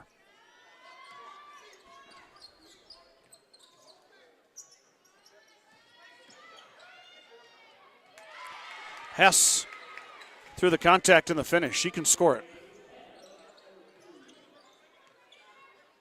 Johnson goes over the top, goes past everybody. Now Haley in the open floor is so deadly. There's Grover, too easy. Kinley Grover's got 14. Johnson's got a host of assists tonight. I wish I could keep track of it all. She's probably getting up to close to the school record. I think it's 8 or 9, if I remember right. She might have that. That shot is blocked. It'll stay with the Lions.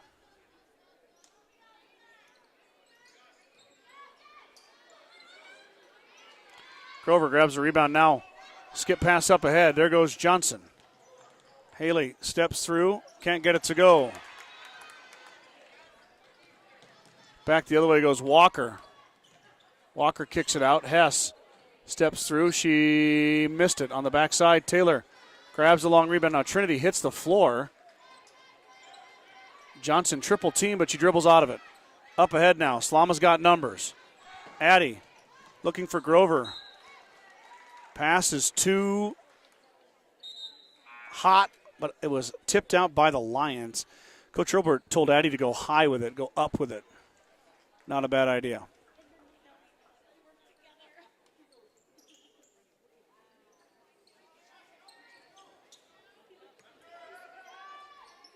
Johnson open for three. Off the iron, no good. Rebound fought for and saved by the Lions, but they throw it away on the other end. It sails out of bounds. Back to GR it goes. 62-38. Braylon McKimmey to the scorer's table. She's going to relieve Johnson.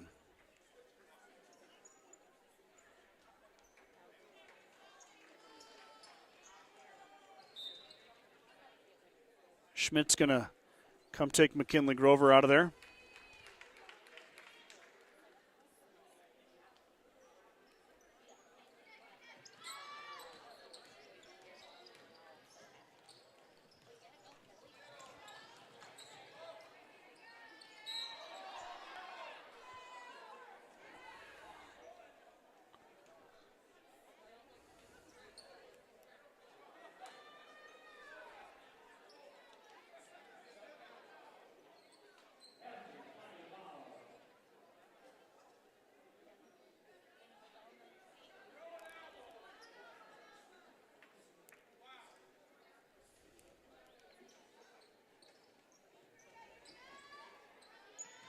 Mustangs get it in. Foul was on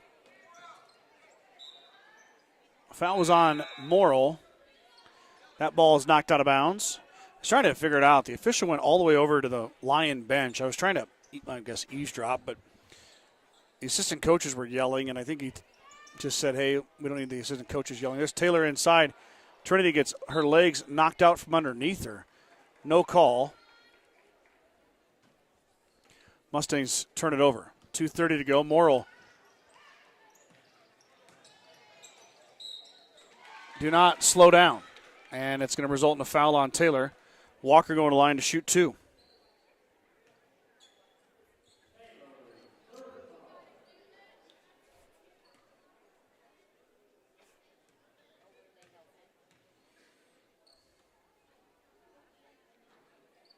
Walker banks it in, bounces it in. 2 for 5 now at the line. Walker's got 12 points.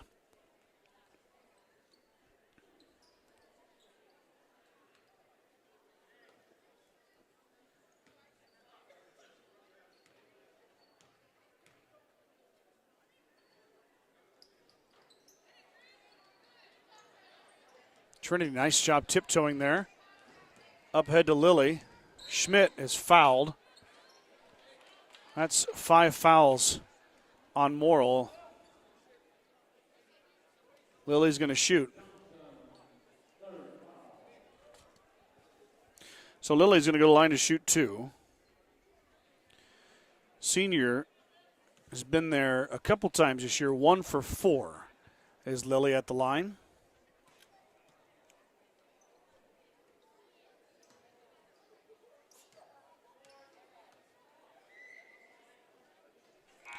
Schmidt gets the first one to go.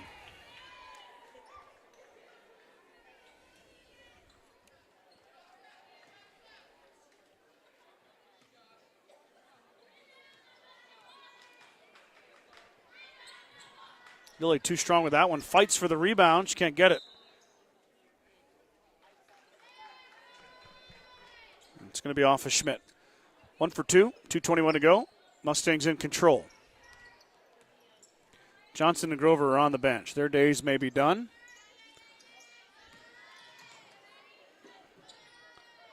Shot no good. Rebound fought for. Schmidt knocked it out, and it's going to stay with the Lions. Oh, thank you, Coach Nelson. 10 is the assist record. I don't have an accurate count as, wow, Kinsley Hess just kind of banked that in. Pretty creative shot. Up ahead, the Mustangs working on that Morrill Lions trap. Yeah, that was set by Callie, Schultz, and Nelson. But the assists in a game record. But I wish I'd have been keeping track because Haley had about 4 or 5. Right off the top of my head, I remember. And there's always some that slip through that I don't pay attention to. So I guess we'll have to wait for Coach Hurlbert and crew to watch film and see where they end up. Taylor's shot is blocked. Back the other way come the Lions. Lions up ahead. Shot by Walker is good.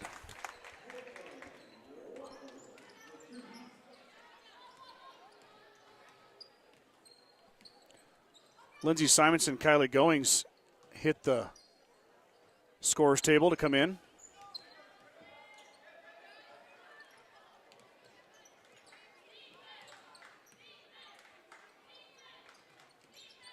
Slama into Taylor. Taylor trying for another one. She's fouled. Going to go line to shoot 2 is Trinity. Trinity's 7 for 9 currently at the line. Mustangs are going to take home third place at the WTC as Trinity now 8 for 10. Lindsey Simonson checks in along with Kylie Goings, and here comes McKaylee Grover. Grover's in. Kaylee Grover's in for the shooter. She's in for Taylor.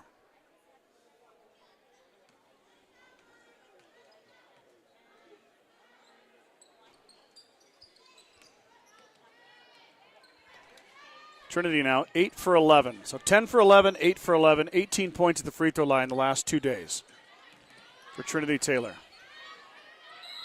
Jump ball. Taylor's coming out. Career high for Trinity Taylor. 24 points for number 1. Congrats, Trinity. It's a nice game. Played her tail off out there. Schmidt looking for McKaylee Grover. Finds her. Slama working on the Lions. There's Kylie Goings. Goings has it swatted away. That was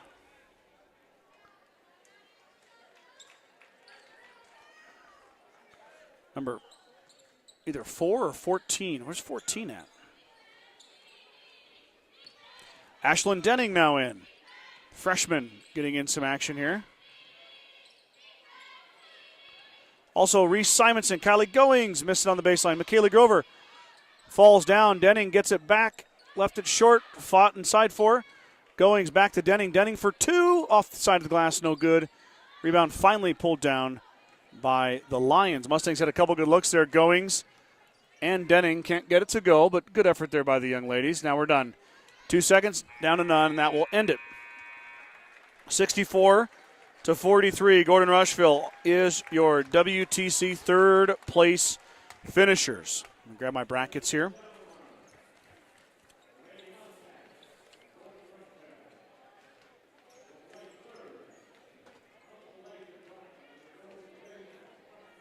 (64-43). Mustangs improved to 14-5. Morrill drops to 13-8 on the season.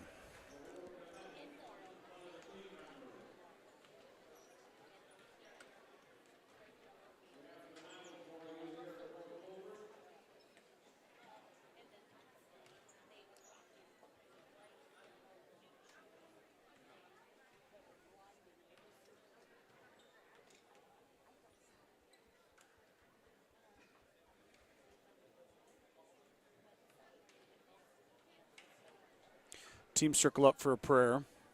We're going to have a medals presentation to the third place Gordon Rushville Mustangs.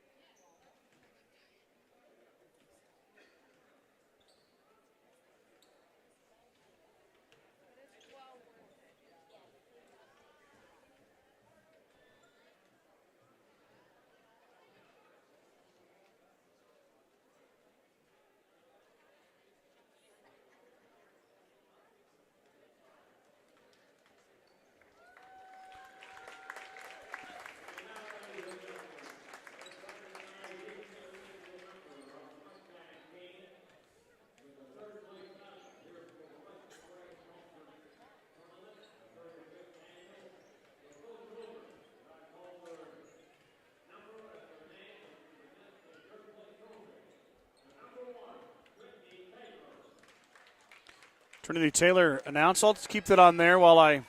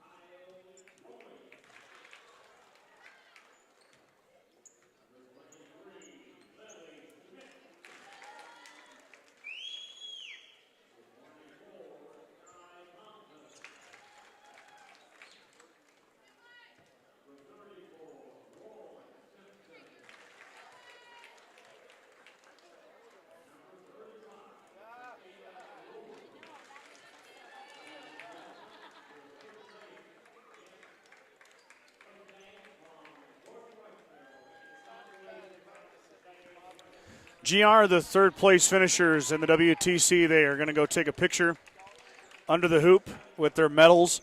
Congratulations, Mustangs. Impressive game here by them after a tough loss yesterday to a good Bayard Tiger team. 47-40 they lost yesterday, and then were able to bounce back and get back into the win column. So 2-1 in the tournament with wins over Hemmingford and Morrill, and they earn a second place finish. Alyssa DeHart tuning in. Morgan Meisenheimer, go Stangs. And then we got Mr. Mills. Congratulations, ladies. Congratulations indeed. While they take their photo down there, let me rotate that over a little bit. You can see them taking their photo under the hoop. Trinity Taylor led all scorers with 24. Michaela Grover had 14. Haley Johnson added in 13. 6 for Townsend, 4 for McKimmie, 3 for Slama, 1 for Schmidt. Caitlin Walker and Kinsley Hess with 14 apiece to lead the Lions. Brooklyn Hess had 9. Brooklyn Brown had 3, 2 for Avery Blair, and 1 for Autumn Edwards. Mustangs finish out the win 64-43, and now we're getting ready for the boys' third place game as the Kimball Longhorns and the Morrill Lions hit the floor, and we're getting ready for the boys' action. So GR's book closes. Girls' third place is decided now. We got the boys' third place, and then following that with the championship games for both the girls and boys. So halfway done. I'm halfway done. We're 5 hours in. We're going to go for another 5 hours, I'm sure, here tonight. So stick with me, guys.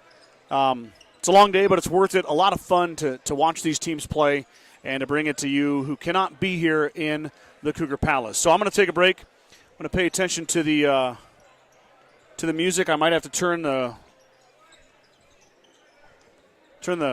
mic down a touch, but I'll be back with about 5 minutes to go to preview the third place game between Kimball and Morrill. Don't go anywhere.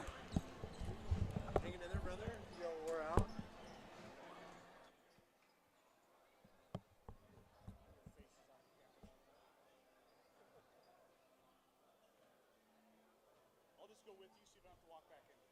No, I gotta come back. Oh, you do? Yeah. I'm going to go grab a... Well, my mic's still hot here, so I'm just talking away, but just set them up here when you're done. Thank you, Todd. ESPN doesn't have that problem.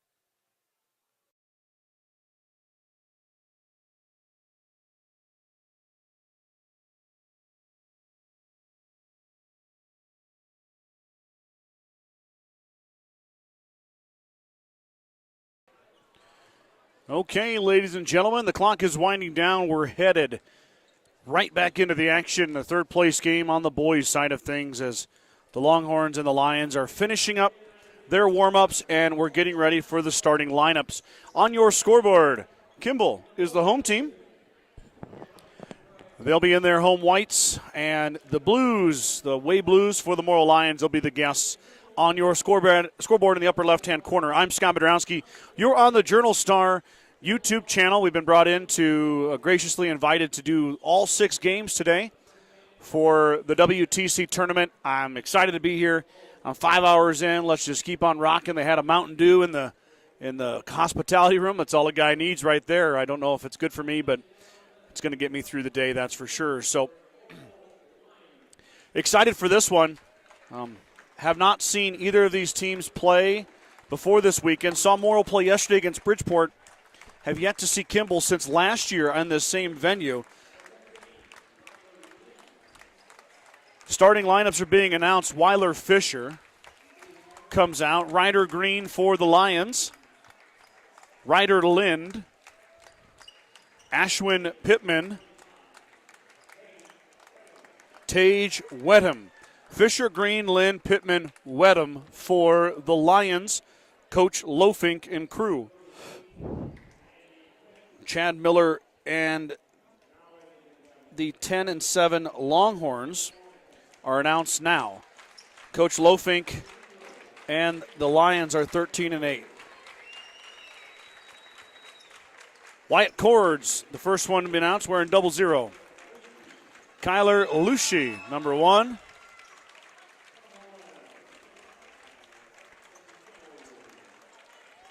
Braxton Miller, number 5.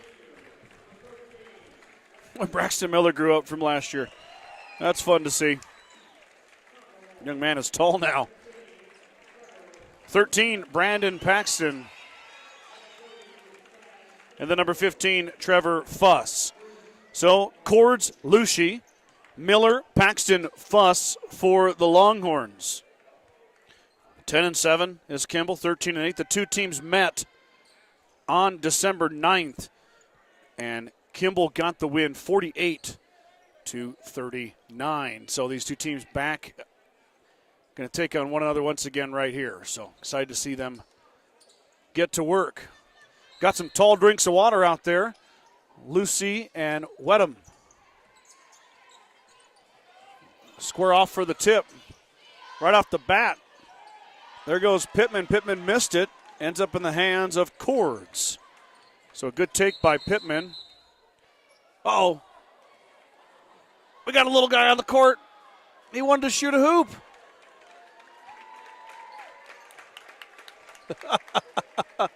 Oh, man, everybody with kiddos knows how that feeling. You go, oh, no. Probably say a different word. My kid is running on the floor. Oh, that's fun. Anyway, got him off. Everybody's okay. Back to action we go. 7:43 early here, first quarter. That's Miller. Miller looking inside. Tries to find Paxton. They'll reverse it out. Paxton now cuts. Wedham applying the pressure on Paxton. Now Miller open for 3. Back iron, no good. Rebound down to Green. Green on the run out now. Chased by Fuss, and Fuss pokes it away. It goes into the hands of Cords. Turnover. Last night, it was a barn burner. Mitchell edged the Longhorns 48-47, I believe. It was a 1-point game. Morrill lost to Bridgeport big. Cords fires. Triple is good. Wyatt Cords from downtown.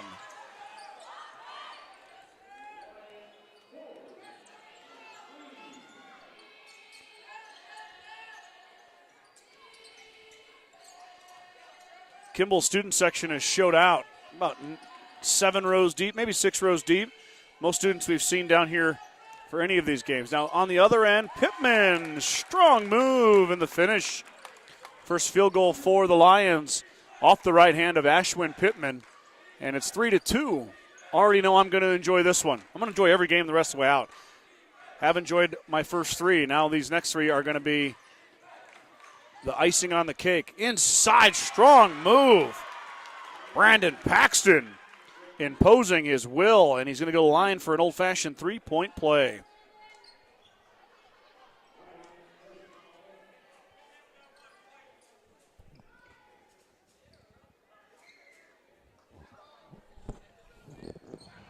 Free throw does not go in, but how about that? Now, Lucci's going to fire off the iron, no good. Rebound fought for inside and cleared by Pittman, so the Lions dodge a bullet. Coach Lofink not happy with the effort on that rebounding on the free throw attempt. Lions still get it, though. Driving through. There goes Fisher on the miss, and Paxton with the board up ahead.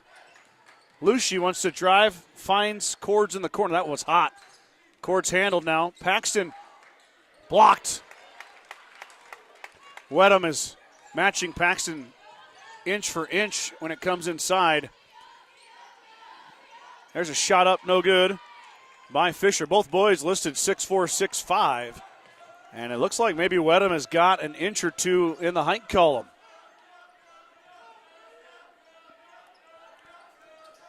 (5-2) is your score.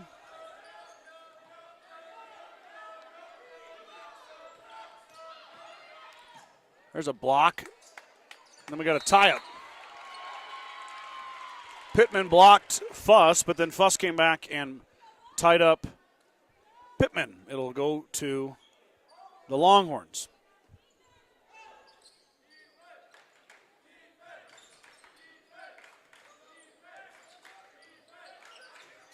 Skip pass over to Cords.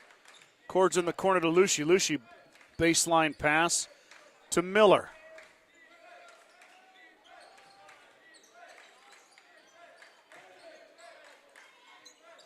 Cords has got 1-3, missed that one. Rebound, though, down to Paxton. Paxton fighting inside, and he gets the finish. We never came into my screen. Let's keep that over there so we can see him. Three ball on the way, off the iron, no good. Rebound down to Miller. That was Green who fired that from the corner. Was close, but did not go down. Miller brings it up. Working against Fisher. Now over to Paxton. Paxton's got 4. He'll drop it off that time. Miller hits a cutting Lucci. Lucci's fouled by Pittman.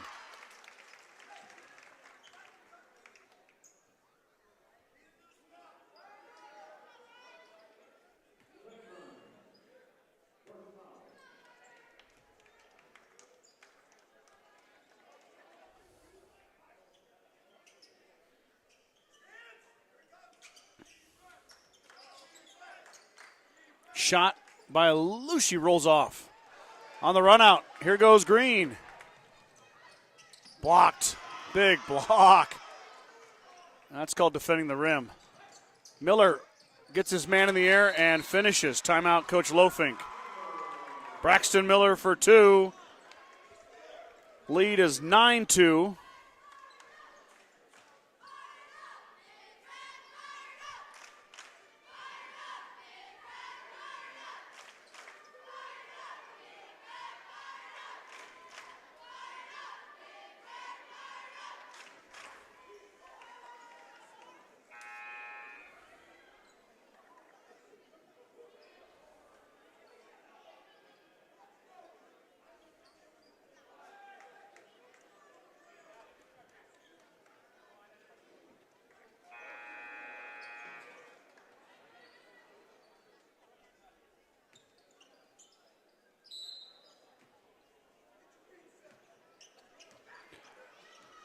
Lions basketball after the timeout.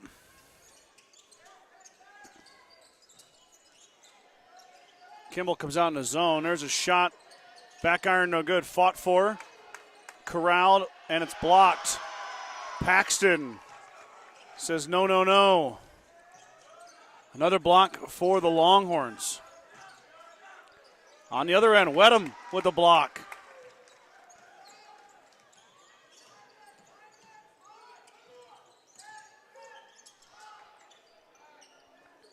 Back the other way. And Pittman to the rack and the bucket with the harm. He'll go to line to shoot a free throw to try to make it an old-fashioned three-point play.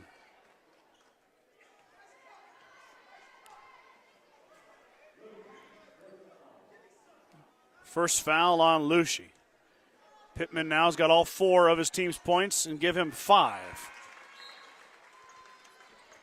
In comes Wyatt Hayward for the Lions. On the other side, I see Branson Kiefer is now in. Got another sub here, too.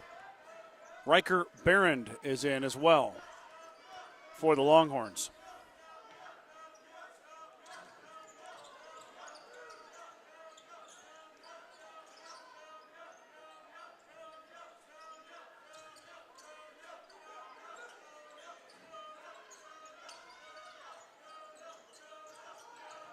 Drive by Miller. Miller hangs. He left it short.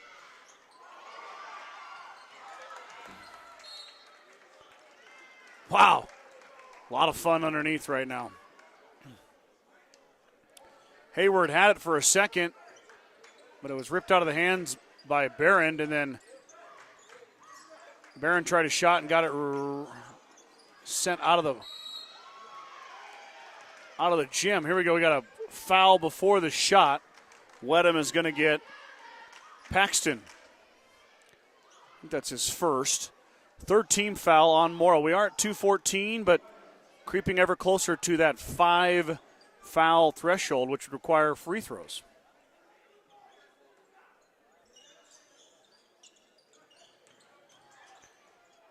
Paxton can't get it to go. Fought inside and eventually corralled by Morrow.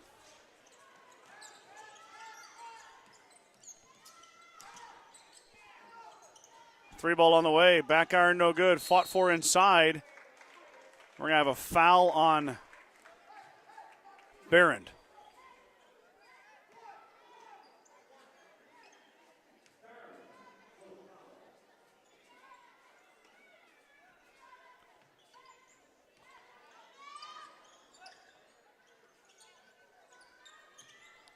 Green floats through the lane with the left hand, too strong, and it's cleared by Paxton. Lucy will throw it up in the corner. Lucy stepped on the line. Just out of your shot. Sorry, I didn't quite get it there, but Lucy just barely touched the line.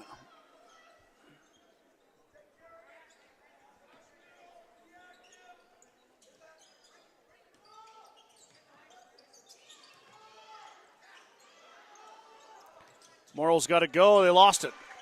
Press works. But the pass, a little too hot to handle.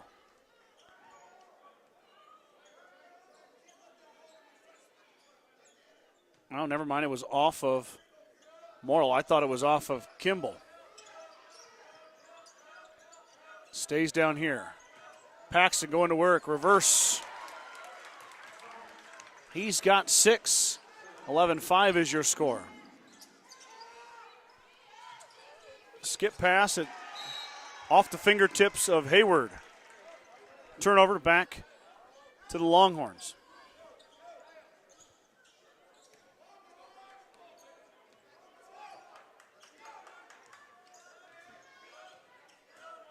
One minute mark, first quarter.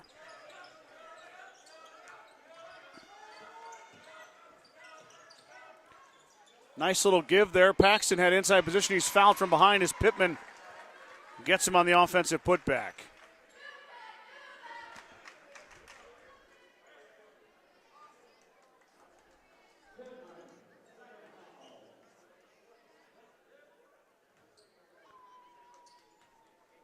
Second foul on Pittman.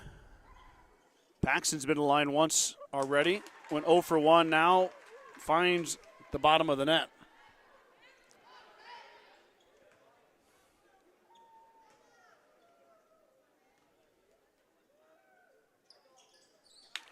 Paxton gets them both. He's got 8.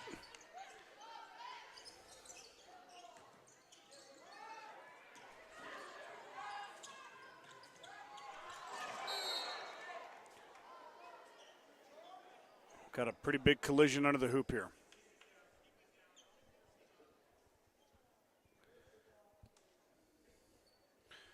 Lind went into that first row. Couple bodies. And he's being attended to right now. Kind of got his hands on his head.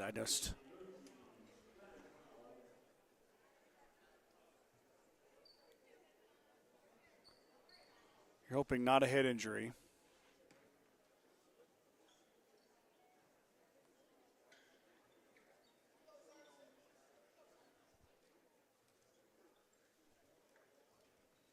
Lynn sits up.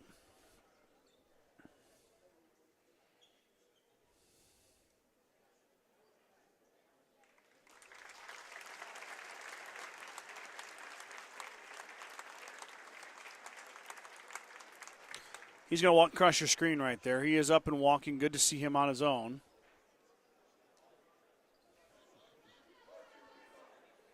He'll take a break. Hopefully no worse for wear. You worry about head stuff, right? You worry about concussions. So let's have them keep an eye on him and wish nothing but the best for Ryder Lind. Don't want everybody to get hurt. Fortunately, it happens, but hopefully he's back quick. Salcedo checks into the game. He just gets a touch right there. There is Hayward, and Hayward swatted away by Paxton. Paxton's got a couple blocks.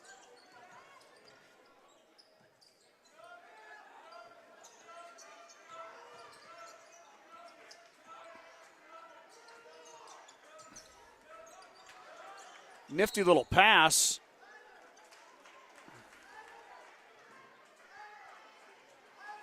From Lucy to Paxton. They're going to say Paxton punched it out. So Morrill basketball.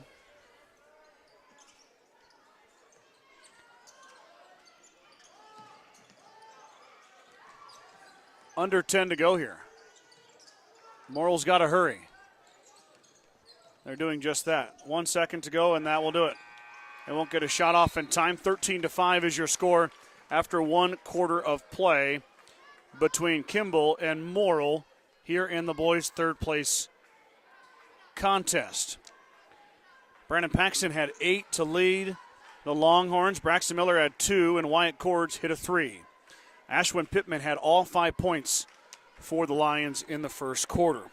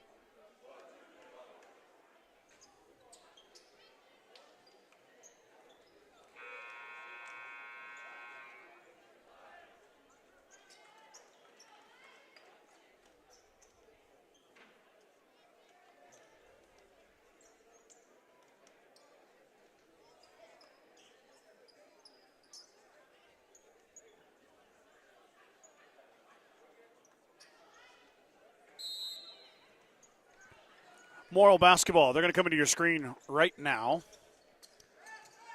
Trailing by 8. There's a 3-ball on the way. Straight on 3. Fisher drains it. Well, that's what Morrill needed.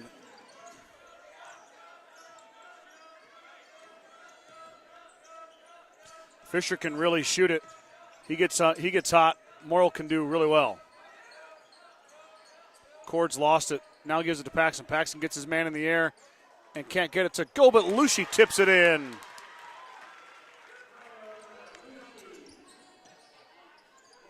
His first bucket.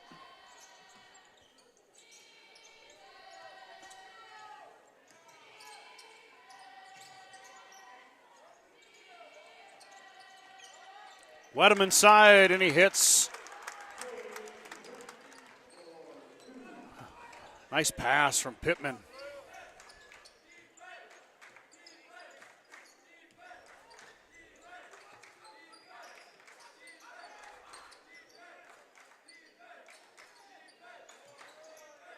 Paxton fakes it, three-point line. He floats and he hits. He's got 10 already.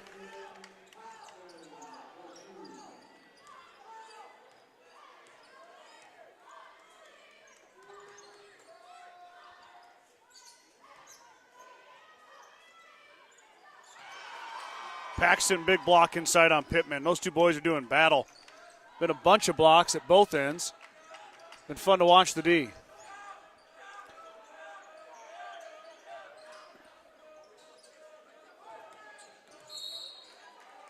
Green is going to foul Paxton.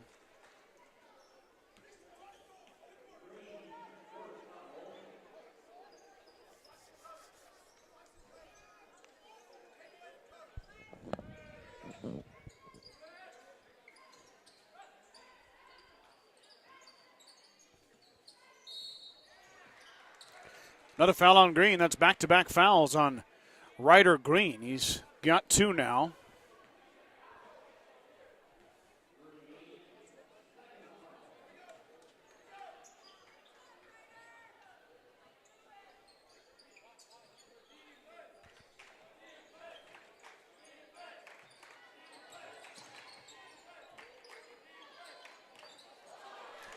Ball gets away. I don't think it was deflected. Be an over and back call. Just the middle miscommunication by the Longhorns results in the turnover. Morrill gets it back.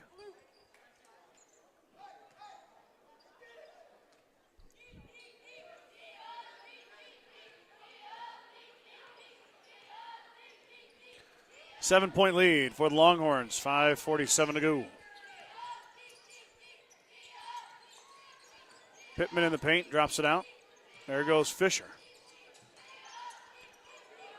Pittman wide open, back iron no good. Rebound grabbed and tipped out to Miller. That was Lucci who skied in there to grab that one.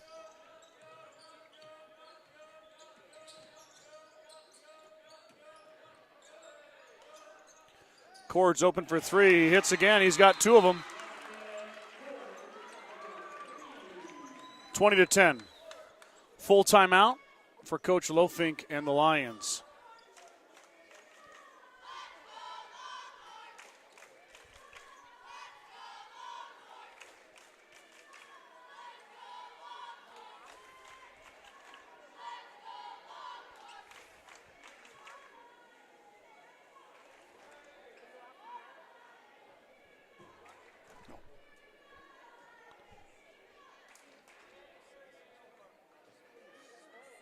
Thank you.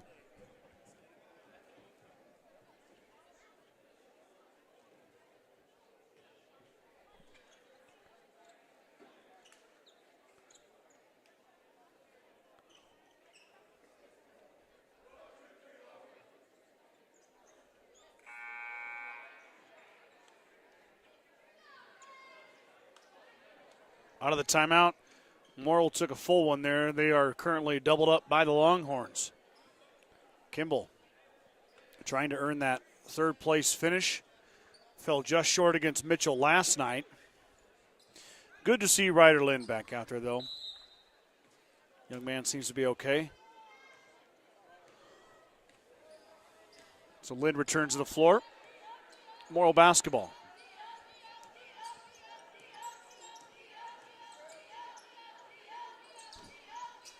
Pittman, a little inside-out action to Green. And then it was taken away. Fisher stole it. And then we got a carry.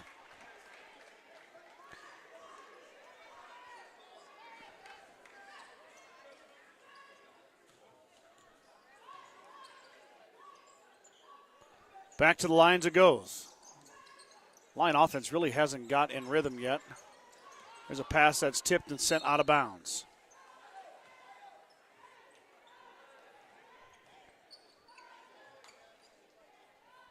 Creeping closer to halftime. Paxton's got 10 to lead all scorers.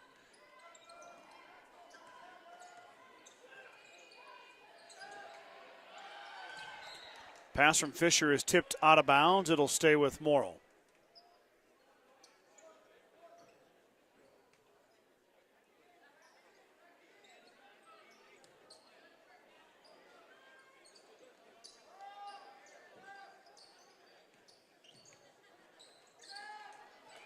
Shot from Green was too strong. Rebound cleared by Paxton. Back the other way now.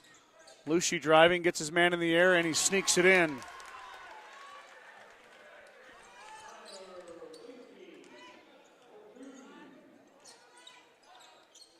His third and fourth point. There goes Lind, who fired. Can't get it. Offensive rebound, though. Pittman thought about it. Drive won't go. Rebound down to Paxton.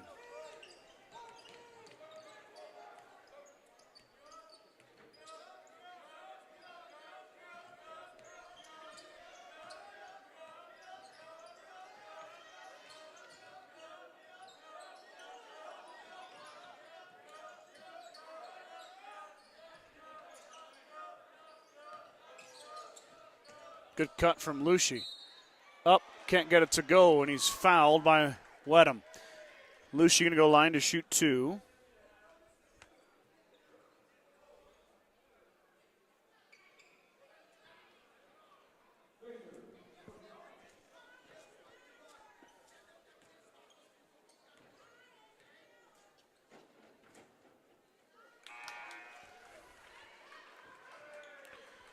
Lucy's got 5. 1 for 2 at the line now.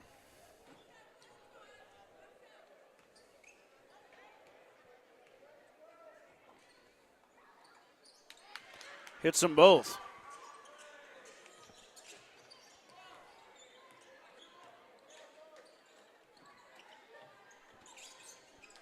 Morrill working it around, down 14 now.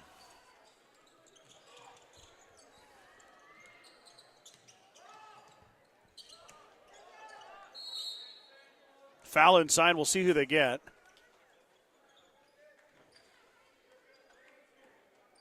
They're going to get Kiefer on the floor.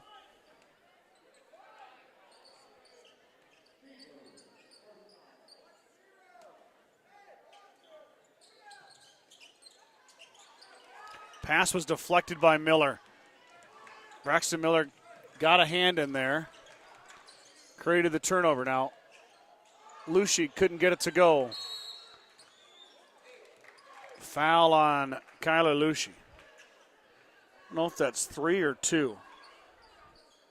It's 3. Lucy's coming out.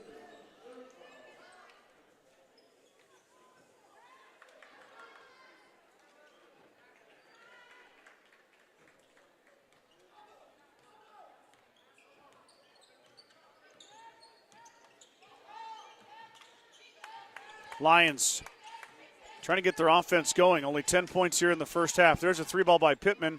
Back iron, no good. Rebound down to Kiefer. Kiefer gets it, loses it, gets it back. Now dribbles across the timeline.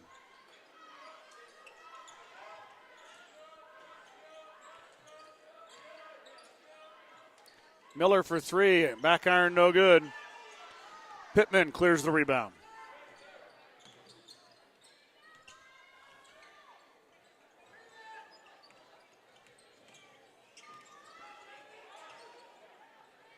Three ball from Green, back iron, no good. Long rebound, out to Pittman. Pittman drops it off for Wedham. Wedham up and good. 2 more for Tage Wedham. He's got 4. 24-12.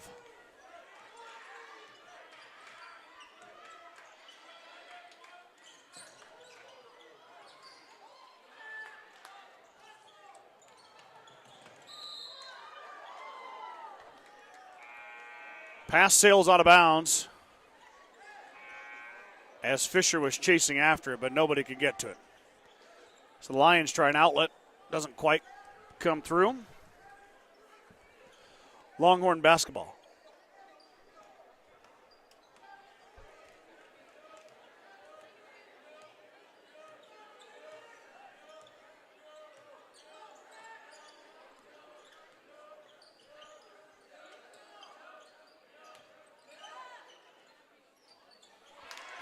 Paxton, little touch. Shooter's roll. He's got a dozen. 26-12.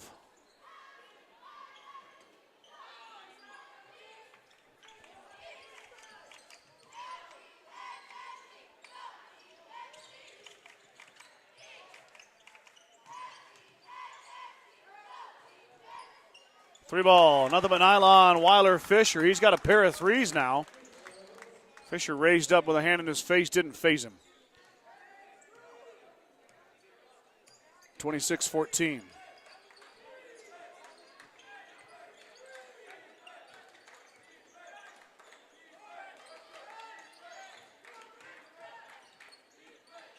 Longhorns working their offense here. Cords is going to fire a three. Front iron, no good. Rebound. Down to Kimball. 3 ball, no good. Wedham clears.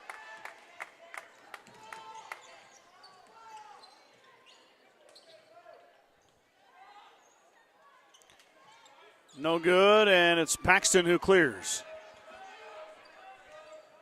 One shot was what Kimball wants here. They're up 11. One last chance to add to it as we approach the 10-second mark.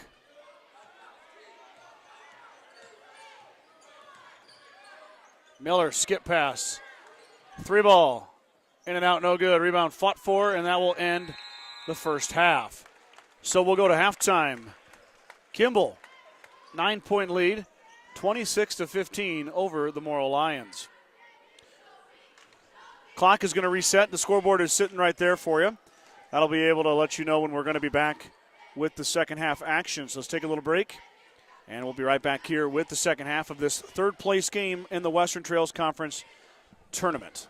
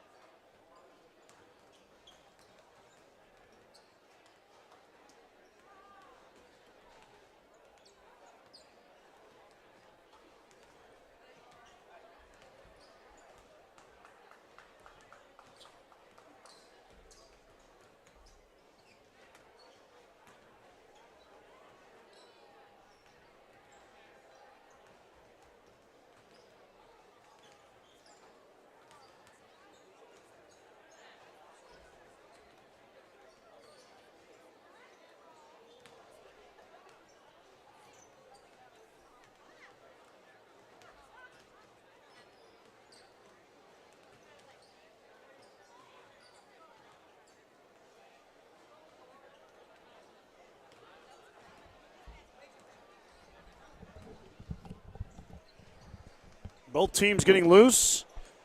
We're getting ready for the second half of this game.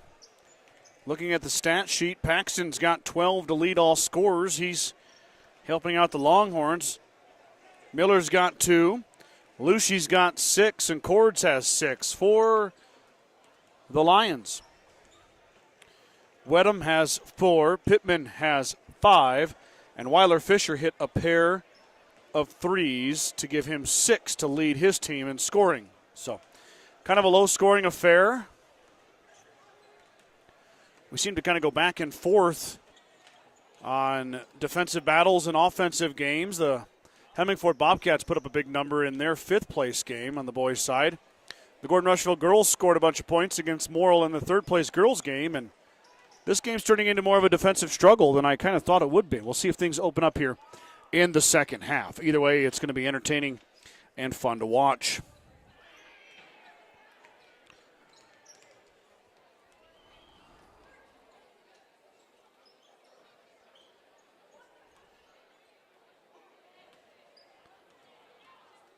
I think it's Longhorn basketball.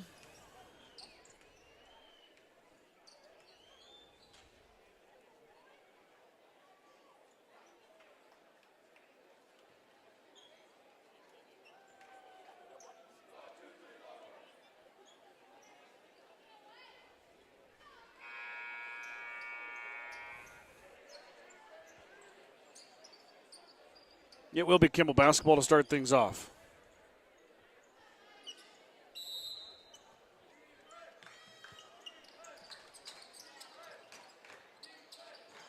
Oh, and they're going to take it away. Lions up ahead.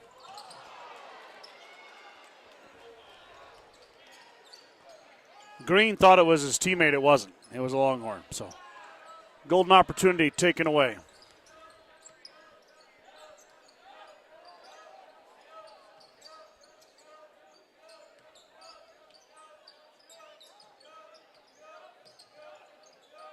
Longhorn set up in their their second one.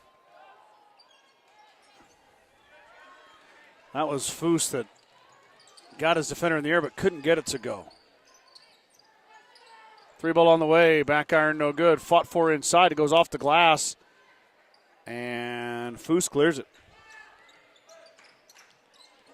Back the other way. Neither team coming out on fire here. We'll see what happens as the quarter goes on. Cords with a nice pump, blow by, up and under, and Wedham blocked it.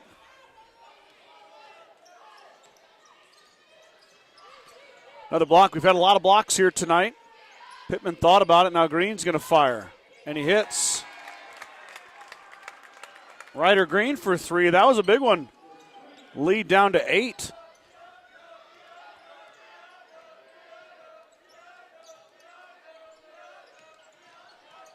Driving through the lane, though, is Brandon Paxton with the answer.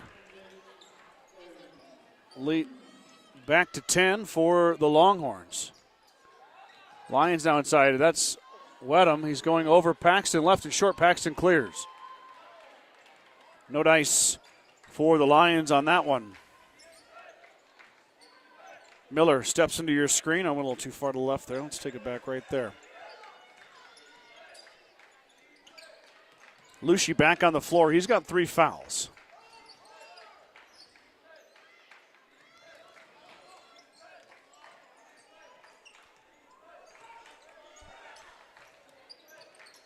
Lucci drives through, finds Paxton. Paxton wants to drive himself.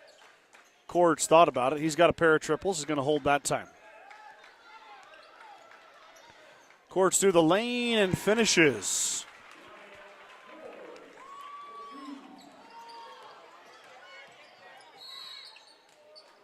Back the other way.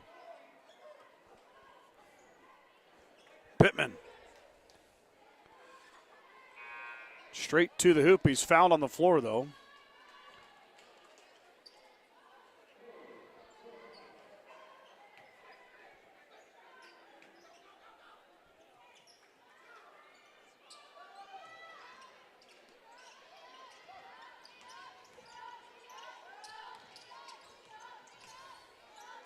Good D by the Longhorns. Lions reset. Green just hit a 3. Can he hit another? He can't. Came up short. That was on line, just didn't have enough mustard on it for Green to get it to go.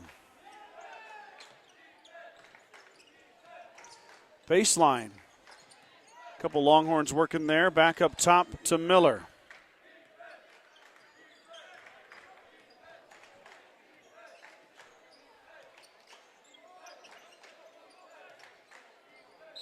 Pass goes into the Longhorn bench.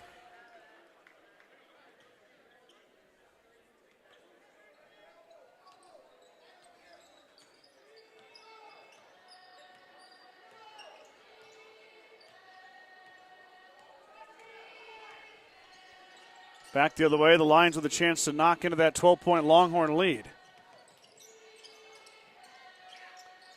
Here goes Green. Green steps through. There's Pittman. Fires a contested three, and he hits. Ashwin Pittman, that was a big one.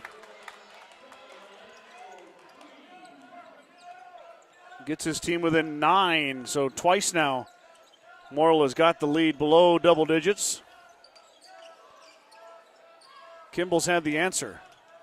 Step through. Foose for three. Front iron no good. Rebound down to the Lions. Back the other way.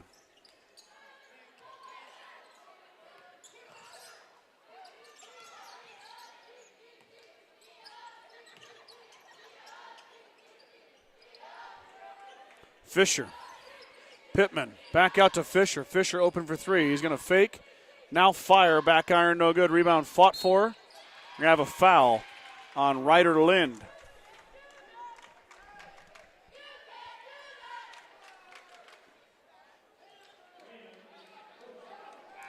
First foul on Lind.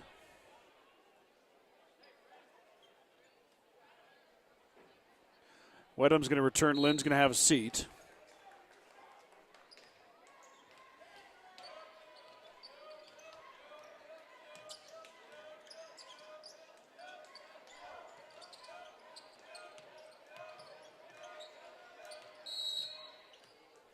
Timeout, Kimball. 3:21 to go third quarter. Lead is 9. Longhorns ahead of the Lions.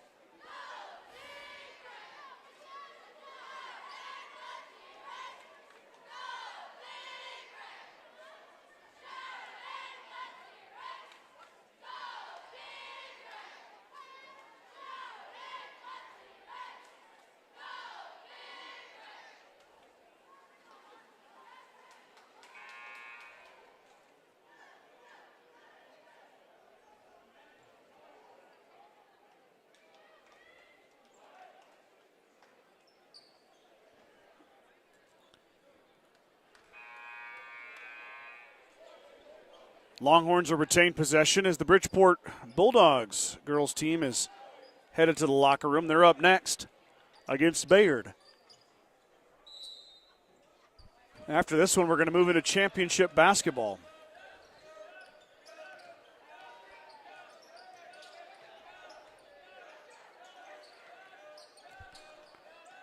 Foose keeps taking me off the screen there. I got to move it. Thought I can get away with where I was. Lucy fires in and out. Was about halfway down. Rebound down to Morrill. They dodge a bullet there. Back the other way now. Lions trying to tally one in the offensive category. Wedham kind of got behind the hoop.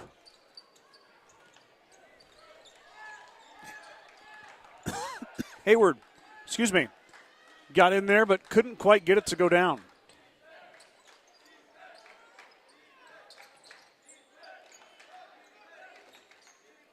Paxton to Lucy. Lucy drives baseline up. Can't get it to go. Gets his own rebound. Puts it back. Another rebound put back. And finally, third time's a charm for Kyler Lucy. Up and in. 32-21.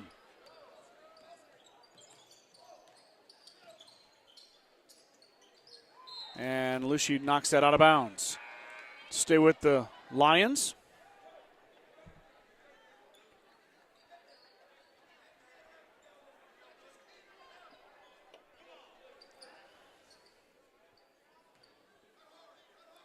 Green will inbound.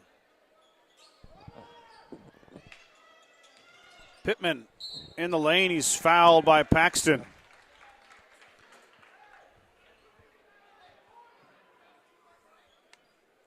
So Pittman will go to line. He's 1 for 1.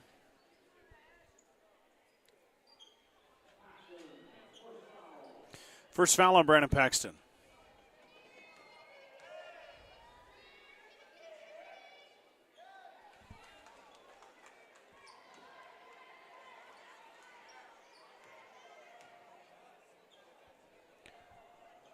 Pittman now 1 for 2, trying to salvage a trip here and get a point for his Lions, and he is unable to make one cash in. So 1 for 3 at the line is Pittman.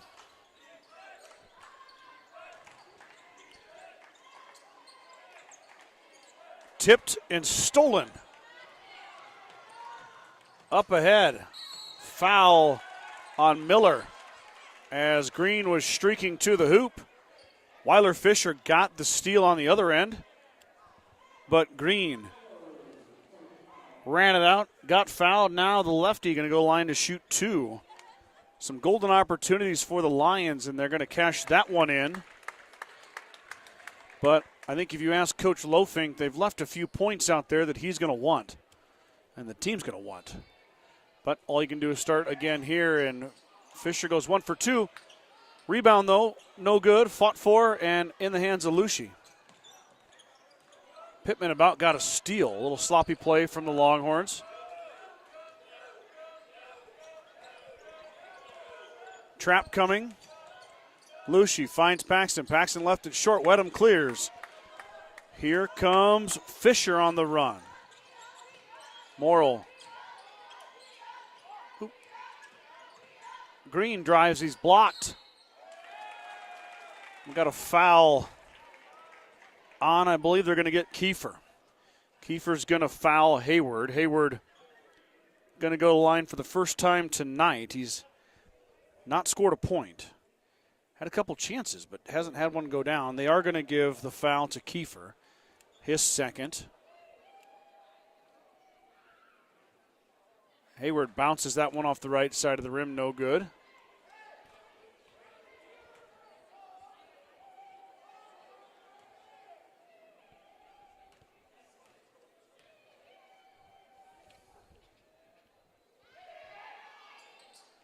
Hayward hits the second. Miller will bring it down as the lead down to 9 again.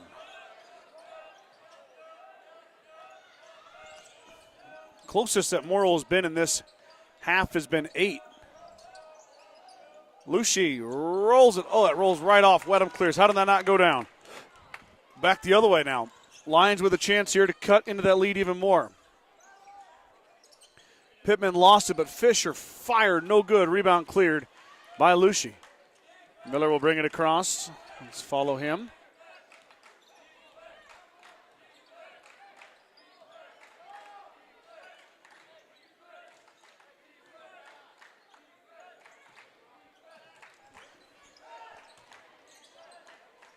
Fighting inside.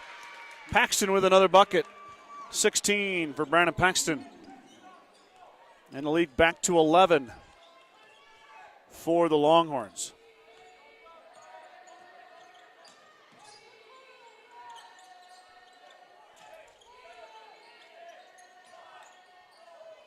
Under 10 to go. Deep three, not going to go. Pittman, if it goes, it'll count. It does not. Couple of deep shots taken by the Lions, but they get nothing out of it. That was a fast quarter. Fast pace of play between the two teams. We're headed to the final stanza, 34-23. Longhorns holding on to that 11-point lead.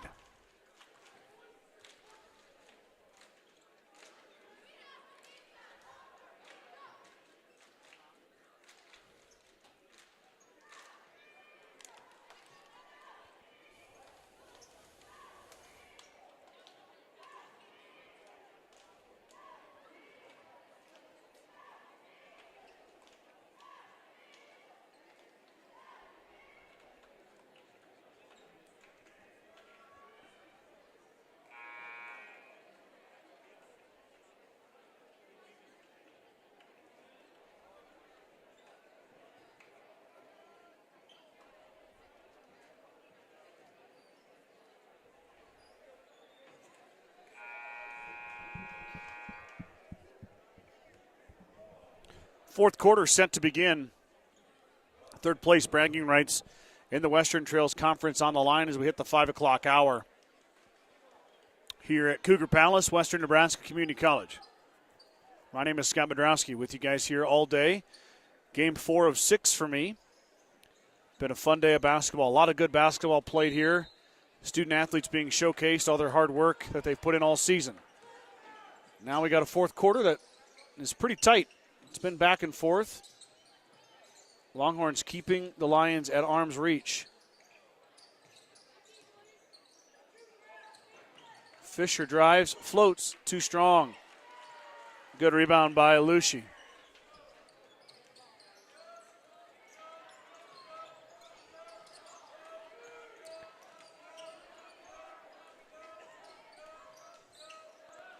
Skip pass in. There goes Lucy. Lucy drops it off for Courts. Courts has it blocked. Wedham or Pittman both might have got a hand on it. Either way, it's a block. Good save by Fisher in the corner.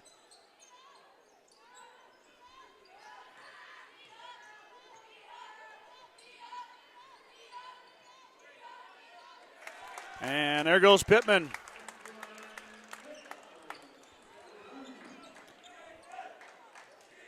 Pittman's had a nice game, leading the Lions in scoring. He's got an even 10. There's a cutting Lucy. Beautiful play by the Longhorns. Looks like that. Lucy's got 10. Kind of a quiet first half. Now the junior has double digits. There's a shot inside. Speaking of double digits, Pittman just got there, but that's not going to go for him that time. His bid for 12 will have to wait. Back the other way comes Braxton Miller.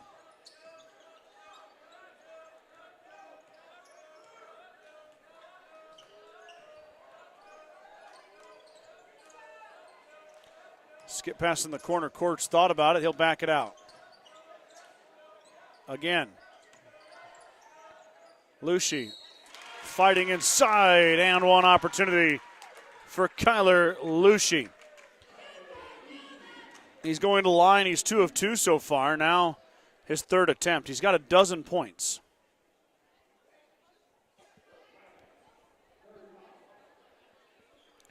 Pretty good crowd in here. Things starting to fill up even more.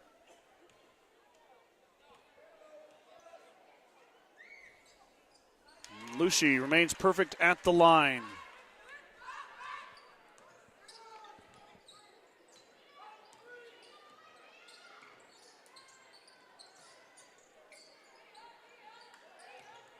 Pittman goes straight in to Paxton. Paxton's going to foul him. Pittman's going to the line. He's 1 for 3 so far.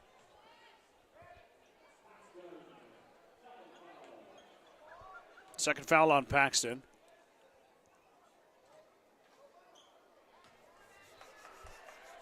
Pittman's first is no good.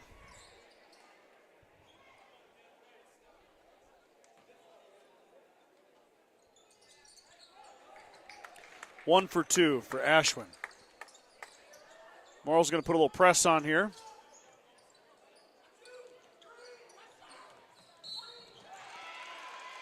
We got a foul on Green. He can't believe it.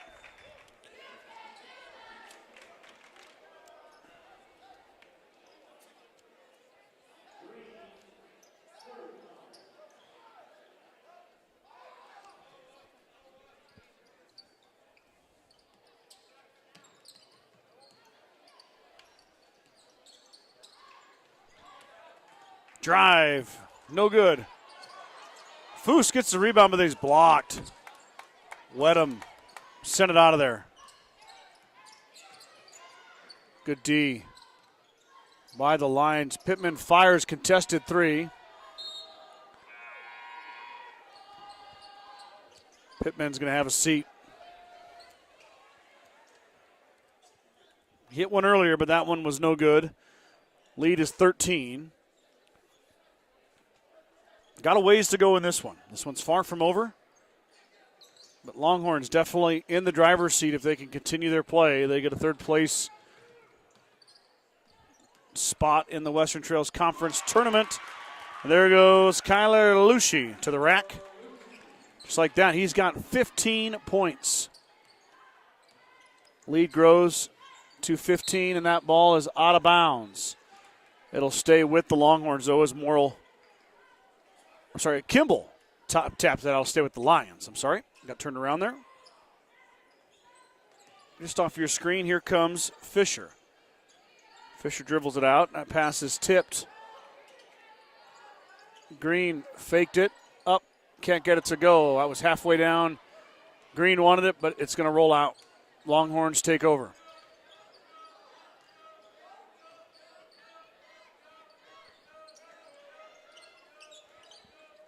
Cords thought about it. Extra pass. Lucci's had a huge second half. He's going to pass that one off Miller. Fires the mid-range. He hits. Only 4 for Miller. Braxton's had a good game, though. Running the point and playing D. Picks up a bucket there, though. Lead extends. A couple back and forth. Green turned it over. Paxton took it away again, and Paxton's fouled by Wedham. Paxton was all over, so was Ryder Green.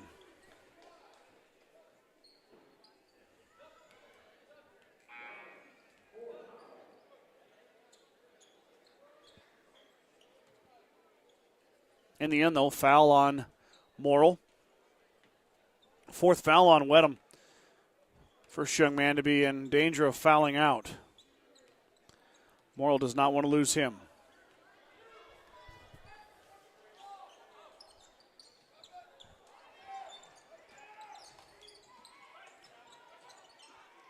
And Wedham just fouled out. Paxton took him to the rack. And Tej Wedham fouls out at 3:56. He finishes with 4 points.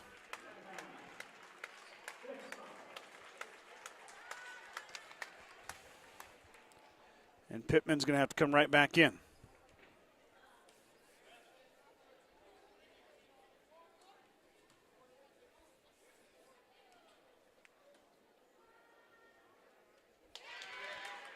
Paxton hits the first, now 3 of 4.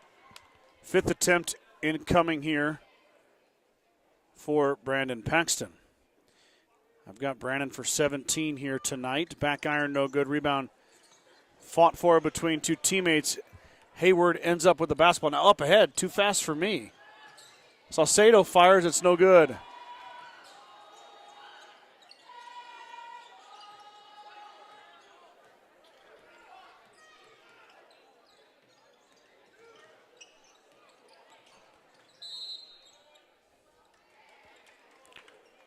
Timeout, Kimball. 44-26 is your score. Longhorns in control of this one, trying to hang on for that 3rd place spot in the WTC tournament.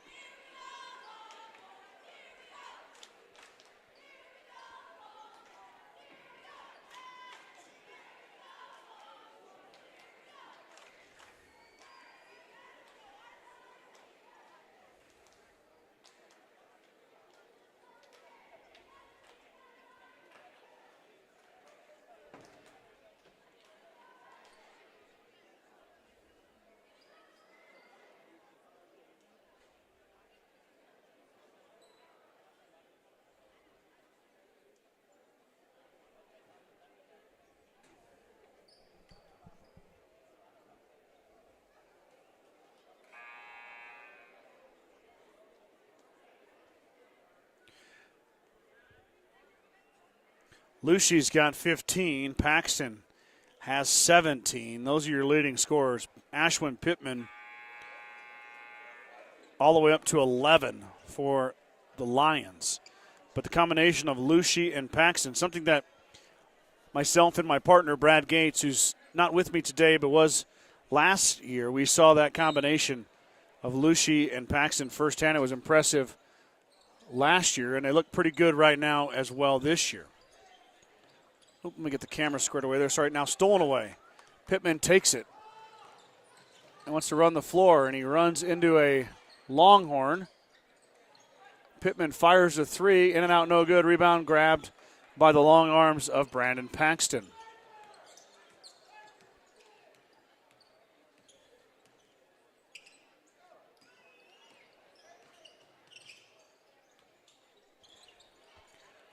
Inside and one. Brandon Paxton again gets another one to go. All the way up to 19, now with a chance for 20. Speaking of 20, that's the lead now, the biggest lead of the contest for the Longhorns, 46-26.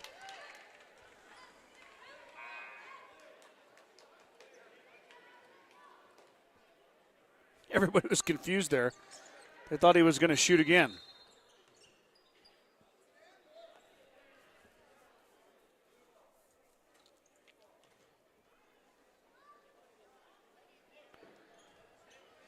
Okay, we're getting it figured out now. It was an and one. Paxton made it. 47-26, Morrill basketball.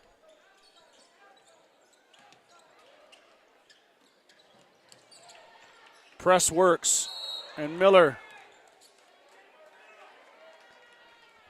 left his feet and traveled with it.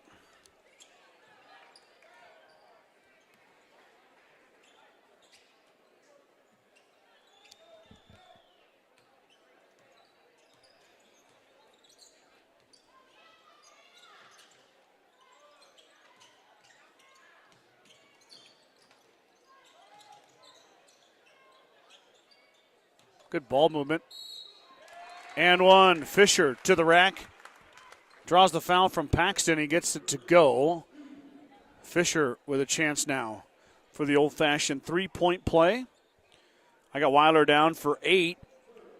Could get number 9 right here if he's able to make the freebie. He does not. It rolls off the rim and down to Miller. Miller gets a rebound on the tip. He drops it off for Riker Behrens. Or Berend, sorry. Paxton all alone inside. Can't get it to go. Got his own rebound up. Can't get it. That one does go. Paxton with another bucket. He's got 22. Now a steal. Nope. Loose ball. Fighting for it. Coming up with it is Morrill. On the other end, Hayward is fouled by the Longhorns. Not sure if I got the camera there in time. That was pretty fast. Hayward, though, going to line to shoot 2. That's the moral of the story.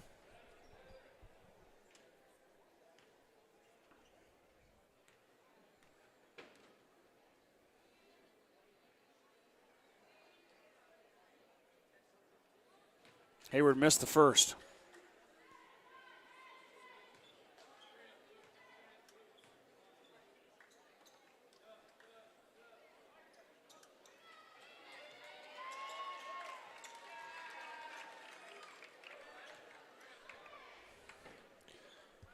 Some of the bench players are going to work their way in here. I'll get my roster ready.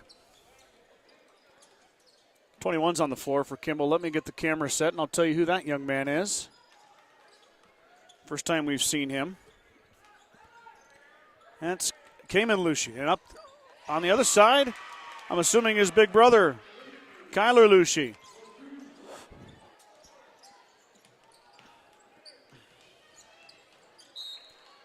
Pass was errant. Kyler Lucie's going to come out. In comes number 10, Landon Norberg, the senior. Norberg checks in for his first action of the evening. 1:35 to go. Longhorns are going to receive those third-place medals and finish in that bronze medal spot in the WTC tournament. 3 ball on the way is good. Branson Kiefer for 3. Ball is knocked away. Kiefer drops it off. And Paxton's fouled.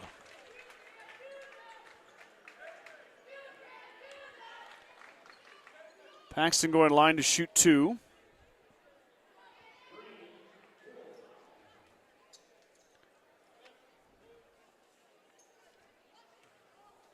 $109 to go here. Up next, Bridgeport, Bayard. Girls WTC Championship showdown. Paxton 5 for 7. He's got 23 points.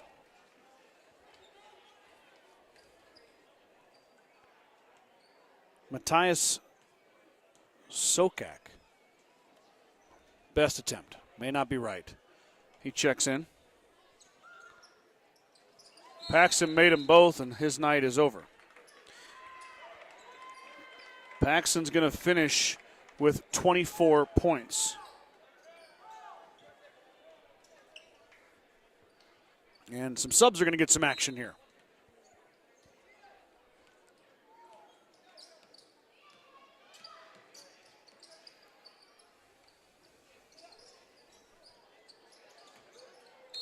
Free ball no good. For Morrill, I see Patrick Owens now in, number 50.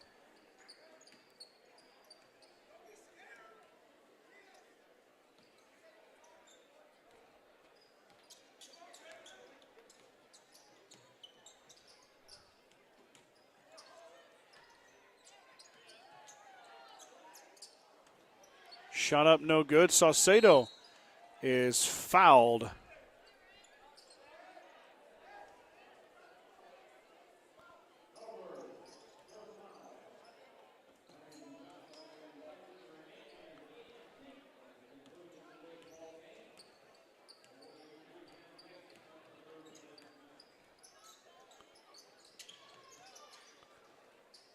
Green drops it off.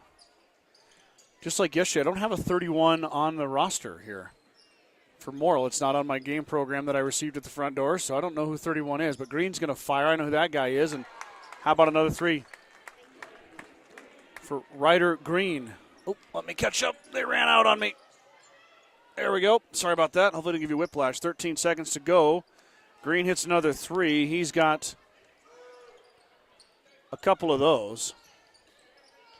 Lucy dribbles. Here comes a three ball. High arcing three, no good. Rebound inside. It's going to go out of bounds, and that's going to be the end of the game. 56-31 is the final. Kimball gets the win, finishes third place in the WTC tournament. They're going to have the medal presentation for the Longhorns right now.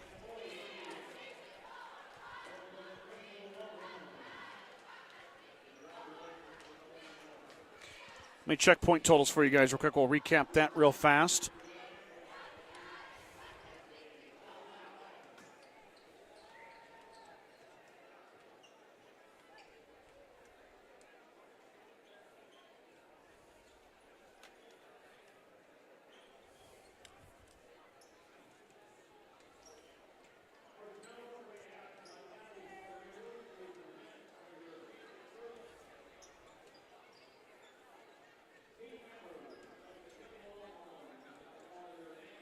For the victorious Kimball Longhorns, Brandon Paxton, 24 points in the win. Kyler Lucy was 17. Wyatt Cords had 8. Braxton Miller had 4. And Branson Kiefer had 3. For the Morrill Lions, 11 points for Ashwin Pittman, 8 for Weiler Fisher, 7 for Ryder Green, 4 for Tage Wetham, and 1 for Wyatt Hayward. Final score officially 56-31 as the Longhorns are receiving their medals. As you can see in the upper corner of your screen, the Bulldogs from Bridgeport are ready to come out. In the other corner down here, the Tigers from Bayard are ready to come out. So we've got girls WTC Championship basketball on tap. We've got everybody decided from 3 to 7 on both the girls and boys, but now we're going to have to decide who's going to be the top team in the Western Trails.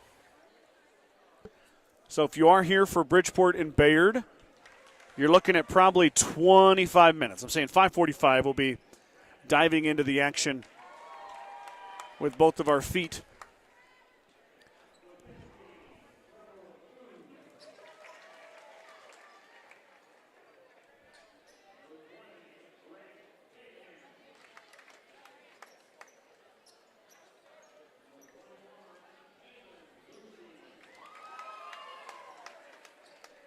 Kimball finishing up.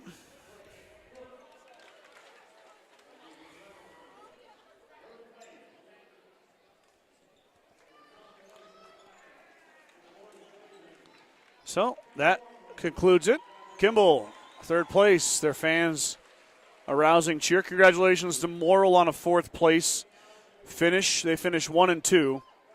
Kimball finishes 2 and 1. So Kimball 11 and 7 on the year now. Lions 13 and 9. We're getting ready for Bridgeport and Bayard. I'm going to set the headset down. I'm going to take care of a few things on my end, get the score sheet ready, and we'll be bringing you Bridgeport Bulldog and Bayard Tiger basketball here in just a few minutes. Stick with us.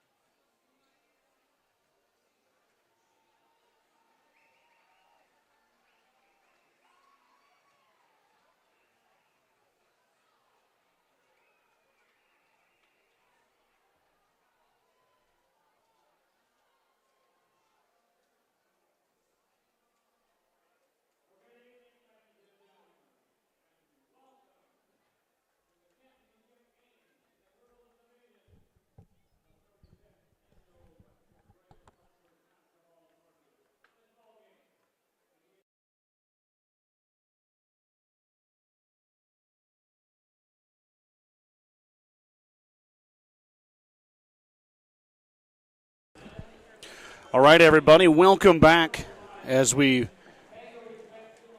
are going to do the national anthem again right now. So I'm going to remove headwear, and we're going to get started with basketball right after this.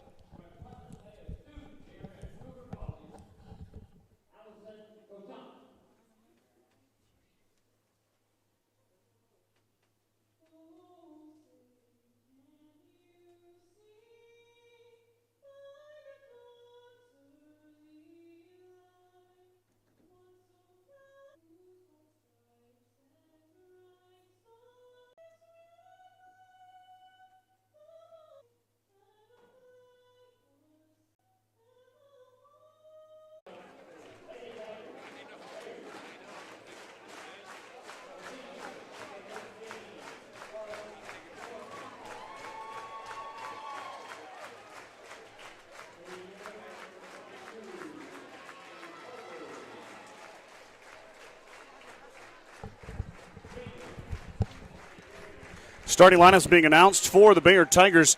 I've been streaming for 6 hours, and now it wants to throw me an error code. I think I've got it re-steady again here. I'm unfortunately at the mercy of internet. As we go into yellow again, I might lose you guys here.